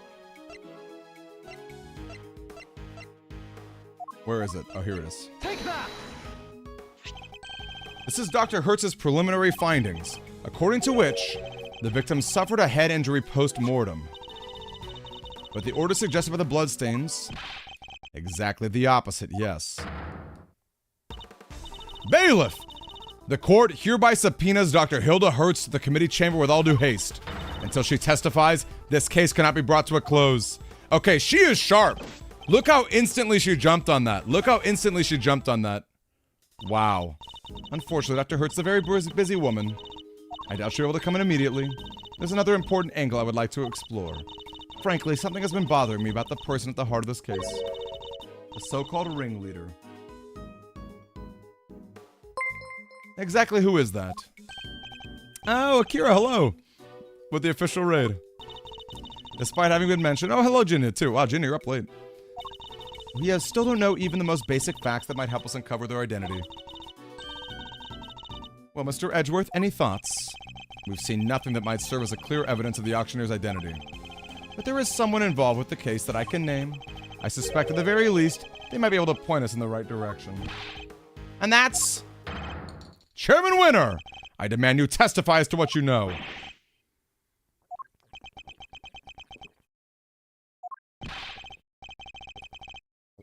Why would you accuse my dad? You would cast doubt on the integrity of the chairman of the committee. You understand the implications of such an act. Hey there, Reckon Rap. Are you a big Ace Attorney fan too?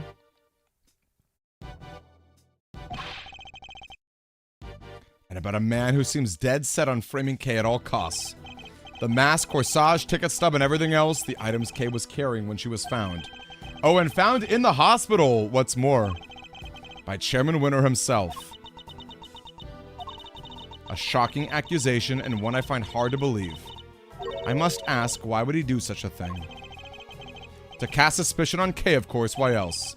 I even managed to get him to say something to me to that effect. Chairman Winner, your rebuttal, please. I think the good old chairman might be in shock. So what if I did? Did you hear me, dear boy? I said, so what if I did? You say you got me to admit as much? But where's your proof, How about cameras in the detention office? Are there cameras in there? With no witnesses to speak of, your word alone is hardly enough to make an accusation like that. Or do you mean to tell us that you have something more to base your outburst on? He still has the arrogance he showed back at the detention center, and yet... Oh, I'm good, Daedalus. This is too exciting, and it seems like we're near the end. So I'm gonna keep going. Oh, I love that Shinger. That's fun. Not at all. I'll be very interested to hear this for myself. I'm intrigued to learn where Miles might have gotten the idea that I'm some sort of criminal. Because he'll never find a more fine and upstanding citizen than myself. He's got a lot of nerve acting all innocent like that. Very well, let's start at the very beginning.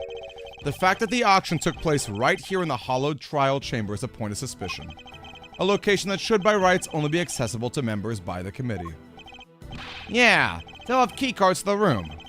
Furthermore, these auctions seem to be held on a somewhat regular basis.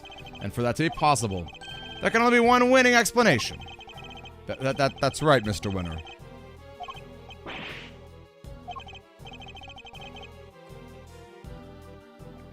What on earth is wrong now? What'd I do, Dad? I played right into his hands. Oh, you did indeed, you utter nitwit. But Miles, my boy, you do realize that you've cast quite the wide net with your explanation. That's true, there are 11 members of the committee altogether. 10 given Miss Ringer's unfortunate passing, 10 potential suspects in total. And it can't be the chairman, can it? Whoever to speak up right now!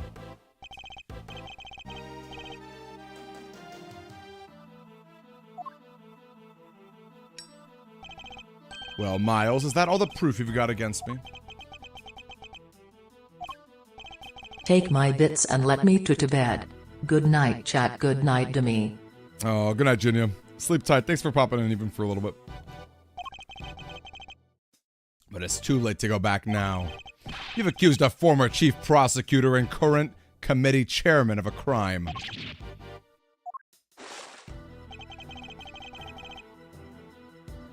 I would tell you to prepare for the worst. But there's no preparing for what you're about to face. Oh, let's go. Look at those crazy eyes of his. You've been forcing us to argue over every little detail for a while now. Where the murder happened, the order of the victim's injuries, some other things I hardly even remember. But you needn't have bothered, my boy, because it's all irrelevant in the end. Think about it. The suspect herself has already said she did it.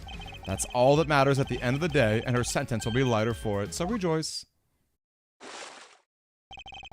And there you have it. Feel free to pick holes in it as you see fit.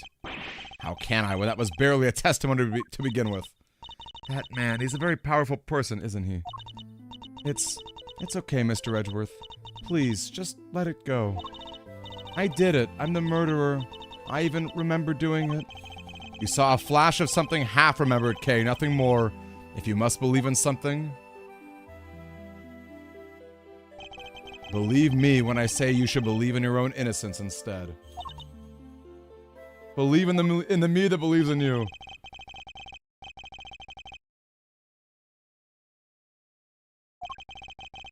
He seems to think he's already won. Perhaps I can use that against him.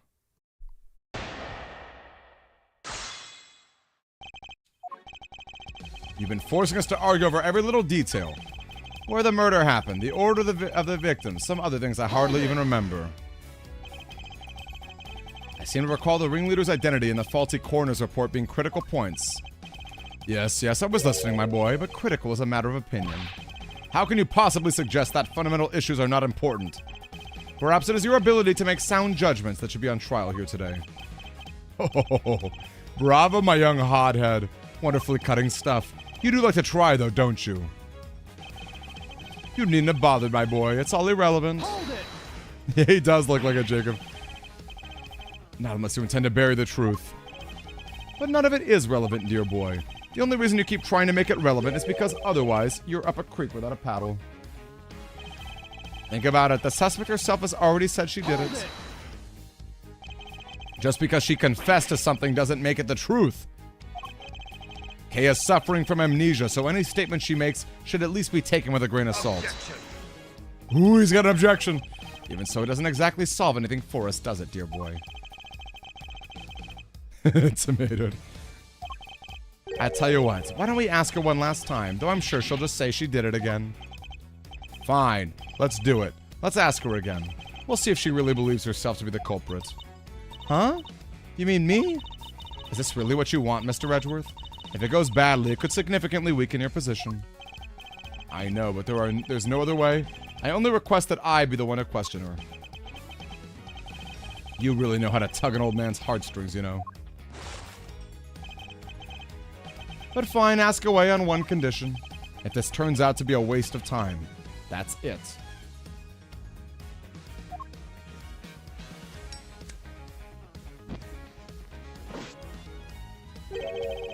We'll call the proceedings to an end and there. Agreed. Oh, does that mean it's, this is a game over? The hearing? Yes, dear boy, that's right. Perhaps you aren't a complete muddlehead after all. Now, just so we're clear, if we ask again, and all that happens is the girl confirms her guilt, she is officially declared guilty on the spot. Yes, that sounds like a great plan if I do say so myself. That's it? You just declare her guilty just like that? That's the gist of it. It's a big risk, but he's gonna find a way to condemn her either way if we don't do something. Kay! Yes? I know it's a lot to ask, but I need you to think. Do you remember anything else about what happened on the day of the murder? Anything that might help us prove your innocence? Why? Why are you still fighting it, Mr. Edgeworth? It's no use. I can't be of help to you. I'm sorry. I'm too scared to try and remember anymore. What if I remember something even worse? And if I did, I'd just be making more trouble for you. Please, just accept it. The Kay you thought you knew is a dangerous criminal. A criminal who let you down and betrayed your trust. Don't worry, Kay. You have nothing to be afraid of. I may not have known you for very long, but I know you well enough. And right now I'd say I know you better than you know yourself. You would never commit a murder. You could never, because this is who you really are! The Yatagarasu! You're the great thief, Yatagarasu! A noble outlaw who would never stoop so low as to kill!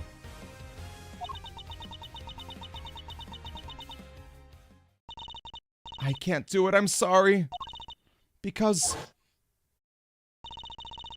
all I can see is the one memory that's returned. I have to face it. Hold it. No, the only evidence of your guilt is the confession they forced out of you. As I said earlier, you have to believe that you're better than that. Or are you saying you don't believe a word of what I've been telling you? No, it's not that. You're trying so hard to help me. And you're risking so much for me. It's too much. You have to stop, I'm begging you. Ah, so that's what's going on. I thought it was strange, but now I see. The reason you're allowing yourself to be railroaded into accepting your fate is because of me, isn't it? Which is exactly what the Kay I know would have done. You're a good person, Mr. Edgeworth. Sorry to burst your bubble, but I'm not, and I don't plan on becoming one anytime soon. He's so cool. He's so cool. Despite all your wishes, I'm still trying to help you. So you see, I've merely been servicing my own ego, regardless of what I put you through.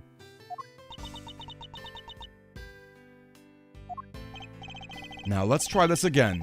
See the good in yourself, Kay. Remember the noble thief you truly are. The memory of you committing the murder, you need to question it with all you have. That's all I ask. So please do it for me. Ah!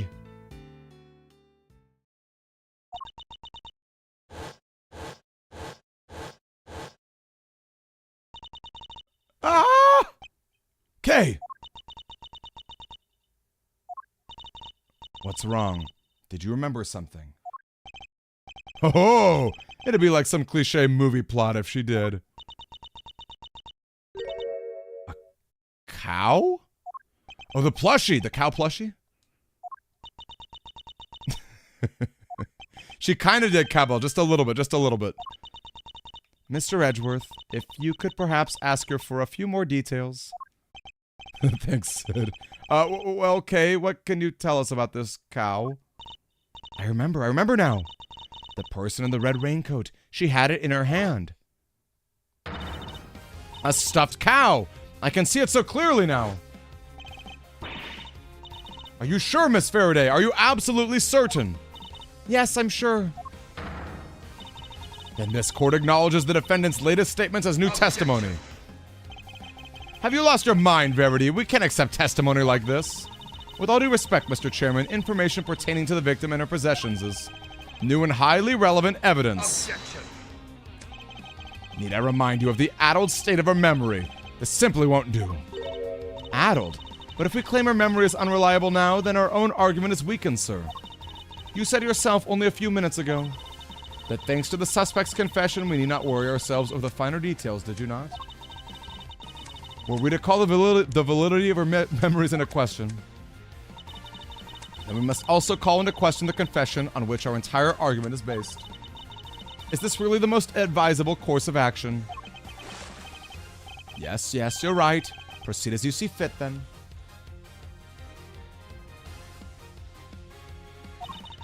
Thank you, Mr. Chairman. We're still in the game, but only by the skin of our teeth. And only thanks to Judge Gavel's intervention. It's almost as if she was on our side for a second.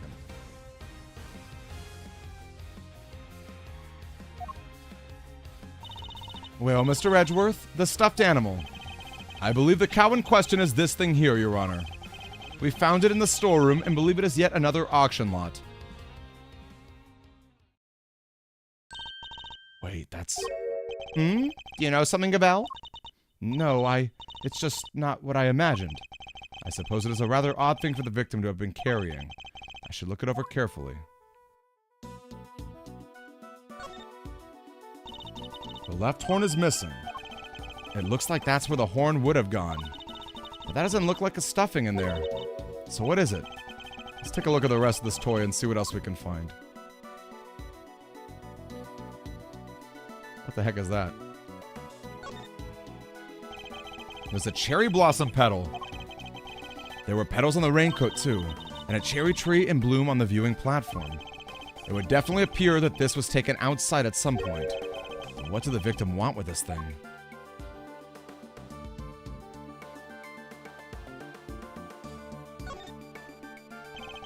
The right horn seems intact, but I can't say it's doing much for the overall symmetry. Look, Mr. Edgeworth, it moves. Bzzz. It sounds like sand being crushed? It would seem there was a recording device hidden inside? Whoa! And... I knew it was you the moment I laid eyes on you. You can't hide that burn from me. Nothing to say for yourself. I've waited so long for this day, and now I'll finally have my revenge. Ah! Could this be the moment of the murder?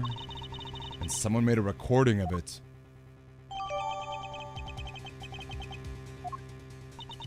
Hey, that's them right there. Them's the voices I heard, sure as eggs is eggs. Unfortunately, we have no way of verifying when these voices were recorded. It's possible they have nothing to do with the murder. If only there were some accompanying video footage. You got bugs in ears or something, lady? I done told ya. Them's the voices I heard. And we already know the victim was holding that thing, right? So it's gotta be from when she got. Yes, it is a possibility, but a weak one without more than your word to back it up.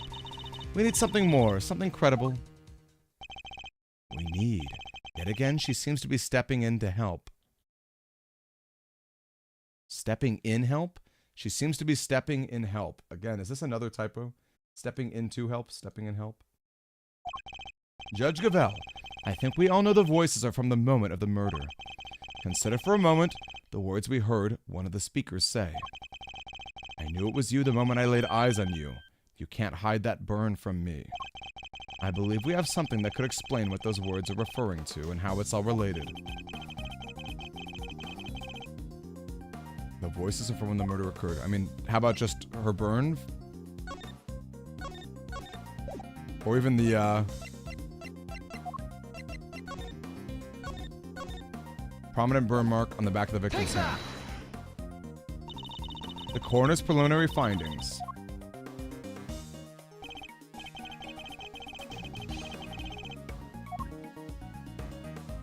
It's all this stuff. Take that!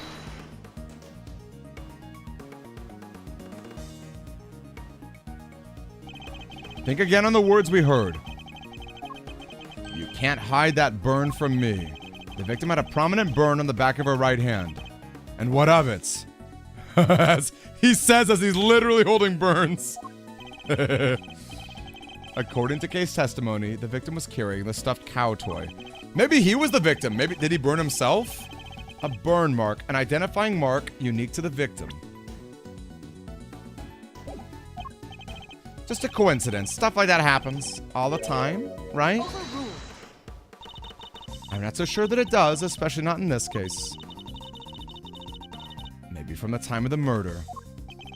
In which case, one of the two voices must belong to the real culprit. Based on the content, it seems likely that it's the one we hear the most. It still doesn't tell us anything about the killer's true identity, or even if they're male or female. Due to the voice changers, correct. Unfortunate, but unavoidable. One thing, however, has become clear. We are now able to say the voices Miss Hart heard were those of Miss Ringer and her killer. Just like I done told you they was. We can say something else now, too. And let's hear it. That is, if you don't mind, Mr. Chairman. Do as you wish. According to Miss Hart, just before the murder occurred, two people came up to the storeroom from the committee chamber. The ringleader and one of the auction attendees. It seems it was at this point in which money was exchanged. The murder happened immediately afterward, and the auction carried on after that. All of that points to one key fact.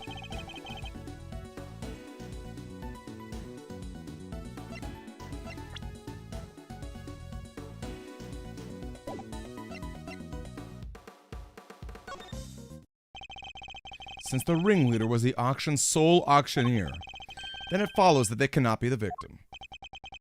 Hey, Gavel. Not right now, Eustace. There's a good boy. And if they weren't the victim, then they can only have been the killer.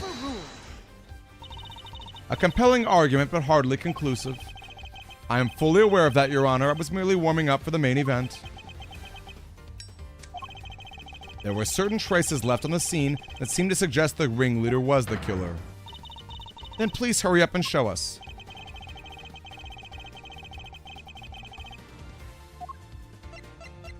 The ringleader having been the killer. Take that!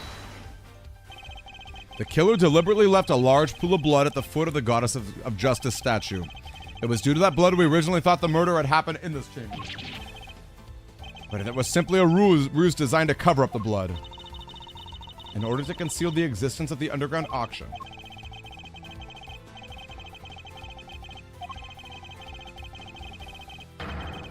The ringleader and the killer were one and the same.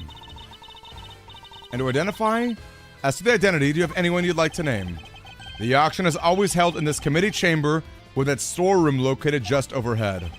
So at the very least, we know the murderous ringleader has some connection to the committee. Yes, yes. And you suspect me, correct? As the committee's most powerful member, that should hardly be a surprise, right? Another? Is this another typo?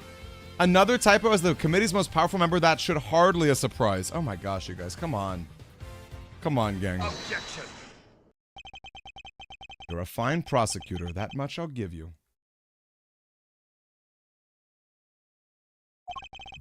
But, as I think I may have mentioned already, you're also hopelessly naive.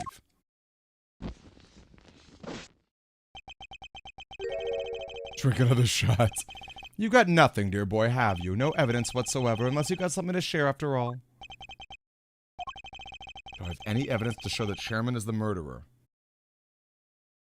It was Chairman Winter himself who brought up the fact that I suspected him. And he seemed confident right from the get-go that he's untouchable. He knows I have nothing. Well, Miles, my boy, time to pay the piper. I've always wanted to say that. Verity, he's all yours. Hey, Jeannie, nice to see you. Wait, dang it, I just remembered something. Huh? Do you have amnesia too? Nah, I just done came back to me. Flash of inspiration, you know how it is. Very well, say your piece. Objection. What are you doing, Verity? Mr. Edgeworth has made it clear he won't give up until every last lick of hope has been extinguished. So extinguish we must, lest he try to drag us through this excruciating process once again in the future.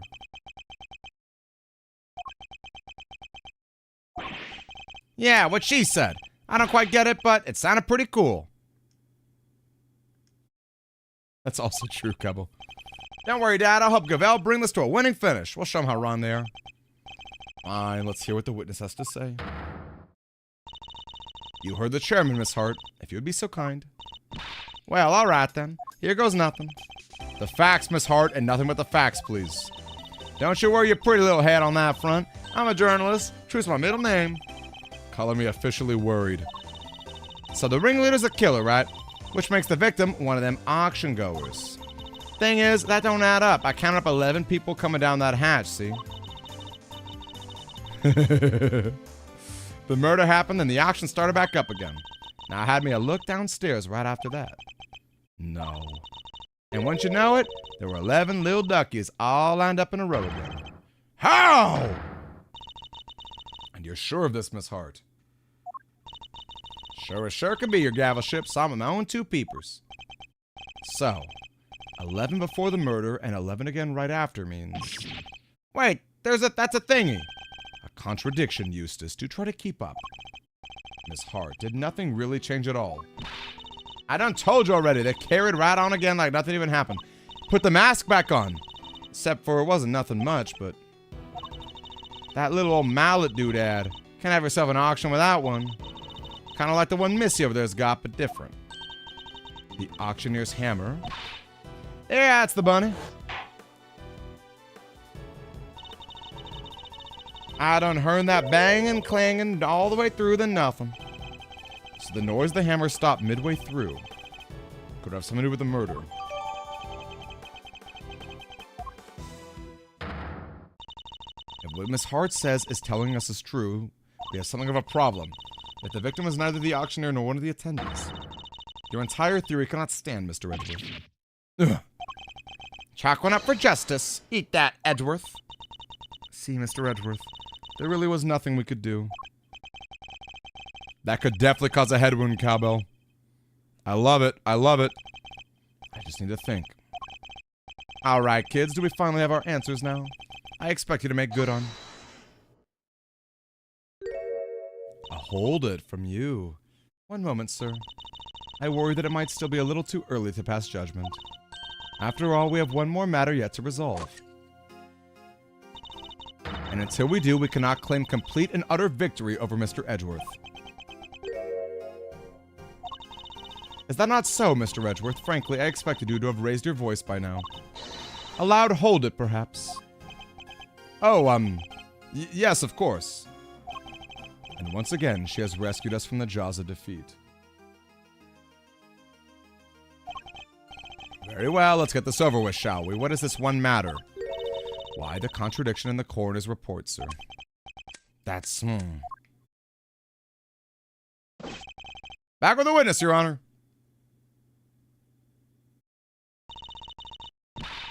What's that all about? Why'd you call us back down here? Did somebody suddenly fall ill? I'll have a compress ready in 2 shakes of an ouch. This better be good. Did somebody else drop dead? Well, they might soon wish they had. Dr. Hertz, Miss Needler, thank you for coming on such short notice. Let me assure you this won't take long. Quit trying to butter me up and get to the chase, will you? Ha ha ha. Of course, we summoned you here to confirm something. What is Judge Gavell up to? Dr. Hertz, the court asks that you provide the unabridged truth regarding the following. Do you stand by your preliminary findings? Can you vouch for the complete and total accuracy? Grandma doesn't make mistakes, ever. That's strange. What do you mean? In the course of this trial, an error was indeed found in her report. So I ask again for the truth, Dr. Hertz. Oh, did it say quite trying? I missed that. I thought it was quit trying. That's awful. How can you even say that? What are you asking me for? Why the heck would I want to do that? To help the true culprit, of course. As if I'd know anything about all that. I just know I didn't do anything of the sort. Then that's doubly strange. What other explanation could there be for the discrepancy in your report? Mr. Edgeworth, I wonder if you might have any thoughts on the matter. It's not like you to be coy, I must say. Why does she keep taking charge and helping me? I still don't know what she's trying to do. But I'll happily take what I can get. If everything was recorded accurately and handed off to Mr. Winner, then the report shouldn't contain any mistakes. Wait, for the record, I didn't do anything in the report. I guess we'll see, won't we? Dr. Hertz, perhaps we could begin with your side of the story. Why do we even need to? This is pointless. I'll be the judge of what's pointless, thank you very much. We have patients waiting back at the hospital. Ouch, we really don't have time for this.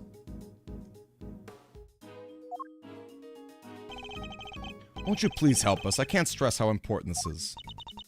Grandma says she'll testify. But could you please make it quick? If we're not back soon, people will suffer. And yet you had no qualms about taking your time and buying cotton candy last time we saw you. We'll let you go as soon as we can, I promise. Assuming you tell us the truth, that is. This is an interesting testimony. There's no mistaking Grandma's report. Not never. I've been dealing with the dead longer than you've been alive, Sonny Jim. Me writing something wrong, it's about as likely as... Ow. And what the heck you think I'd stand a game by doctoring a file, Don't make a lick of sense. And that's all she has to say. Nothing funky here. See, it's just as I thought. There's no chance the good doctor doctored her findings. And you swear by the holy goddess this is the testimony that is true. Grandma's never told a lie in her... Your opinions are not necessary, Nurse Needler. Your grandmother is the subject of this inquiry, not you. Not necessary? That's not fair. I'm the only ally poor Grandma has. Go ahead and shout objections left and right, but you best be prepared then, Mr. Ex-Prosecutor. Oh, I'm more than prepared. I'm ready to expose the truth behind the error in this report.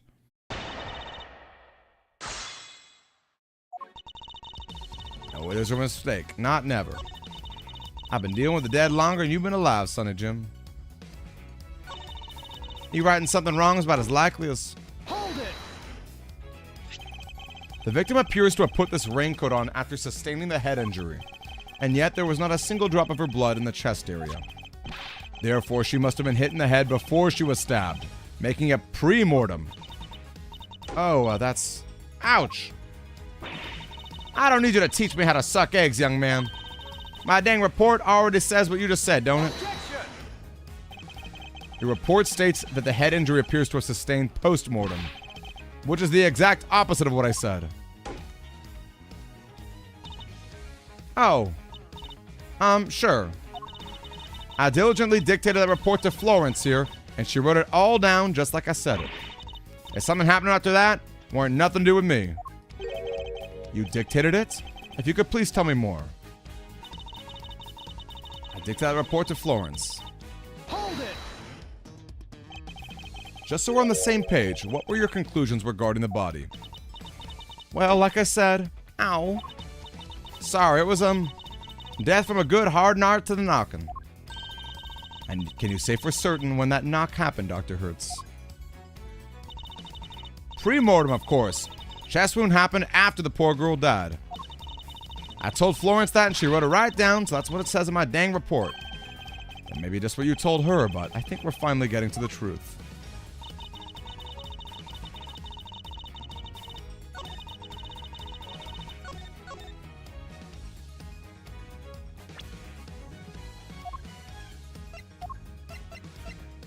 So should I object to it right away, I wonder?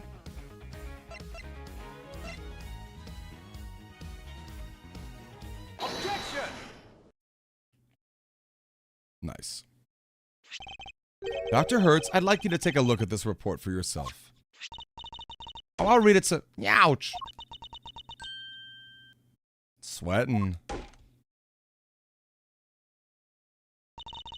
This ain't what I said. This ain't what I said at all. What? What do you mean exactly? I don't know.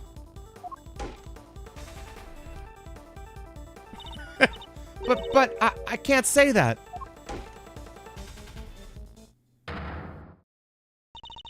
Miss Needler, if you are attempting to bury Dr. Hertz's truth, I will gladly hear her confession myself on behalf of the goddess of justice. Dr. Hertz seems to be telling Judge Gavelle something in private. What? I see. Very well, allow me to relay to everyone what you have just told me. Ain't no doubt about what I said. I dictated my own findings to Florence just like I told you I did. The fuddle-headed young thing must have wrote it down wrong or something. Wow, that was a great impression. Yes, but was it really necessary? So in summary, there was an error in the report. And it was all because of you, Nurse Needler. The true facts have now been shown to be that the head injury occurred prior to the chest wound. The question now, Miss Needler, is why did you introduce such an error? Just a minute, Verity. You make it sound as if the poor girl did it deliberately. Whereas, it seems to me she just made a little mistake. Pre-mortem, post-mortem, they're practically the same word, don't you think? Except they mean two completely opposite things. It was deliberate. And why would she want to change it? Exactly, Ow. You won't get away that easily. Explain yourself, young lady. But Grandma, You submitted a falsified report, an act that led to Kay being accused of murder. You owe us an explanation. But I can't tell you. Not don't want to, but can't.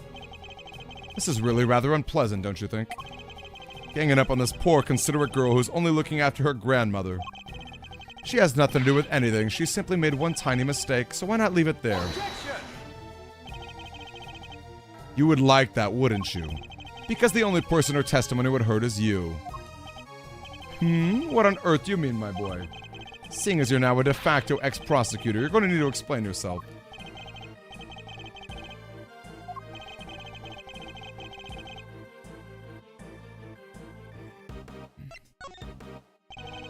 Nurse Needler doctored the report in order to cover for her accomplice. Ow. So she's a co-conspirator to this innocent young thing. You share your grounds for making such a wild accusation, dear boy.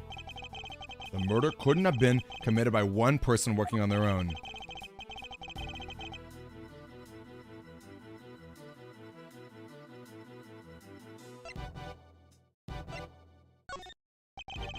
If the auctioneer was the murderer and the victim was one of the attendees, the fact that a witness testified to there even being 11 attendees even after the murder doesn't make sense. Hey, watch it! Y'all gotta call my good word into question now? That's not what I meant. In fact, it's quite the opposite. I'm taking you at your word, which means there must be a co-conspirator. I know it's hard, my boy, but sometimes you just have to accept that you were wrong. I wasn't wrong. I just hadn't considered the possibility of the killer having an accomplice. Things start to fall into place. If the killer's accomplice returned to the auction room in place of the victim, there would indeed have been 11 attendees, both before and after. Well, well, so that's your thinking, is it? It's certainly an intriguing one. But surely the imposter would have spotted right away. I don't imagine that Nurse Needler looks strikingly different from the victim in build and stature. With the help of a mask, she could very easily have replaced Miss Ringer without anybody noticing. Well, Nurse Needler, is that what happened? Did you take the victim's place at the auction? I wouldn't do something like... Now tell us, the ringleader, who were they? I can't tell you, I just can't. It'd hurt Grandma too. Ow!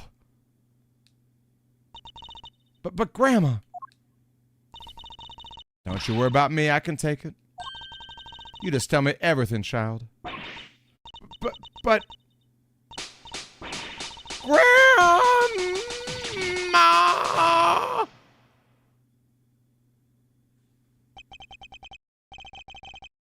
So I was right. She was an accomplice. Miss Needler, why? Well, Miss Needler, can you explain yourself? Thank you, Retro. Yeah, huh? Oh, thank you, Grandma. But I'm alright now. I confess it. I changed places with Miss Ringer. Whoa! So you admit that you were working with the ringleader? Yeah, I was helping them. I don't know how, but they found out Miss Ringer was going to attack them. The culprit was going to be attacked by the victim. Seemed pretty sure it was going to happen that night. They made a counterplan. They wanted to strike first, and they wanted me to help them. I was told to go to the storeroom before the auction began. Now hold on right there, Missy. I didn't see nothing and my eyes don't lie. You been there from before, I would have bumped right into you. I was there the whole way through, and you weren't there for a bit of it. But I'm not lying. Well, that's easy for you to say, but you were lying about altering that report only a few minutes ago. I think we're all well aware of the number of potential hiding places in that storeroom. Are we? Where exactly are you trying to say our friend the nurse was hiding? In that locked box. In the lockbox. Take that! She hid inside this closed box. Oh, she did she? Huh, well, it was there the whole time, even before I moseyed on in. Well, like I done told y'all, it was the chains all around it. Wanted to hide in there myself, really, but it was locked up tight, so I had to go elsewhere. I imagine that's because Nurse Needler was already lying in there. That's right. We didn't want anyone to open for it, or we would have really blown our cover. So the ringleader told me to climb in and wait until it was time for my part of the plan. And they wrapped up the whole box in chains. I think they took the elevator downstairs not so long after. It was just before the auction was due to start. No, cowbell! It feels like we're so close. To be fair, this will be on YouTube, I guess. The VOD will be on YouTube if you want to watch the end of it tomorrow. But, good night to you, Cal, if you gotta go. I think so. The auction proceeded as it always did. Sid, I love that you're still awake. That makes me so happy. Until a certain customer came upstairs to complete her purchase. Miss Hart overheard the victim and the culprit. You betcha I was hiding behind that statue, shaking like a dang leaf. In the middle of their quarrel, Miss Ringer was killed by the auctioneer. I imagine the auctioneer then carried Miss Ringer's body over to the clothes box, from which Nurse Needler emerged and swapped places. After placing Miss Ringer's body inside the box, Nurse Needler's role was now to pretend to be Miss Ringer. The two of them then returned to the room below as if nothing had happened. Does that about sum up what happened in the storeroom? Yes, in fact, that's exactly what happened. Hold up. She just waltzed right back on in and nobody noticed. That's two completely different people we're talking about. You're telling me not one of the other folks down there at the auction cottoned on. Why would they? The other auction goers had no reason to notice the difference.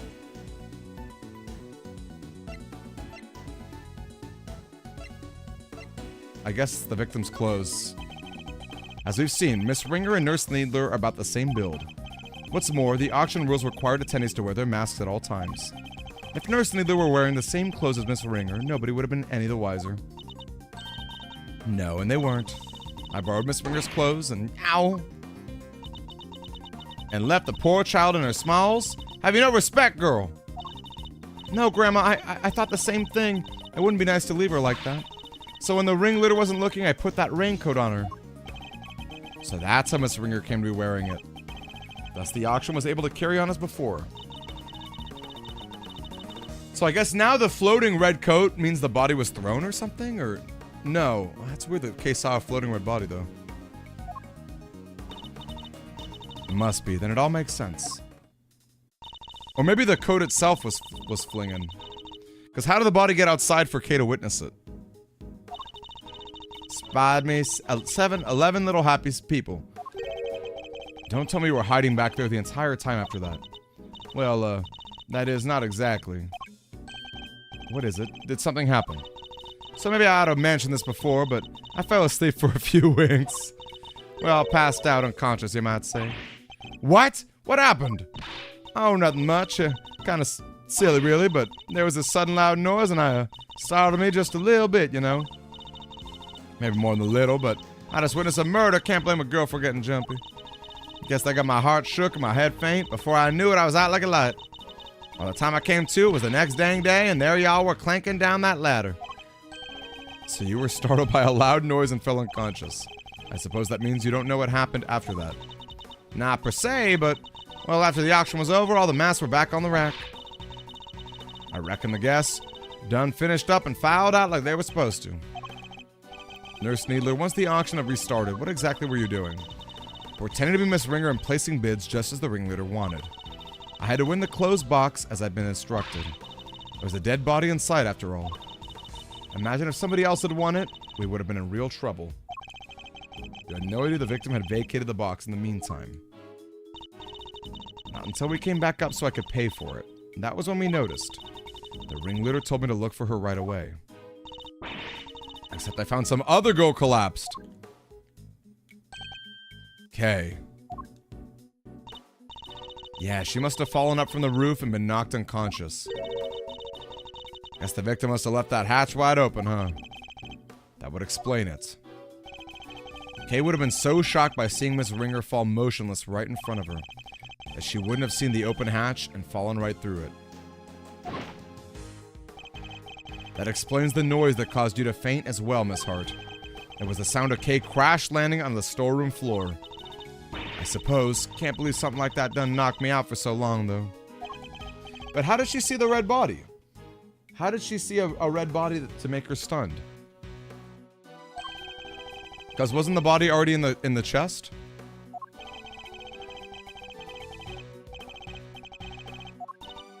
Sure, so I found Kay, and next I found Miss Ringer, and I put them both in the clothes box. We couldn't risk any of the auction goers seeing them. That would have caused a real hullabaloo. Or the ringleaders. But putting the raincoat on Miss Ringer was my own idea. So I tried to get rid of it before they found out what I'd done. I imagine they were none too pleased.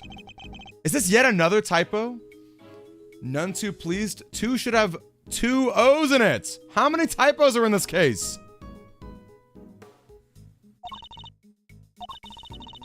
The ringleader and I put her in an auctioneer's outfit we prepared, which completed the deception and made everyone think she was the auctioneer.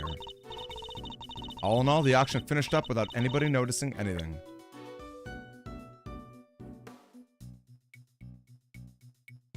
How'd the body get up the ladder? The ringleader and I put her in an auctioneer's outfit.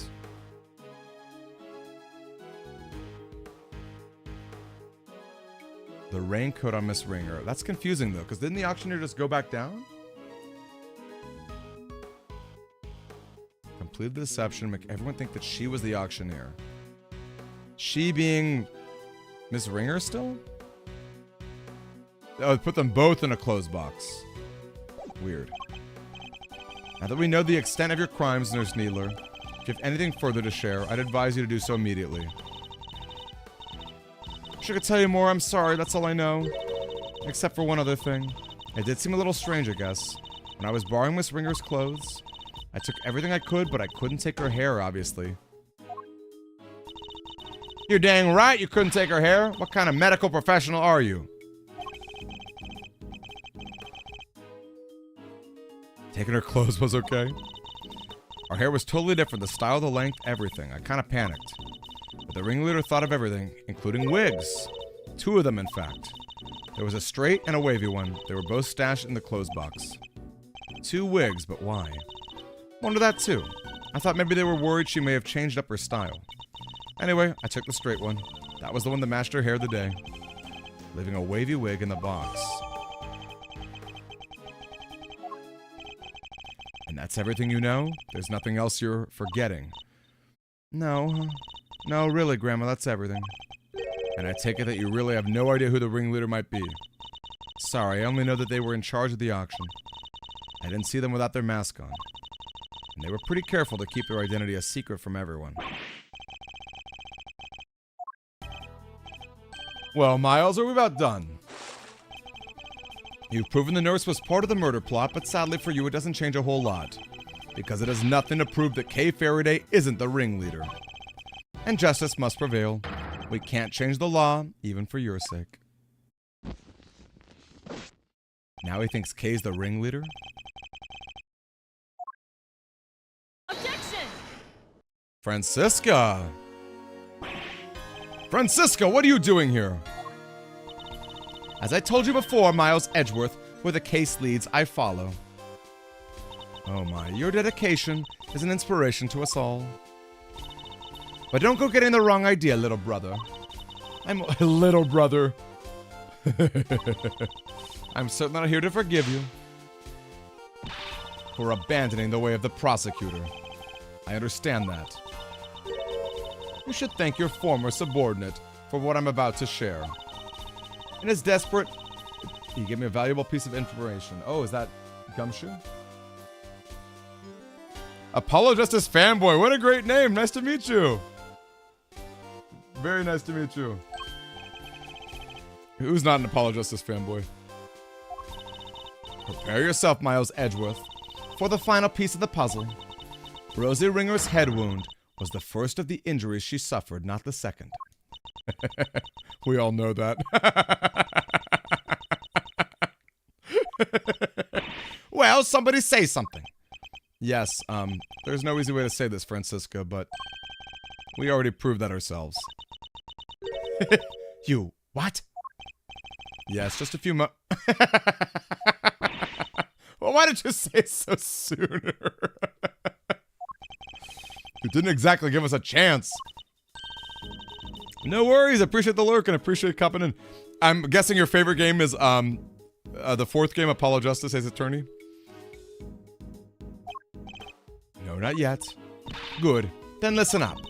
The victim was struck on the head with a blunt object with a circular surface. The hammer. Inflicted post-mortem. A circular surface. Objection.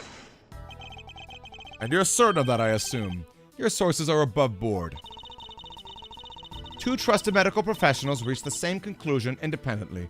Couldn't ask for more. Objection. That's certainly good to know. Unfortunately, you're overstepping the bounds. Of what? I'm the prosecutor in charge of Interpol's investigation into the underground auction. And this murder occurred during that auction. It would be negligent of me not to pursue leads pertaining to related parties. Especially the victim. My. You've really become quite the force to be reckoned with, haven't you, my dear?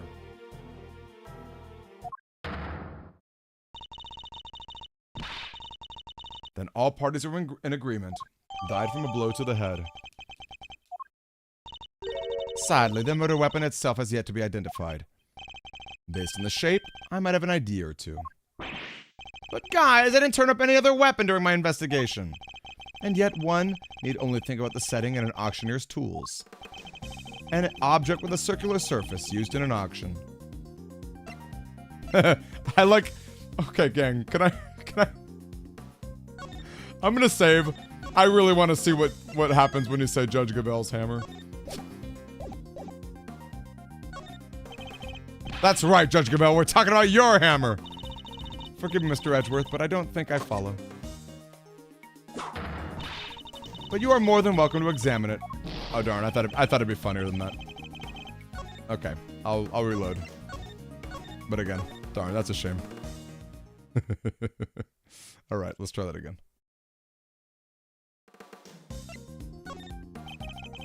What would an auctioneer have readily at hand? How about your favorite case, Apollo Justice? What would you say to that? Unless it's the 5th case, or I don't want to know about the 5th case, if there is a 5th case. We never found one of those. Actually, I guess you could say it if you want. I've loved the 3rd and 4th case of this game, and even the 1st, and even the 2nd, kind of. Not as much, but kind of. This game has been amazing. This game has been, like, top to bottom amazing. Well, I have just the evidence you need right here. This piece of evidence strongly suggests that the auctioneer's hammer was the murder weapon.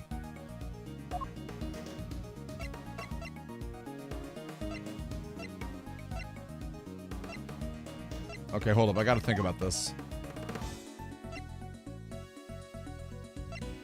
Was there a bang?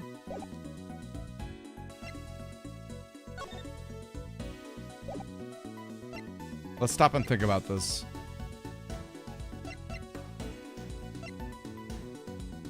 Heavy blow. Oh, it does say circular object. Oh, I guess not. I guess not. Okay, there's something more clear than that.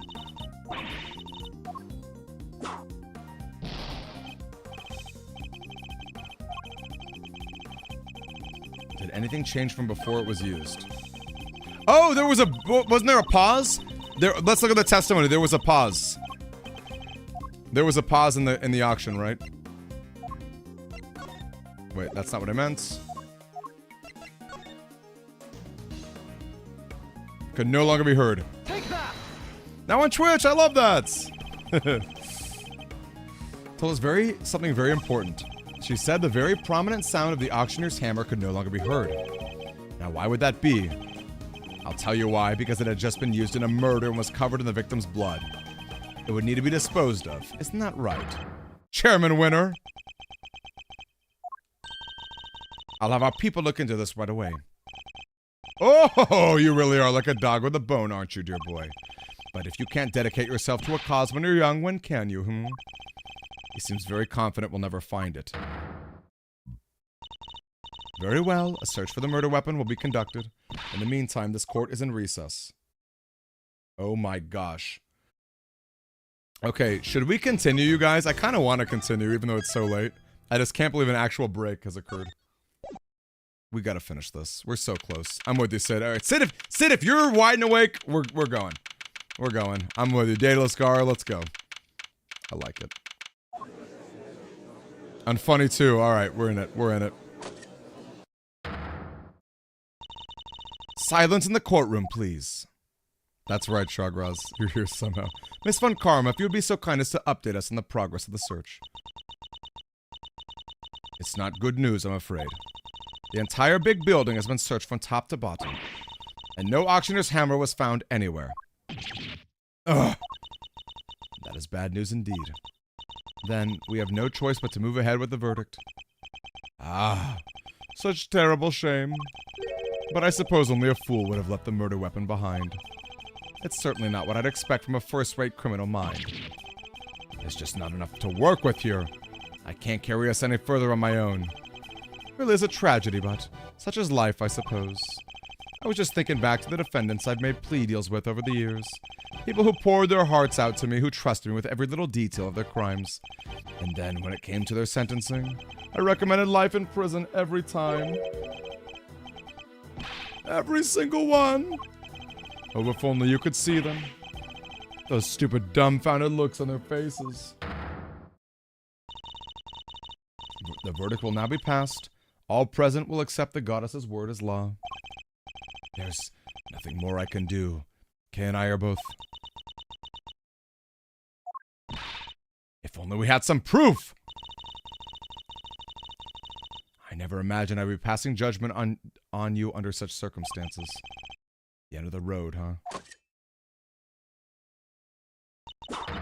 By the power vested in me. Excelsius, Winner. This court hereby indicts you for your crime. Wait! She just passed verdict on him? What? Huh? What on earth's gotten into you, Verity? I submit... Wait, and she's on our side! I submitted for the court's consideration the case file of a certain incident. Namely, the IS-7 incident. Wait, the last case we just solved? But what does that file have to do with... Wait, you mean... Your late night visit in this chamber, that was to... Precisely, I came here to retrieve these documents. Though sadly, it would seem I arrived too early to catch the auction itself. When we spoke of the matter before, I implied that I had come to retrieve files pertaining to your own case. You'll have to forgive me. That was a ruse to buy myself more time. Wow, literally the last case we did. What the heck are you doing, Gaval? You can't just accuse my dad. Without proper grounds, it's defamation. An excellent observation, Eustace. It is? And of course, I have the grounds to make such an accusation. 18 years ago, Mr. Manfred von Karma had some details about the victim's body fabricated. Details he was forced to fabricate when the sculptor Artie Frost's body went missing. My papa! Fabricating information! What is the meaning of this? Oh, does she really not know about her father's crimes? The insideman, the detective originally assigned to the case, did in fact report that the body had gone missing. However, it seems that a certain someone wasn't very pleased with Mr. von Karma and deliberately withheld that information in order to bring him down a few pegs. What? This individual refuses to allow anyone to go against their wishes or to challenge their power. And they're known to go to extreme lengths in order to bring those who defy him to heel. 18 years ago, they were no different. In fact, they even ordered Dr. Hertz to create a fake autopsy report for the IS-7. What? She was responsible for the fake report? Wait, you have to understand, Grandma, she's not a bad person. She had to do what he said. She didn't have any choice. He, the person in question, was the chief prosecutor at the time. The chief prosecutor 18 years ago. No. The man who gave Papa the first penalty of his career. Excelsius winner. It was you. Objection! What are you all talking about? My dad would never do something like that. Overruled. I'm sorry, Eustace, but your opinion on the matter is not needed here. Well, Chairman Winner, you have anything to say for yourself? All that nonsense with the body, that was Manfred's doing, such a willful boy. And the fake autopsy report, Hilda, how could you? I can't believe you naughty kids would do such a dishonest thing behind my back. Hold it. We could just ask her why she did it. She is standing right over there, after all. Wait, Grandma can't. She's... Grandma, I'm sorry. I knew. That's why I... Right, exactly. If I didn't, everybody would have found out about what you did. They said he was going to charge you if you didn't help with their plan. They said that he would... That I just had to do what the auctioneer said. So you were coerced into it, were you, Nurse Needler? And just to be clear, the auctioneer was Chairman Winner. I'm sorry, but I honestly don't know. The person forcing me to help them was the auctioneer. And they definitely looked like they were the same build, but I never saw their face. Well, there must be something. Any detail, no matter how small, will do. Oh, wait. Their mask didn't cover their whole face. And the part that wasn't covered had a tattoo on it. I remember that much for sure. Would the tattoo be under their beard? Tattoo. Objection! Oh! Wait! Doesn't the smuggling ring have a tattoo? Don't people in the smuggling ring have tattoos? I think I remember something like that. Maybe I'm wrong. There's no tattoo anywhere on my face. Under your beard, perhaps? Which means I can't be the ringleader, no matter how much you might want me to be. I only hope you can figure out who this shameless manipulator might be. Maybe I'm wrong. Maybe I'm wrong about tattoos. Your contempt for this courtroom is an insult to the goddess. Are you sure it's not you who's feeling insulted here? I'm not the one who's been trying to bring you to justice. Miss Ringer had been trying to too. Ooh, a scar could be mistaken as a tattoo. This is true, Gar. Young Rosie was looking to take me down, you say. But why? I barely knew her. I've always had a certain magnetic charm, but I don't remember ever catching that particular eye. He is touching his beard a lot, Retro. This is true. You barely knew the victim. Why, I believe that is a new statement. The goddess demands that you offer your full testimony on the record. So that's how this is gonna go. You mean to hound me until I finally break? Well, if that's the way you want to play it, fine. I'll destroy you all. Every last one of you. Mr. Edgeworth, please allow me to work with you on this one. I doubt we'll get another chance to put him on the stand. So let's make the most of this opportunity. Of course, Your Honor. This is cool. I wouldn't have it any other way.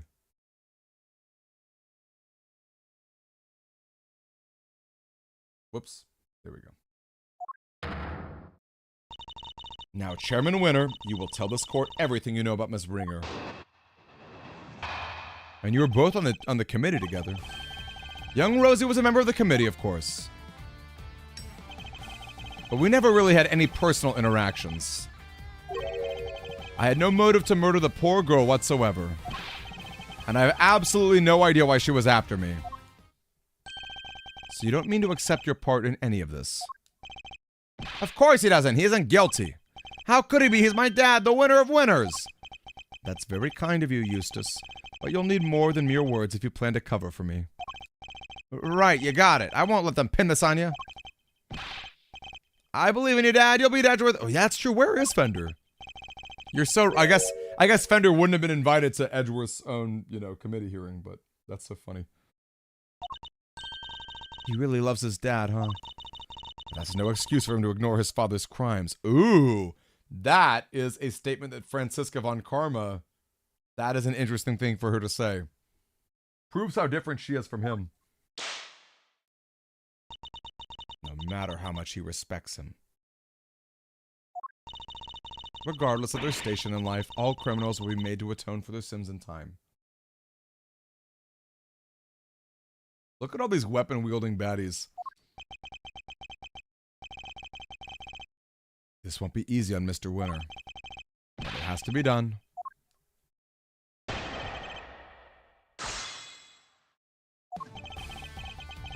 Yep, she was definitely a member of the committee. As a member of the committee, you must at least have been familiar with her face. Sure, but that's about all. I saw her every once in a while. We never really had any personal interactions. Hold it! What about that letter talking about the revenge? Exactly what I'm saying, my boy, yes. I never even knew about that burn mark on her hand. You didn't. I mean, what's the point? You get to know someone, but before you know it, they're gone. It's become such a pain to remember things about others. They're here one day and gone the next. I wonder what the icon on his outfit means. Kirito, I'm up here. We're finishing this Kirito. They even know what the burn mark on her hand. Hold it! You sure you didn't know about the burn mark? You really don't let up, do you? I'm not in the habit of memorizing who has a scar on their hand and who doesn't. But this wasn't just any old scar. I'd say it's pretty noticeable, in fact. Now that I think about it, Miss Ringer did always wear gloves. Truth be told, I wasn't aware of the burn marks until after the incident myself. The victim's hands were always covered by a pair of gloves. Makes sense, of course. People can be very self-conscious about such things. I can only sympathize, being something of a sensitive soul myself. I hope you're not too sensitive to append that statement to your testimony. Suppose she was always wearing gloves. Hold it! So you remember her always wearing gloves. I mean, it was something of a trademark of hers. Who knew it was to hide a burn mark? I always imagined it was just a fashion statement. Does your little friend have something to hide under all those bandages?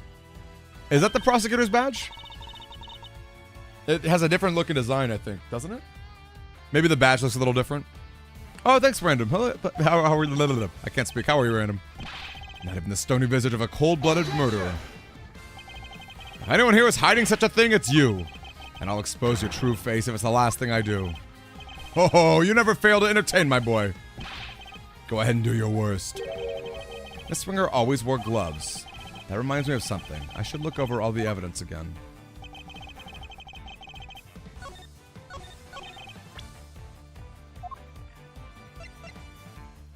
She has fingerprints. Objection! Oh. Okay. You certainly seem fired up about it, my boy.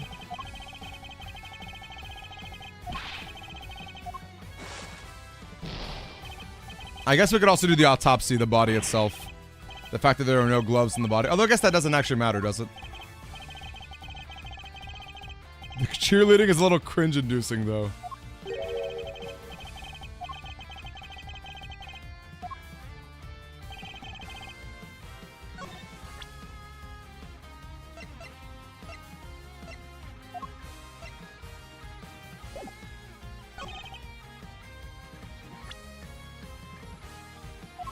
Should we go over the dialogue?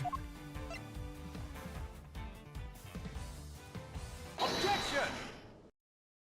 The only reason I didn't object to this earlier was because I didn't think it was relevant that her gloves were off at that point. But I guess that's the moment of surprise. The gloves are off and then you get surprised.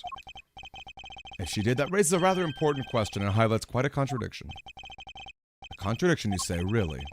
If you listen again to the conversation that was captured with a stuffed cow, you'll soon see what I mean. And I knew it was you the moment I laid eyes on you.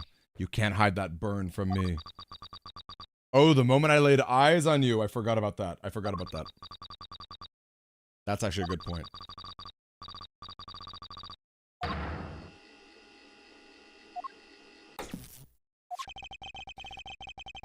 What we heard is the moment the victim was attacked.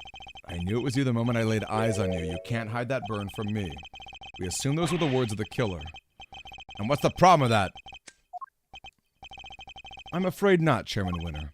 For you see, if the victim was always wearing gloves, the burn mark should not have been visible to her killer. Objection! You speak as if gloves can't be easily removed. That was my literal point. That was my thoughts.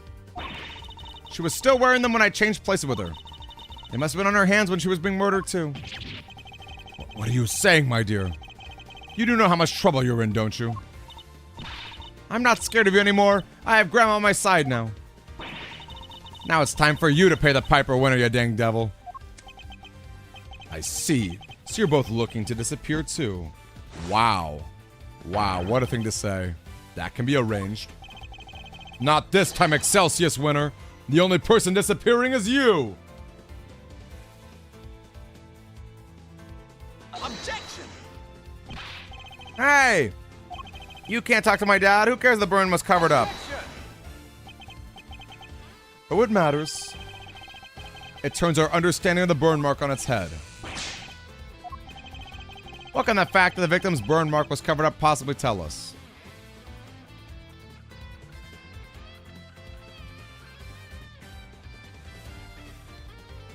Hold up.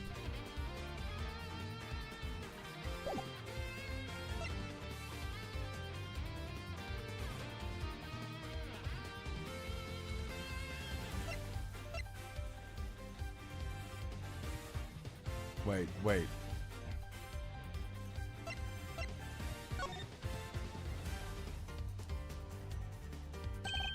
Think about it like this, Mr. Winner.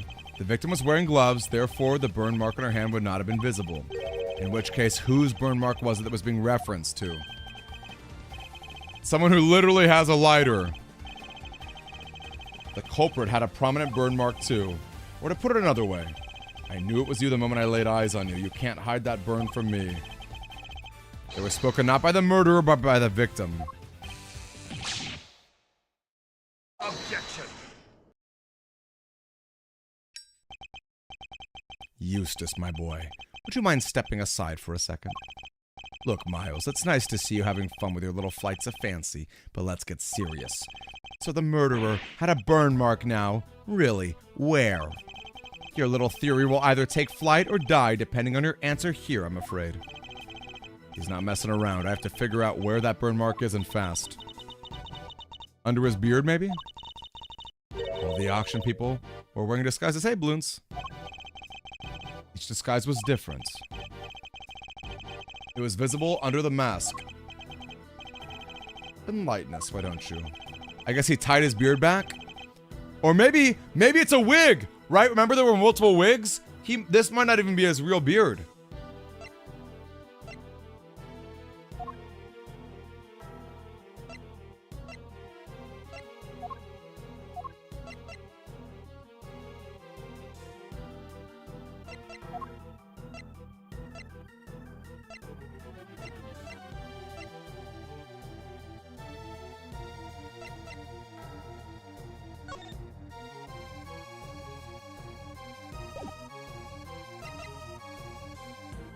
The thing is, it doesn't show the specific mask. I mean, I guess that mask in general is not a bad idea.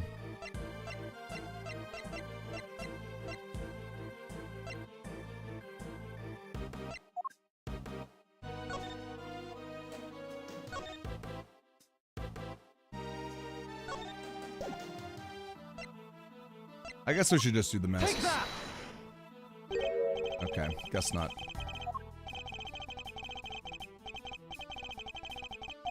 The location of the burn mark. So it has to be covered. The mask didn't cover it up. How would the ringleader have looked when Miss Ringer saw the burn?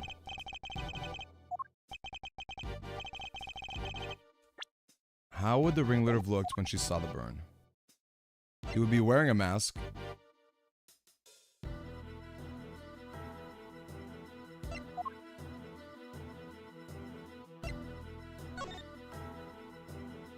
How about this one?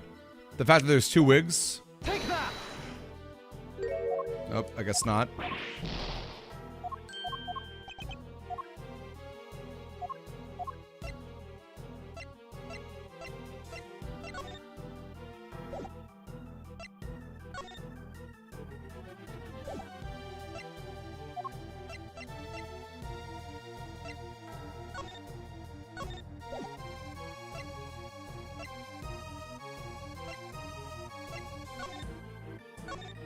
I mean, there's this, but we already know that she had a burn mark on her hand.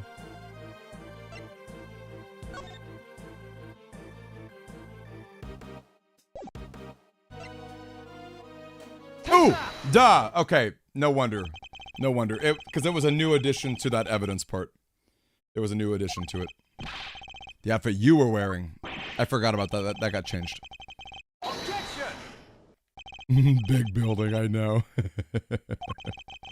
I like it when the names of people are less, like, obvious. Or like when the pun is more subtle. The auctioneer's mask didn't quite cover your entire face. Not only that, she claims to have seen a tattoo on the part that was exposed. But it was a tattoo, or did she simply mistake a burn mark for one? Objection.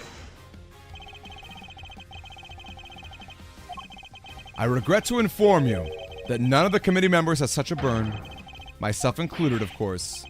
But Dad, I mean... Eustace, do you think you can be quiet, please? You can be foolish on your own time later.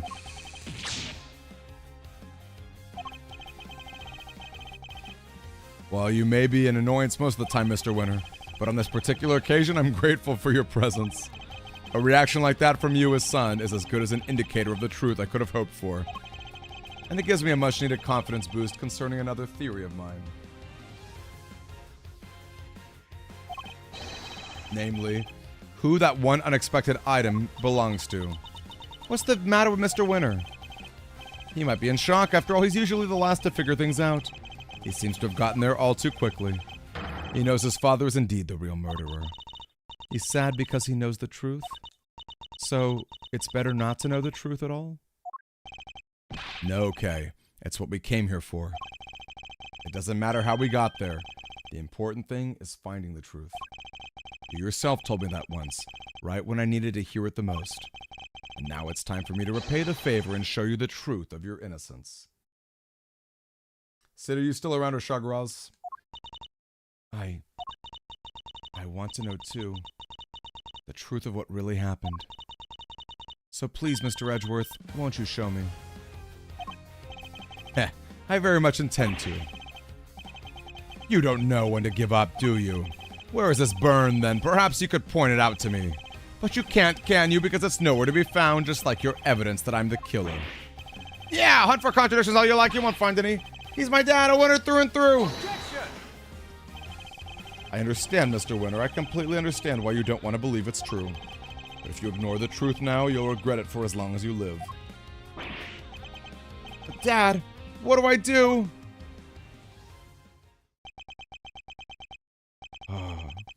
I just don't understand it. How could I have raised such an utter buffoon? If you really wish to help your father, Eustace, you can try thinking on your own for once in your life, you useless nitwit. But I try all the time, Dad. All I do is try. I went to the school you wanted me to go. I aced every test. Look at my jacket. They only give us to the valedictorian. I did everything you told me to. I worked like crazy and graduated at the top of my class. I tried to be just like you and win as many trophies as I could. Objection!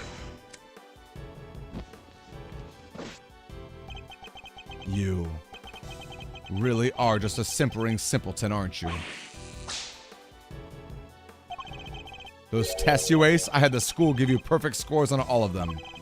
Those debate and speech competitions you won, the judges were all friends of mine. If you never even realized that much, there's no hope for you, I'm afraid. None at all. You're no son of mine. Even you must see that.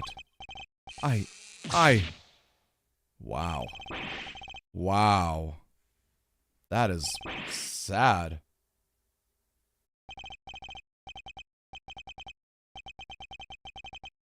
Gone, my own son. They'll leave me in the end. Oh, I mean, boo. Even when he was trying, he was failing, and he did it all for me. Then he should have tried harder. You're a disgrace.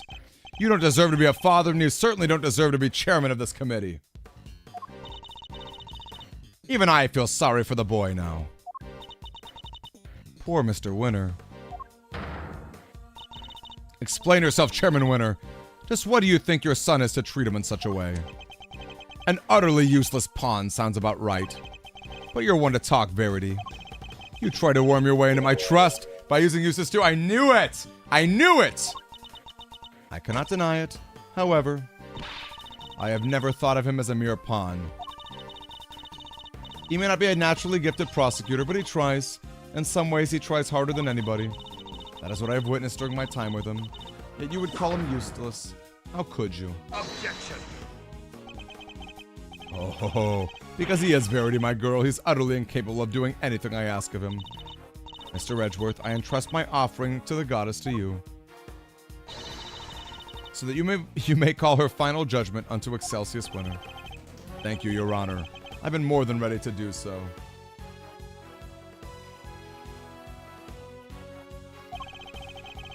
The ringleader has a visible mark on their face. Then it would follow that Chairman Winner is currently hiding that mark. How exactly was he dressed during the auction? Now then, your answer, please.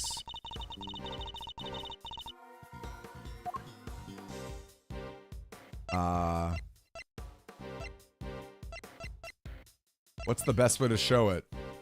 The wigs? Take that! Let's go. Let's go. Recall Nurse Needler's testimony, if you will. There was one thing we never quite resolved. The second wig, the one that wasn't used. I seem to remember it being wavy. What are you two talking about? Nurse Needler apparently found the very interesting items when she went to swap places. And what do they have to do with a burn mark? What she found were two wigs. One was intended to make her look more like the victim. But what was the other one for? I don't suppose it was meant to be a spare. It doesn't take a huge leap of imagination to see the truth. Compare Chairman Winner's current appearance to that of the ringleader as it was described. Stop it. Stop staring at me. One very prominent difference presents itself. His face, or rather, what's around it. You mean, it wasn't a wig after all? Indeed, not a wig intended to go on the top of the head. It was a fake beard all along, wasn't it, Excelsius Winner?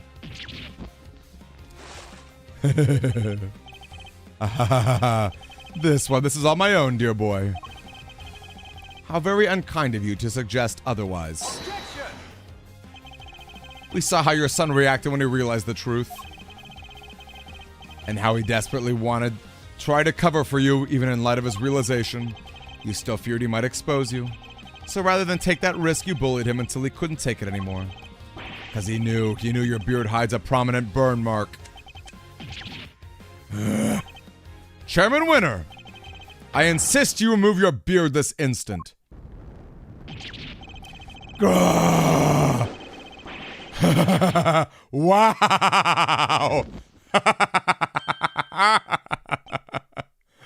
Oh, man. There it is, the burn mark. Mr. Edgeworth, for bringing evil to justice before the eyes of the goddess, you have my thanks. No, thank you. I couldn't have done it without you. Excelsius Winner, in the name of the goddess, I hereby pronounce my verdict.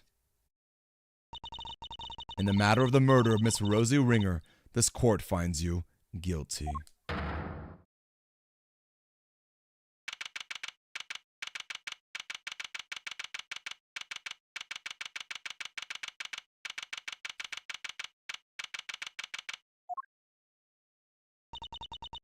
Mr. Edgeworth, I can't thank you enough. You never gave up on me, even when I gave up on myself. That was very kind of you. That feels weird that it was so easy. That feels weird that it was so easy. As a prosecutor. No, as a friend. It was the least I could do. Yes, that was it, Shugraz. I have learned that Chairman Winner has been safely delivered to the detention center. The search for the missing auction hammer continues, however. We are talking about Chairman Winner here, so it's highly likely it has already been destroyed.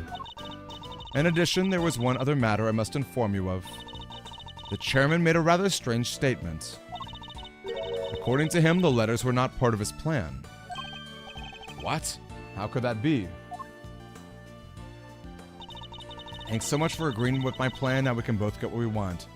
He claims that he and Miss Needler found this letter on Miss Ringer's person. And they found a second letter on Kay's unconscious body. For their contents, the letters seem to be ones of correspondence. So he left to the conclusion that they must have been working with each other. That's quite the conclusion to jump to. As he read the letters, that's when he came up with the idea to frame Miss Faraday.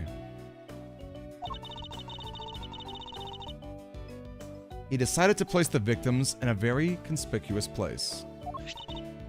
Namely, in her left chest pocket. Sounds to me like he's just trying to make excuses for himself. Yes, I certainly thought the same. Perhaps it was some sort of last-ditch ploy on his part. But it matters not, he will answer to the goddess now. And under her scrutiny, such strategies cannot hope to succeed. He will not escape justice. And with that, one of the duties with which I have been entrusted with is complete at last. Judge Gavel, before you go, can you tell us what you know about how Chairman Winner came to murder Miss Ringer? There's more there, isn't there? Yes, and I suppose you have earned the right to the whole truth. Miss Ringer once had a lover, a press photographer. He was investigating the underground auctions as a freelance journalist. But before he could uncover the truth behind the auctions, he was disappeared. All Miss Ringer was left with were the memories and personal effects of her lover. And so, seeking revenge on Chairman Winner, she made her appearance at the auction. Unfortunately for her, her opponent struck first. I see. So that's the story behind this case. How did he know that she was going to come? While the goddess does not condone acts of wanton vengeance, Miss Ringer's actions have exposed Chairman Winner's crimes at last. So that was your real goal. You were tasked with exposing Excelsius Winner and the corruption at the heart of the committee. So she must have really gotten onto his good side by pursuing Edgeworth. Does anyone know what happened to Mr. Winter? I'm afraid I haven't been able to get in touch with him. You have any idea why? Probably because I wasn't there for him just now when he needed me the most. Oh, I really feel bad for him. Well, don't pity him too much. At least he knows the truth now. And no matter how hard it might be, he'll need to learn to accept it. Again, I feel like Francisca's talking about herself with her own father here.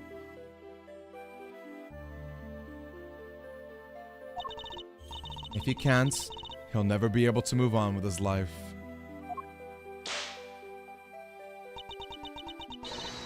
Trust me. Wow. Again, very much her. A father's influence isn't easily erased, but in time he can hopefully try to change his ways. You're right. You've got to be. Can I change too, I wonder? Can I move on with my life? Are you okay, Kay? How's that head feeling? I'm fine. Thank you. I'm so sorry, Kay. You were my patient. I had a responsibility to you, and instead I let them accuse you of... Dang right. We ain't just in the business of fixing bodies, Missy. The mind's where it all begins. You're right, Grandma. Speaking of which, how's your memory? It's like, with a little more time, maybe I'll be able to remember some time?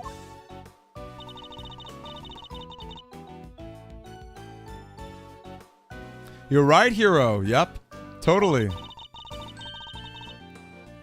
I aim to preside over the trial of Fifi Lagarde in a bit. The Bronco Knight case, huh? Who's the defense attorney?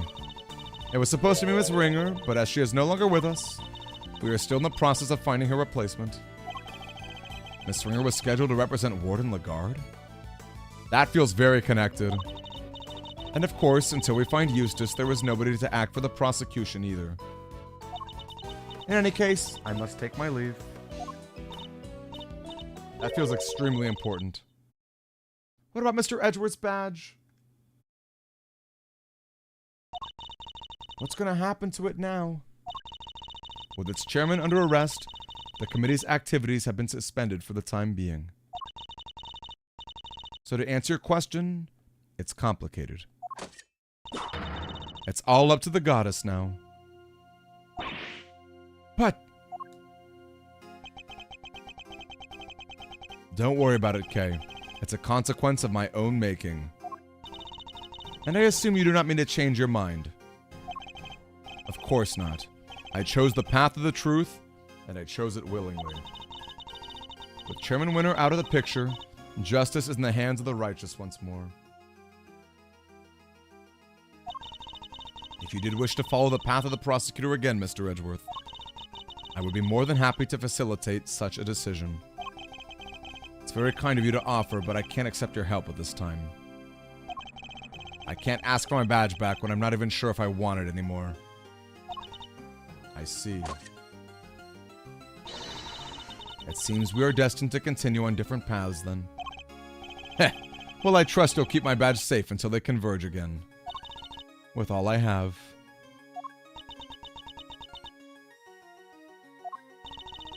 In the meantime, I have here a token of the goddess's mercy. You may return this to its rightful owner. Aww. Kay's promised notebook. It seems it was due to be sold in the auction. Why would someone want to buy that? And with the name Kay written on its cover, Chairman Winter made the connection immediately and knew who it belonged to. It was the same name as the one in the letters, after all. So maybe Kay really was working with these people. The letters he claimed to know nothing about. I suppose he insisted he didn't prepare them. Yes, he also had something else to say. Apparently he thought that Miss Faraday was after her notebook and that Miss Ringer was after his life. And that their respective goals are what led them to cooperate and infiltrate the auction together. Unfortunately for him, he misread the situation completely. It was all just happenstance. If Kay had known a defense attorney who was also a member of the committee, there's no way she wouldn't have told me. That just isn't like her. Haha, your belief in her is touching.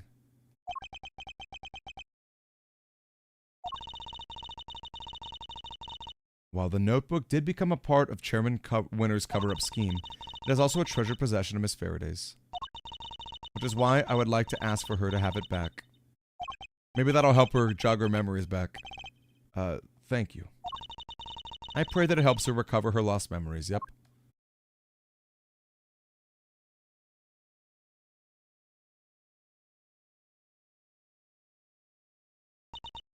Is everything alright?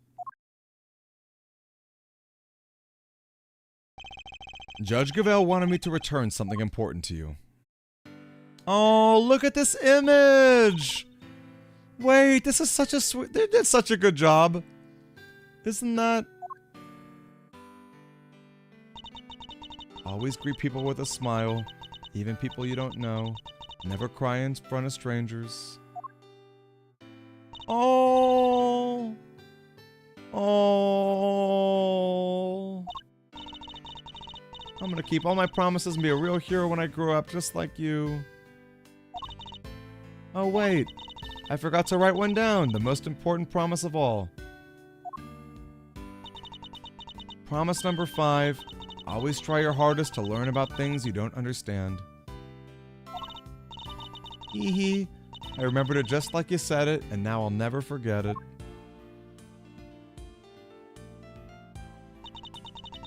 Always try your hardest to learn about things you don't understand. That's right. I have to try. I'm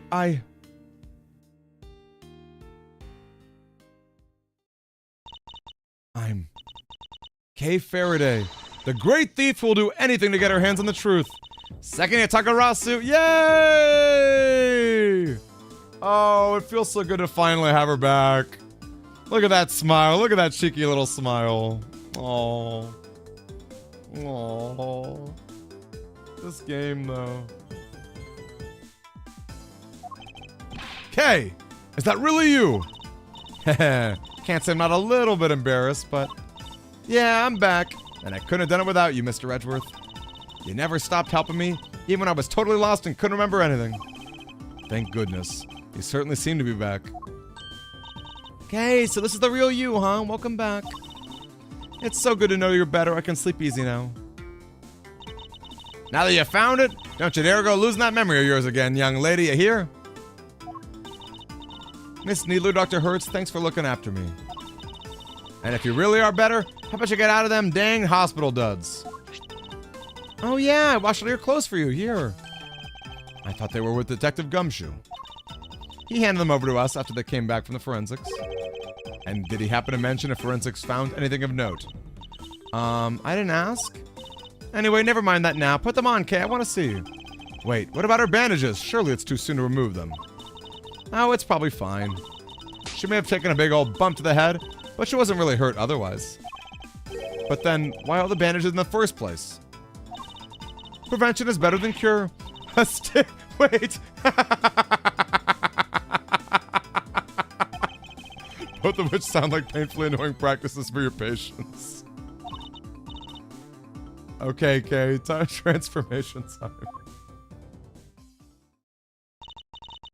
Yeah, now this is what I'm talking about. Fits like a stolen glove. That smile suits you better too. As it always did. Thanks to you, too, Miss Von Karma. I'm so glad you showed up when you did. I simply came when Scruffy asked me to. I'm sure he'll be very welcome to see that you're back to your old self. Speaking of Gummy, where is he? Who knows? Perhaps the well of his devotion ran dry when a certain someone threw away his badge. Detective Gumshoe. Anyway, I have to be going, and I'll be taking those two with me. Wait, what's gonna happen to them? Acting as accomplice in a murder and forging an autopsy report. Their crimes cannot be allowed to go unpunished. But the fact that Excelsior Winner coerced them into cooperating will of course be taken into account. Don't you worry about us, Kay. As long as Graham and me are together, we'll be alright. Take care, Faraday, until we meet again. It's okay. I know you only just got your memory back, but I need to ask you some questions. Sure, ask away. What happened the day you lost your memory? What were you doing? Let's see. Somebody asked me to meet them at Gourd Lake. But I didn't know who it was. So there I was, just looking up at the moon when somebody in a red coat started walking toward me. They must have drugged me somehow. That's when I fell unconscious. I'm not sure I follow. Okay, was at Gourd Lake looking up at the moon? Anyway, when I came to, I was on the roof of this building. I was in a daze and stumbling around when I saw the person in the red raincoat again, but they were lying on the ground. I was so surprised I stumbled backwards. And then I was falling and everything went dark. When I came to the second time, I couldn't remember anything. The person in the red raincoat. Who in the world were they? I'm sure they were walking in midair. Thinking about it makes my head hurt. Just breathe, Kay. You only just got your memory back. You still confused.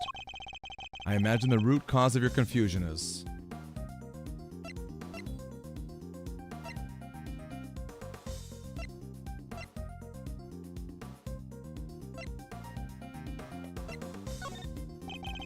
I imagine things are all mixed up in your mind because you were at Gourd Lake one minute and then at the top of the big building the next. And because you saw the moon in both locations, your mind blended your memories.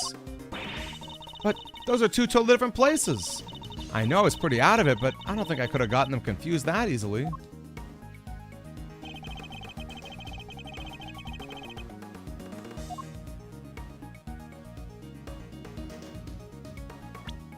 These things on the roof. Was it the unicorn?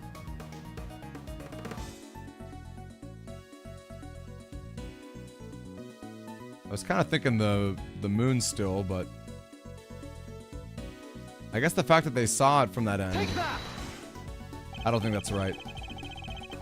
The scene down by Gourd Lake and here on the top of the big building. Cherry blossoms and food stands. You're right. The similarities are what caused your memories of both places to overlap. The person in the red raincoat wasn't walking in midair. They were walking towards you from across the park. But in your blurry memories, that same sight played out over the viewing platform instead. Who steals a great thief's memories anyway, huh? That's just cheating. Even still, doesn't answer the question of who attacked Kay in the park. Was it the person in the red raincoat she saw? And does she still have little thief? I don't think so. Do you hear that? Sounds like it's coming from up in the storeroom. Come on, let's go take a look. Well, howie! Spell another scoop in the oven. You're still here? It's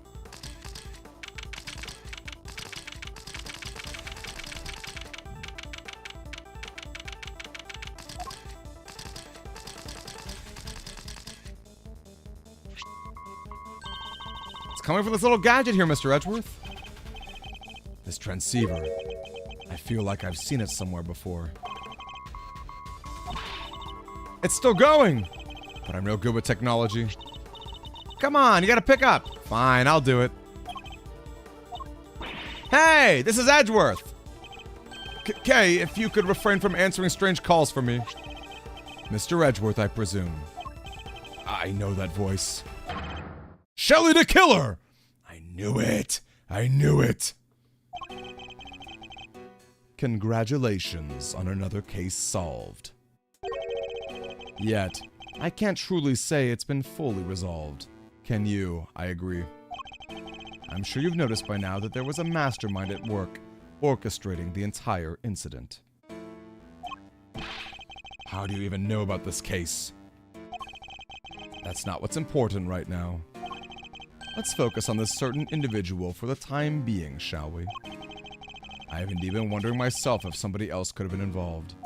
If not, how are we to explain the piece of evidence that proves so damning to an evil mastermind, but who?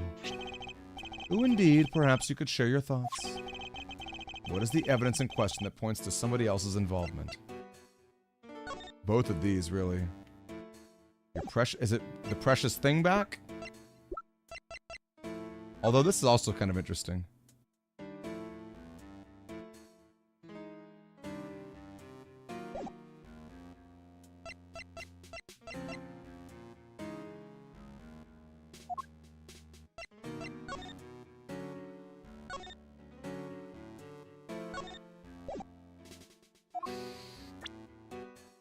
Evil mastermind.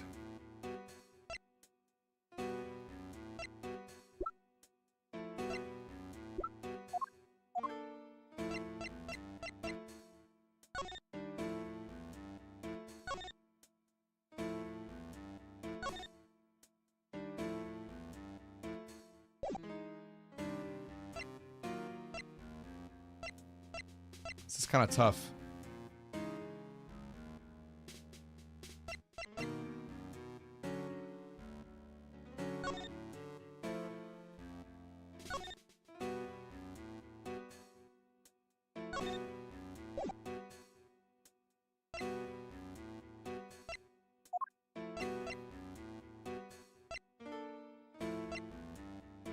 My thoughts are it's either in those letters that was framing K,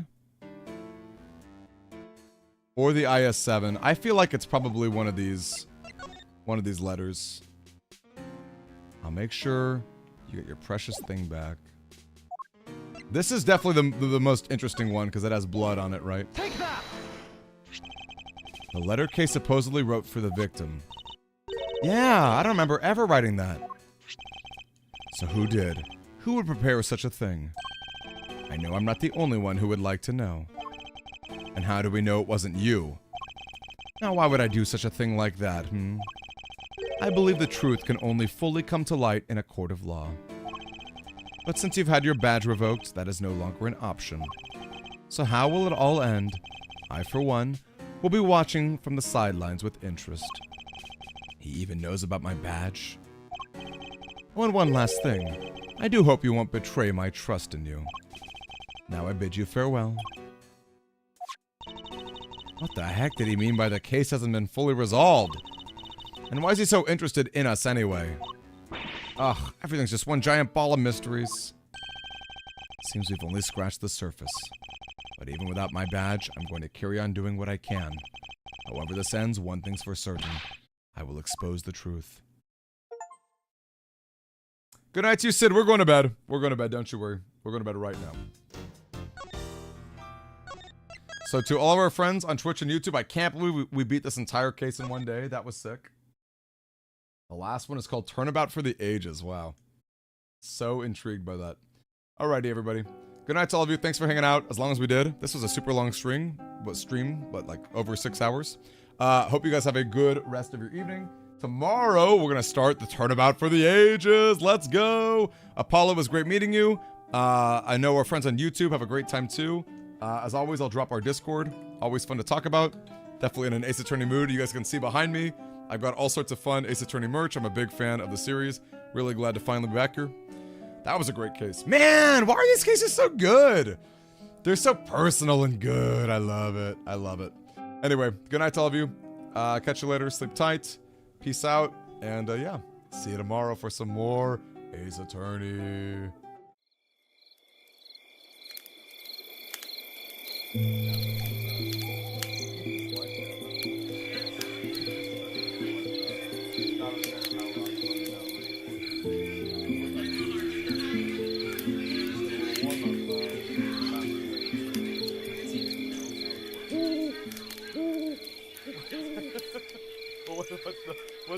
What's the general dummy operation? What's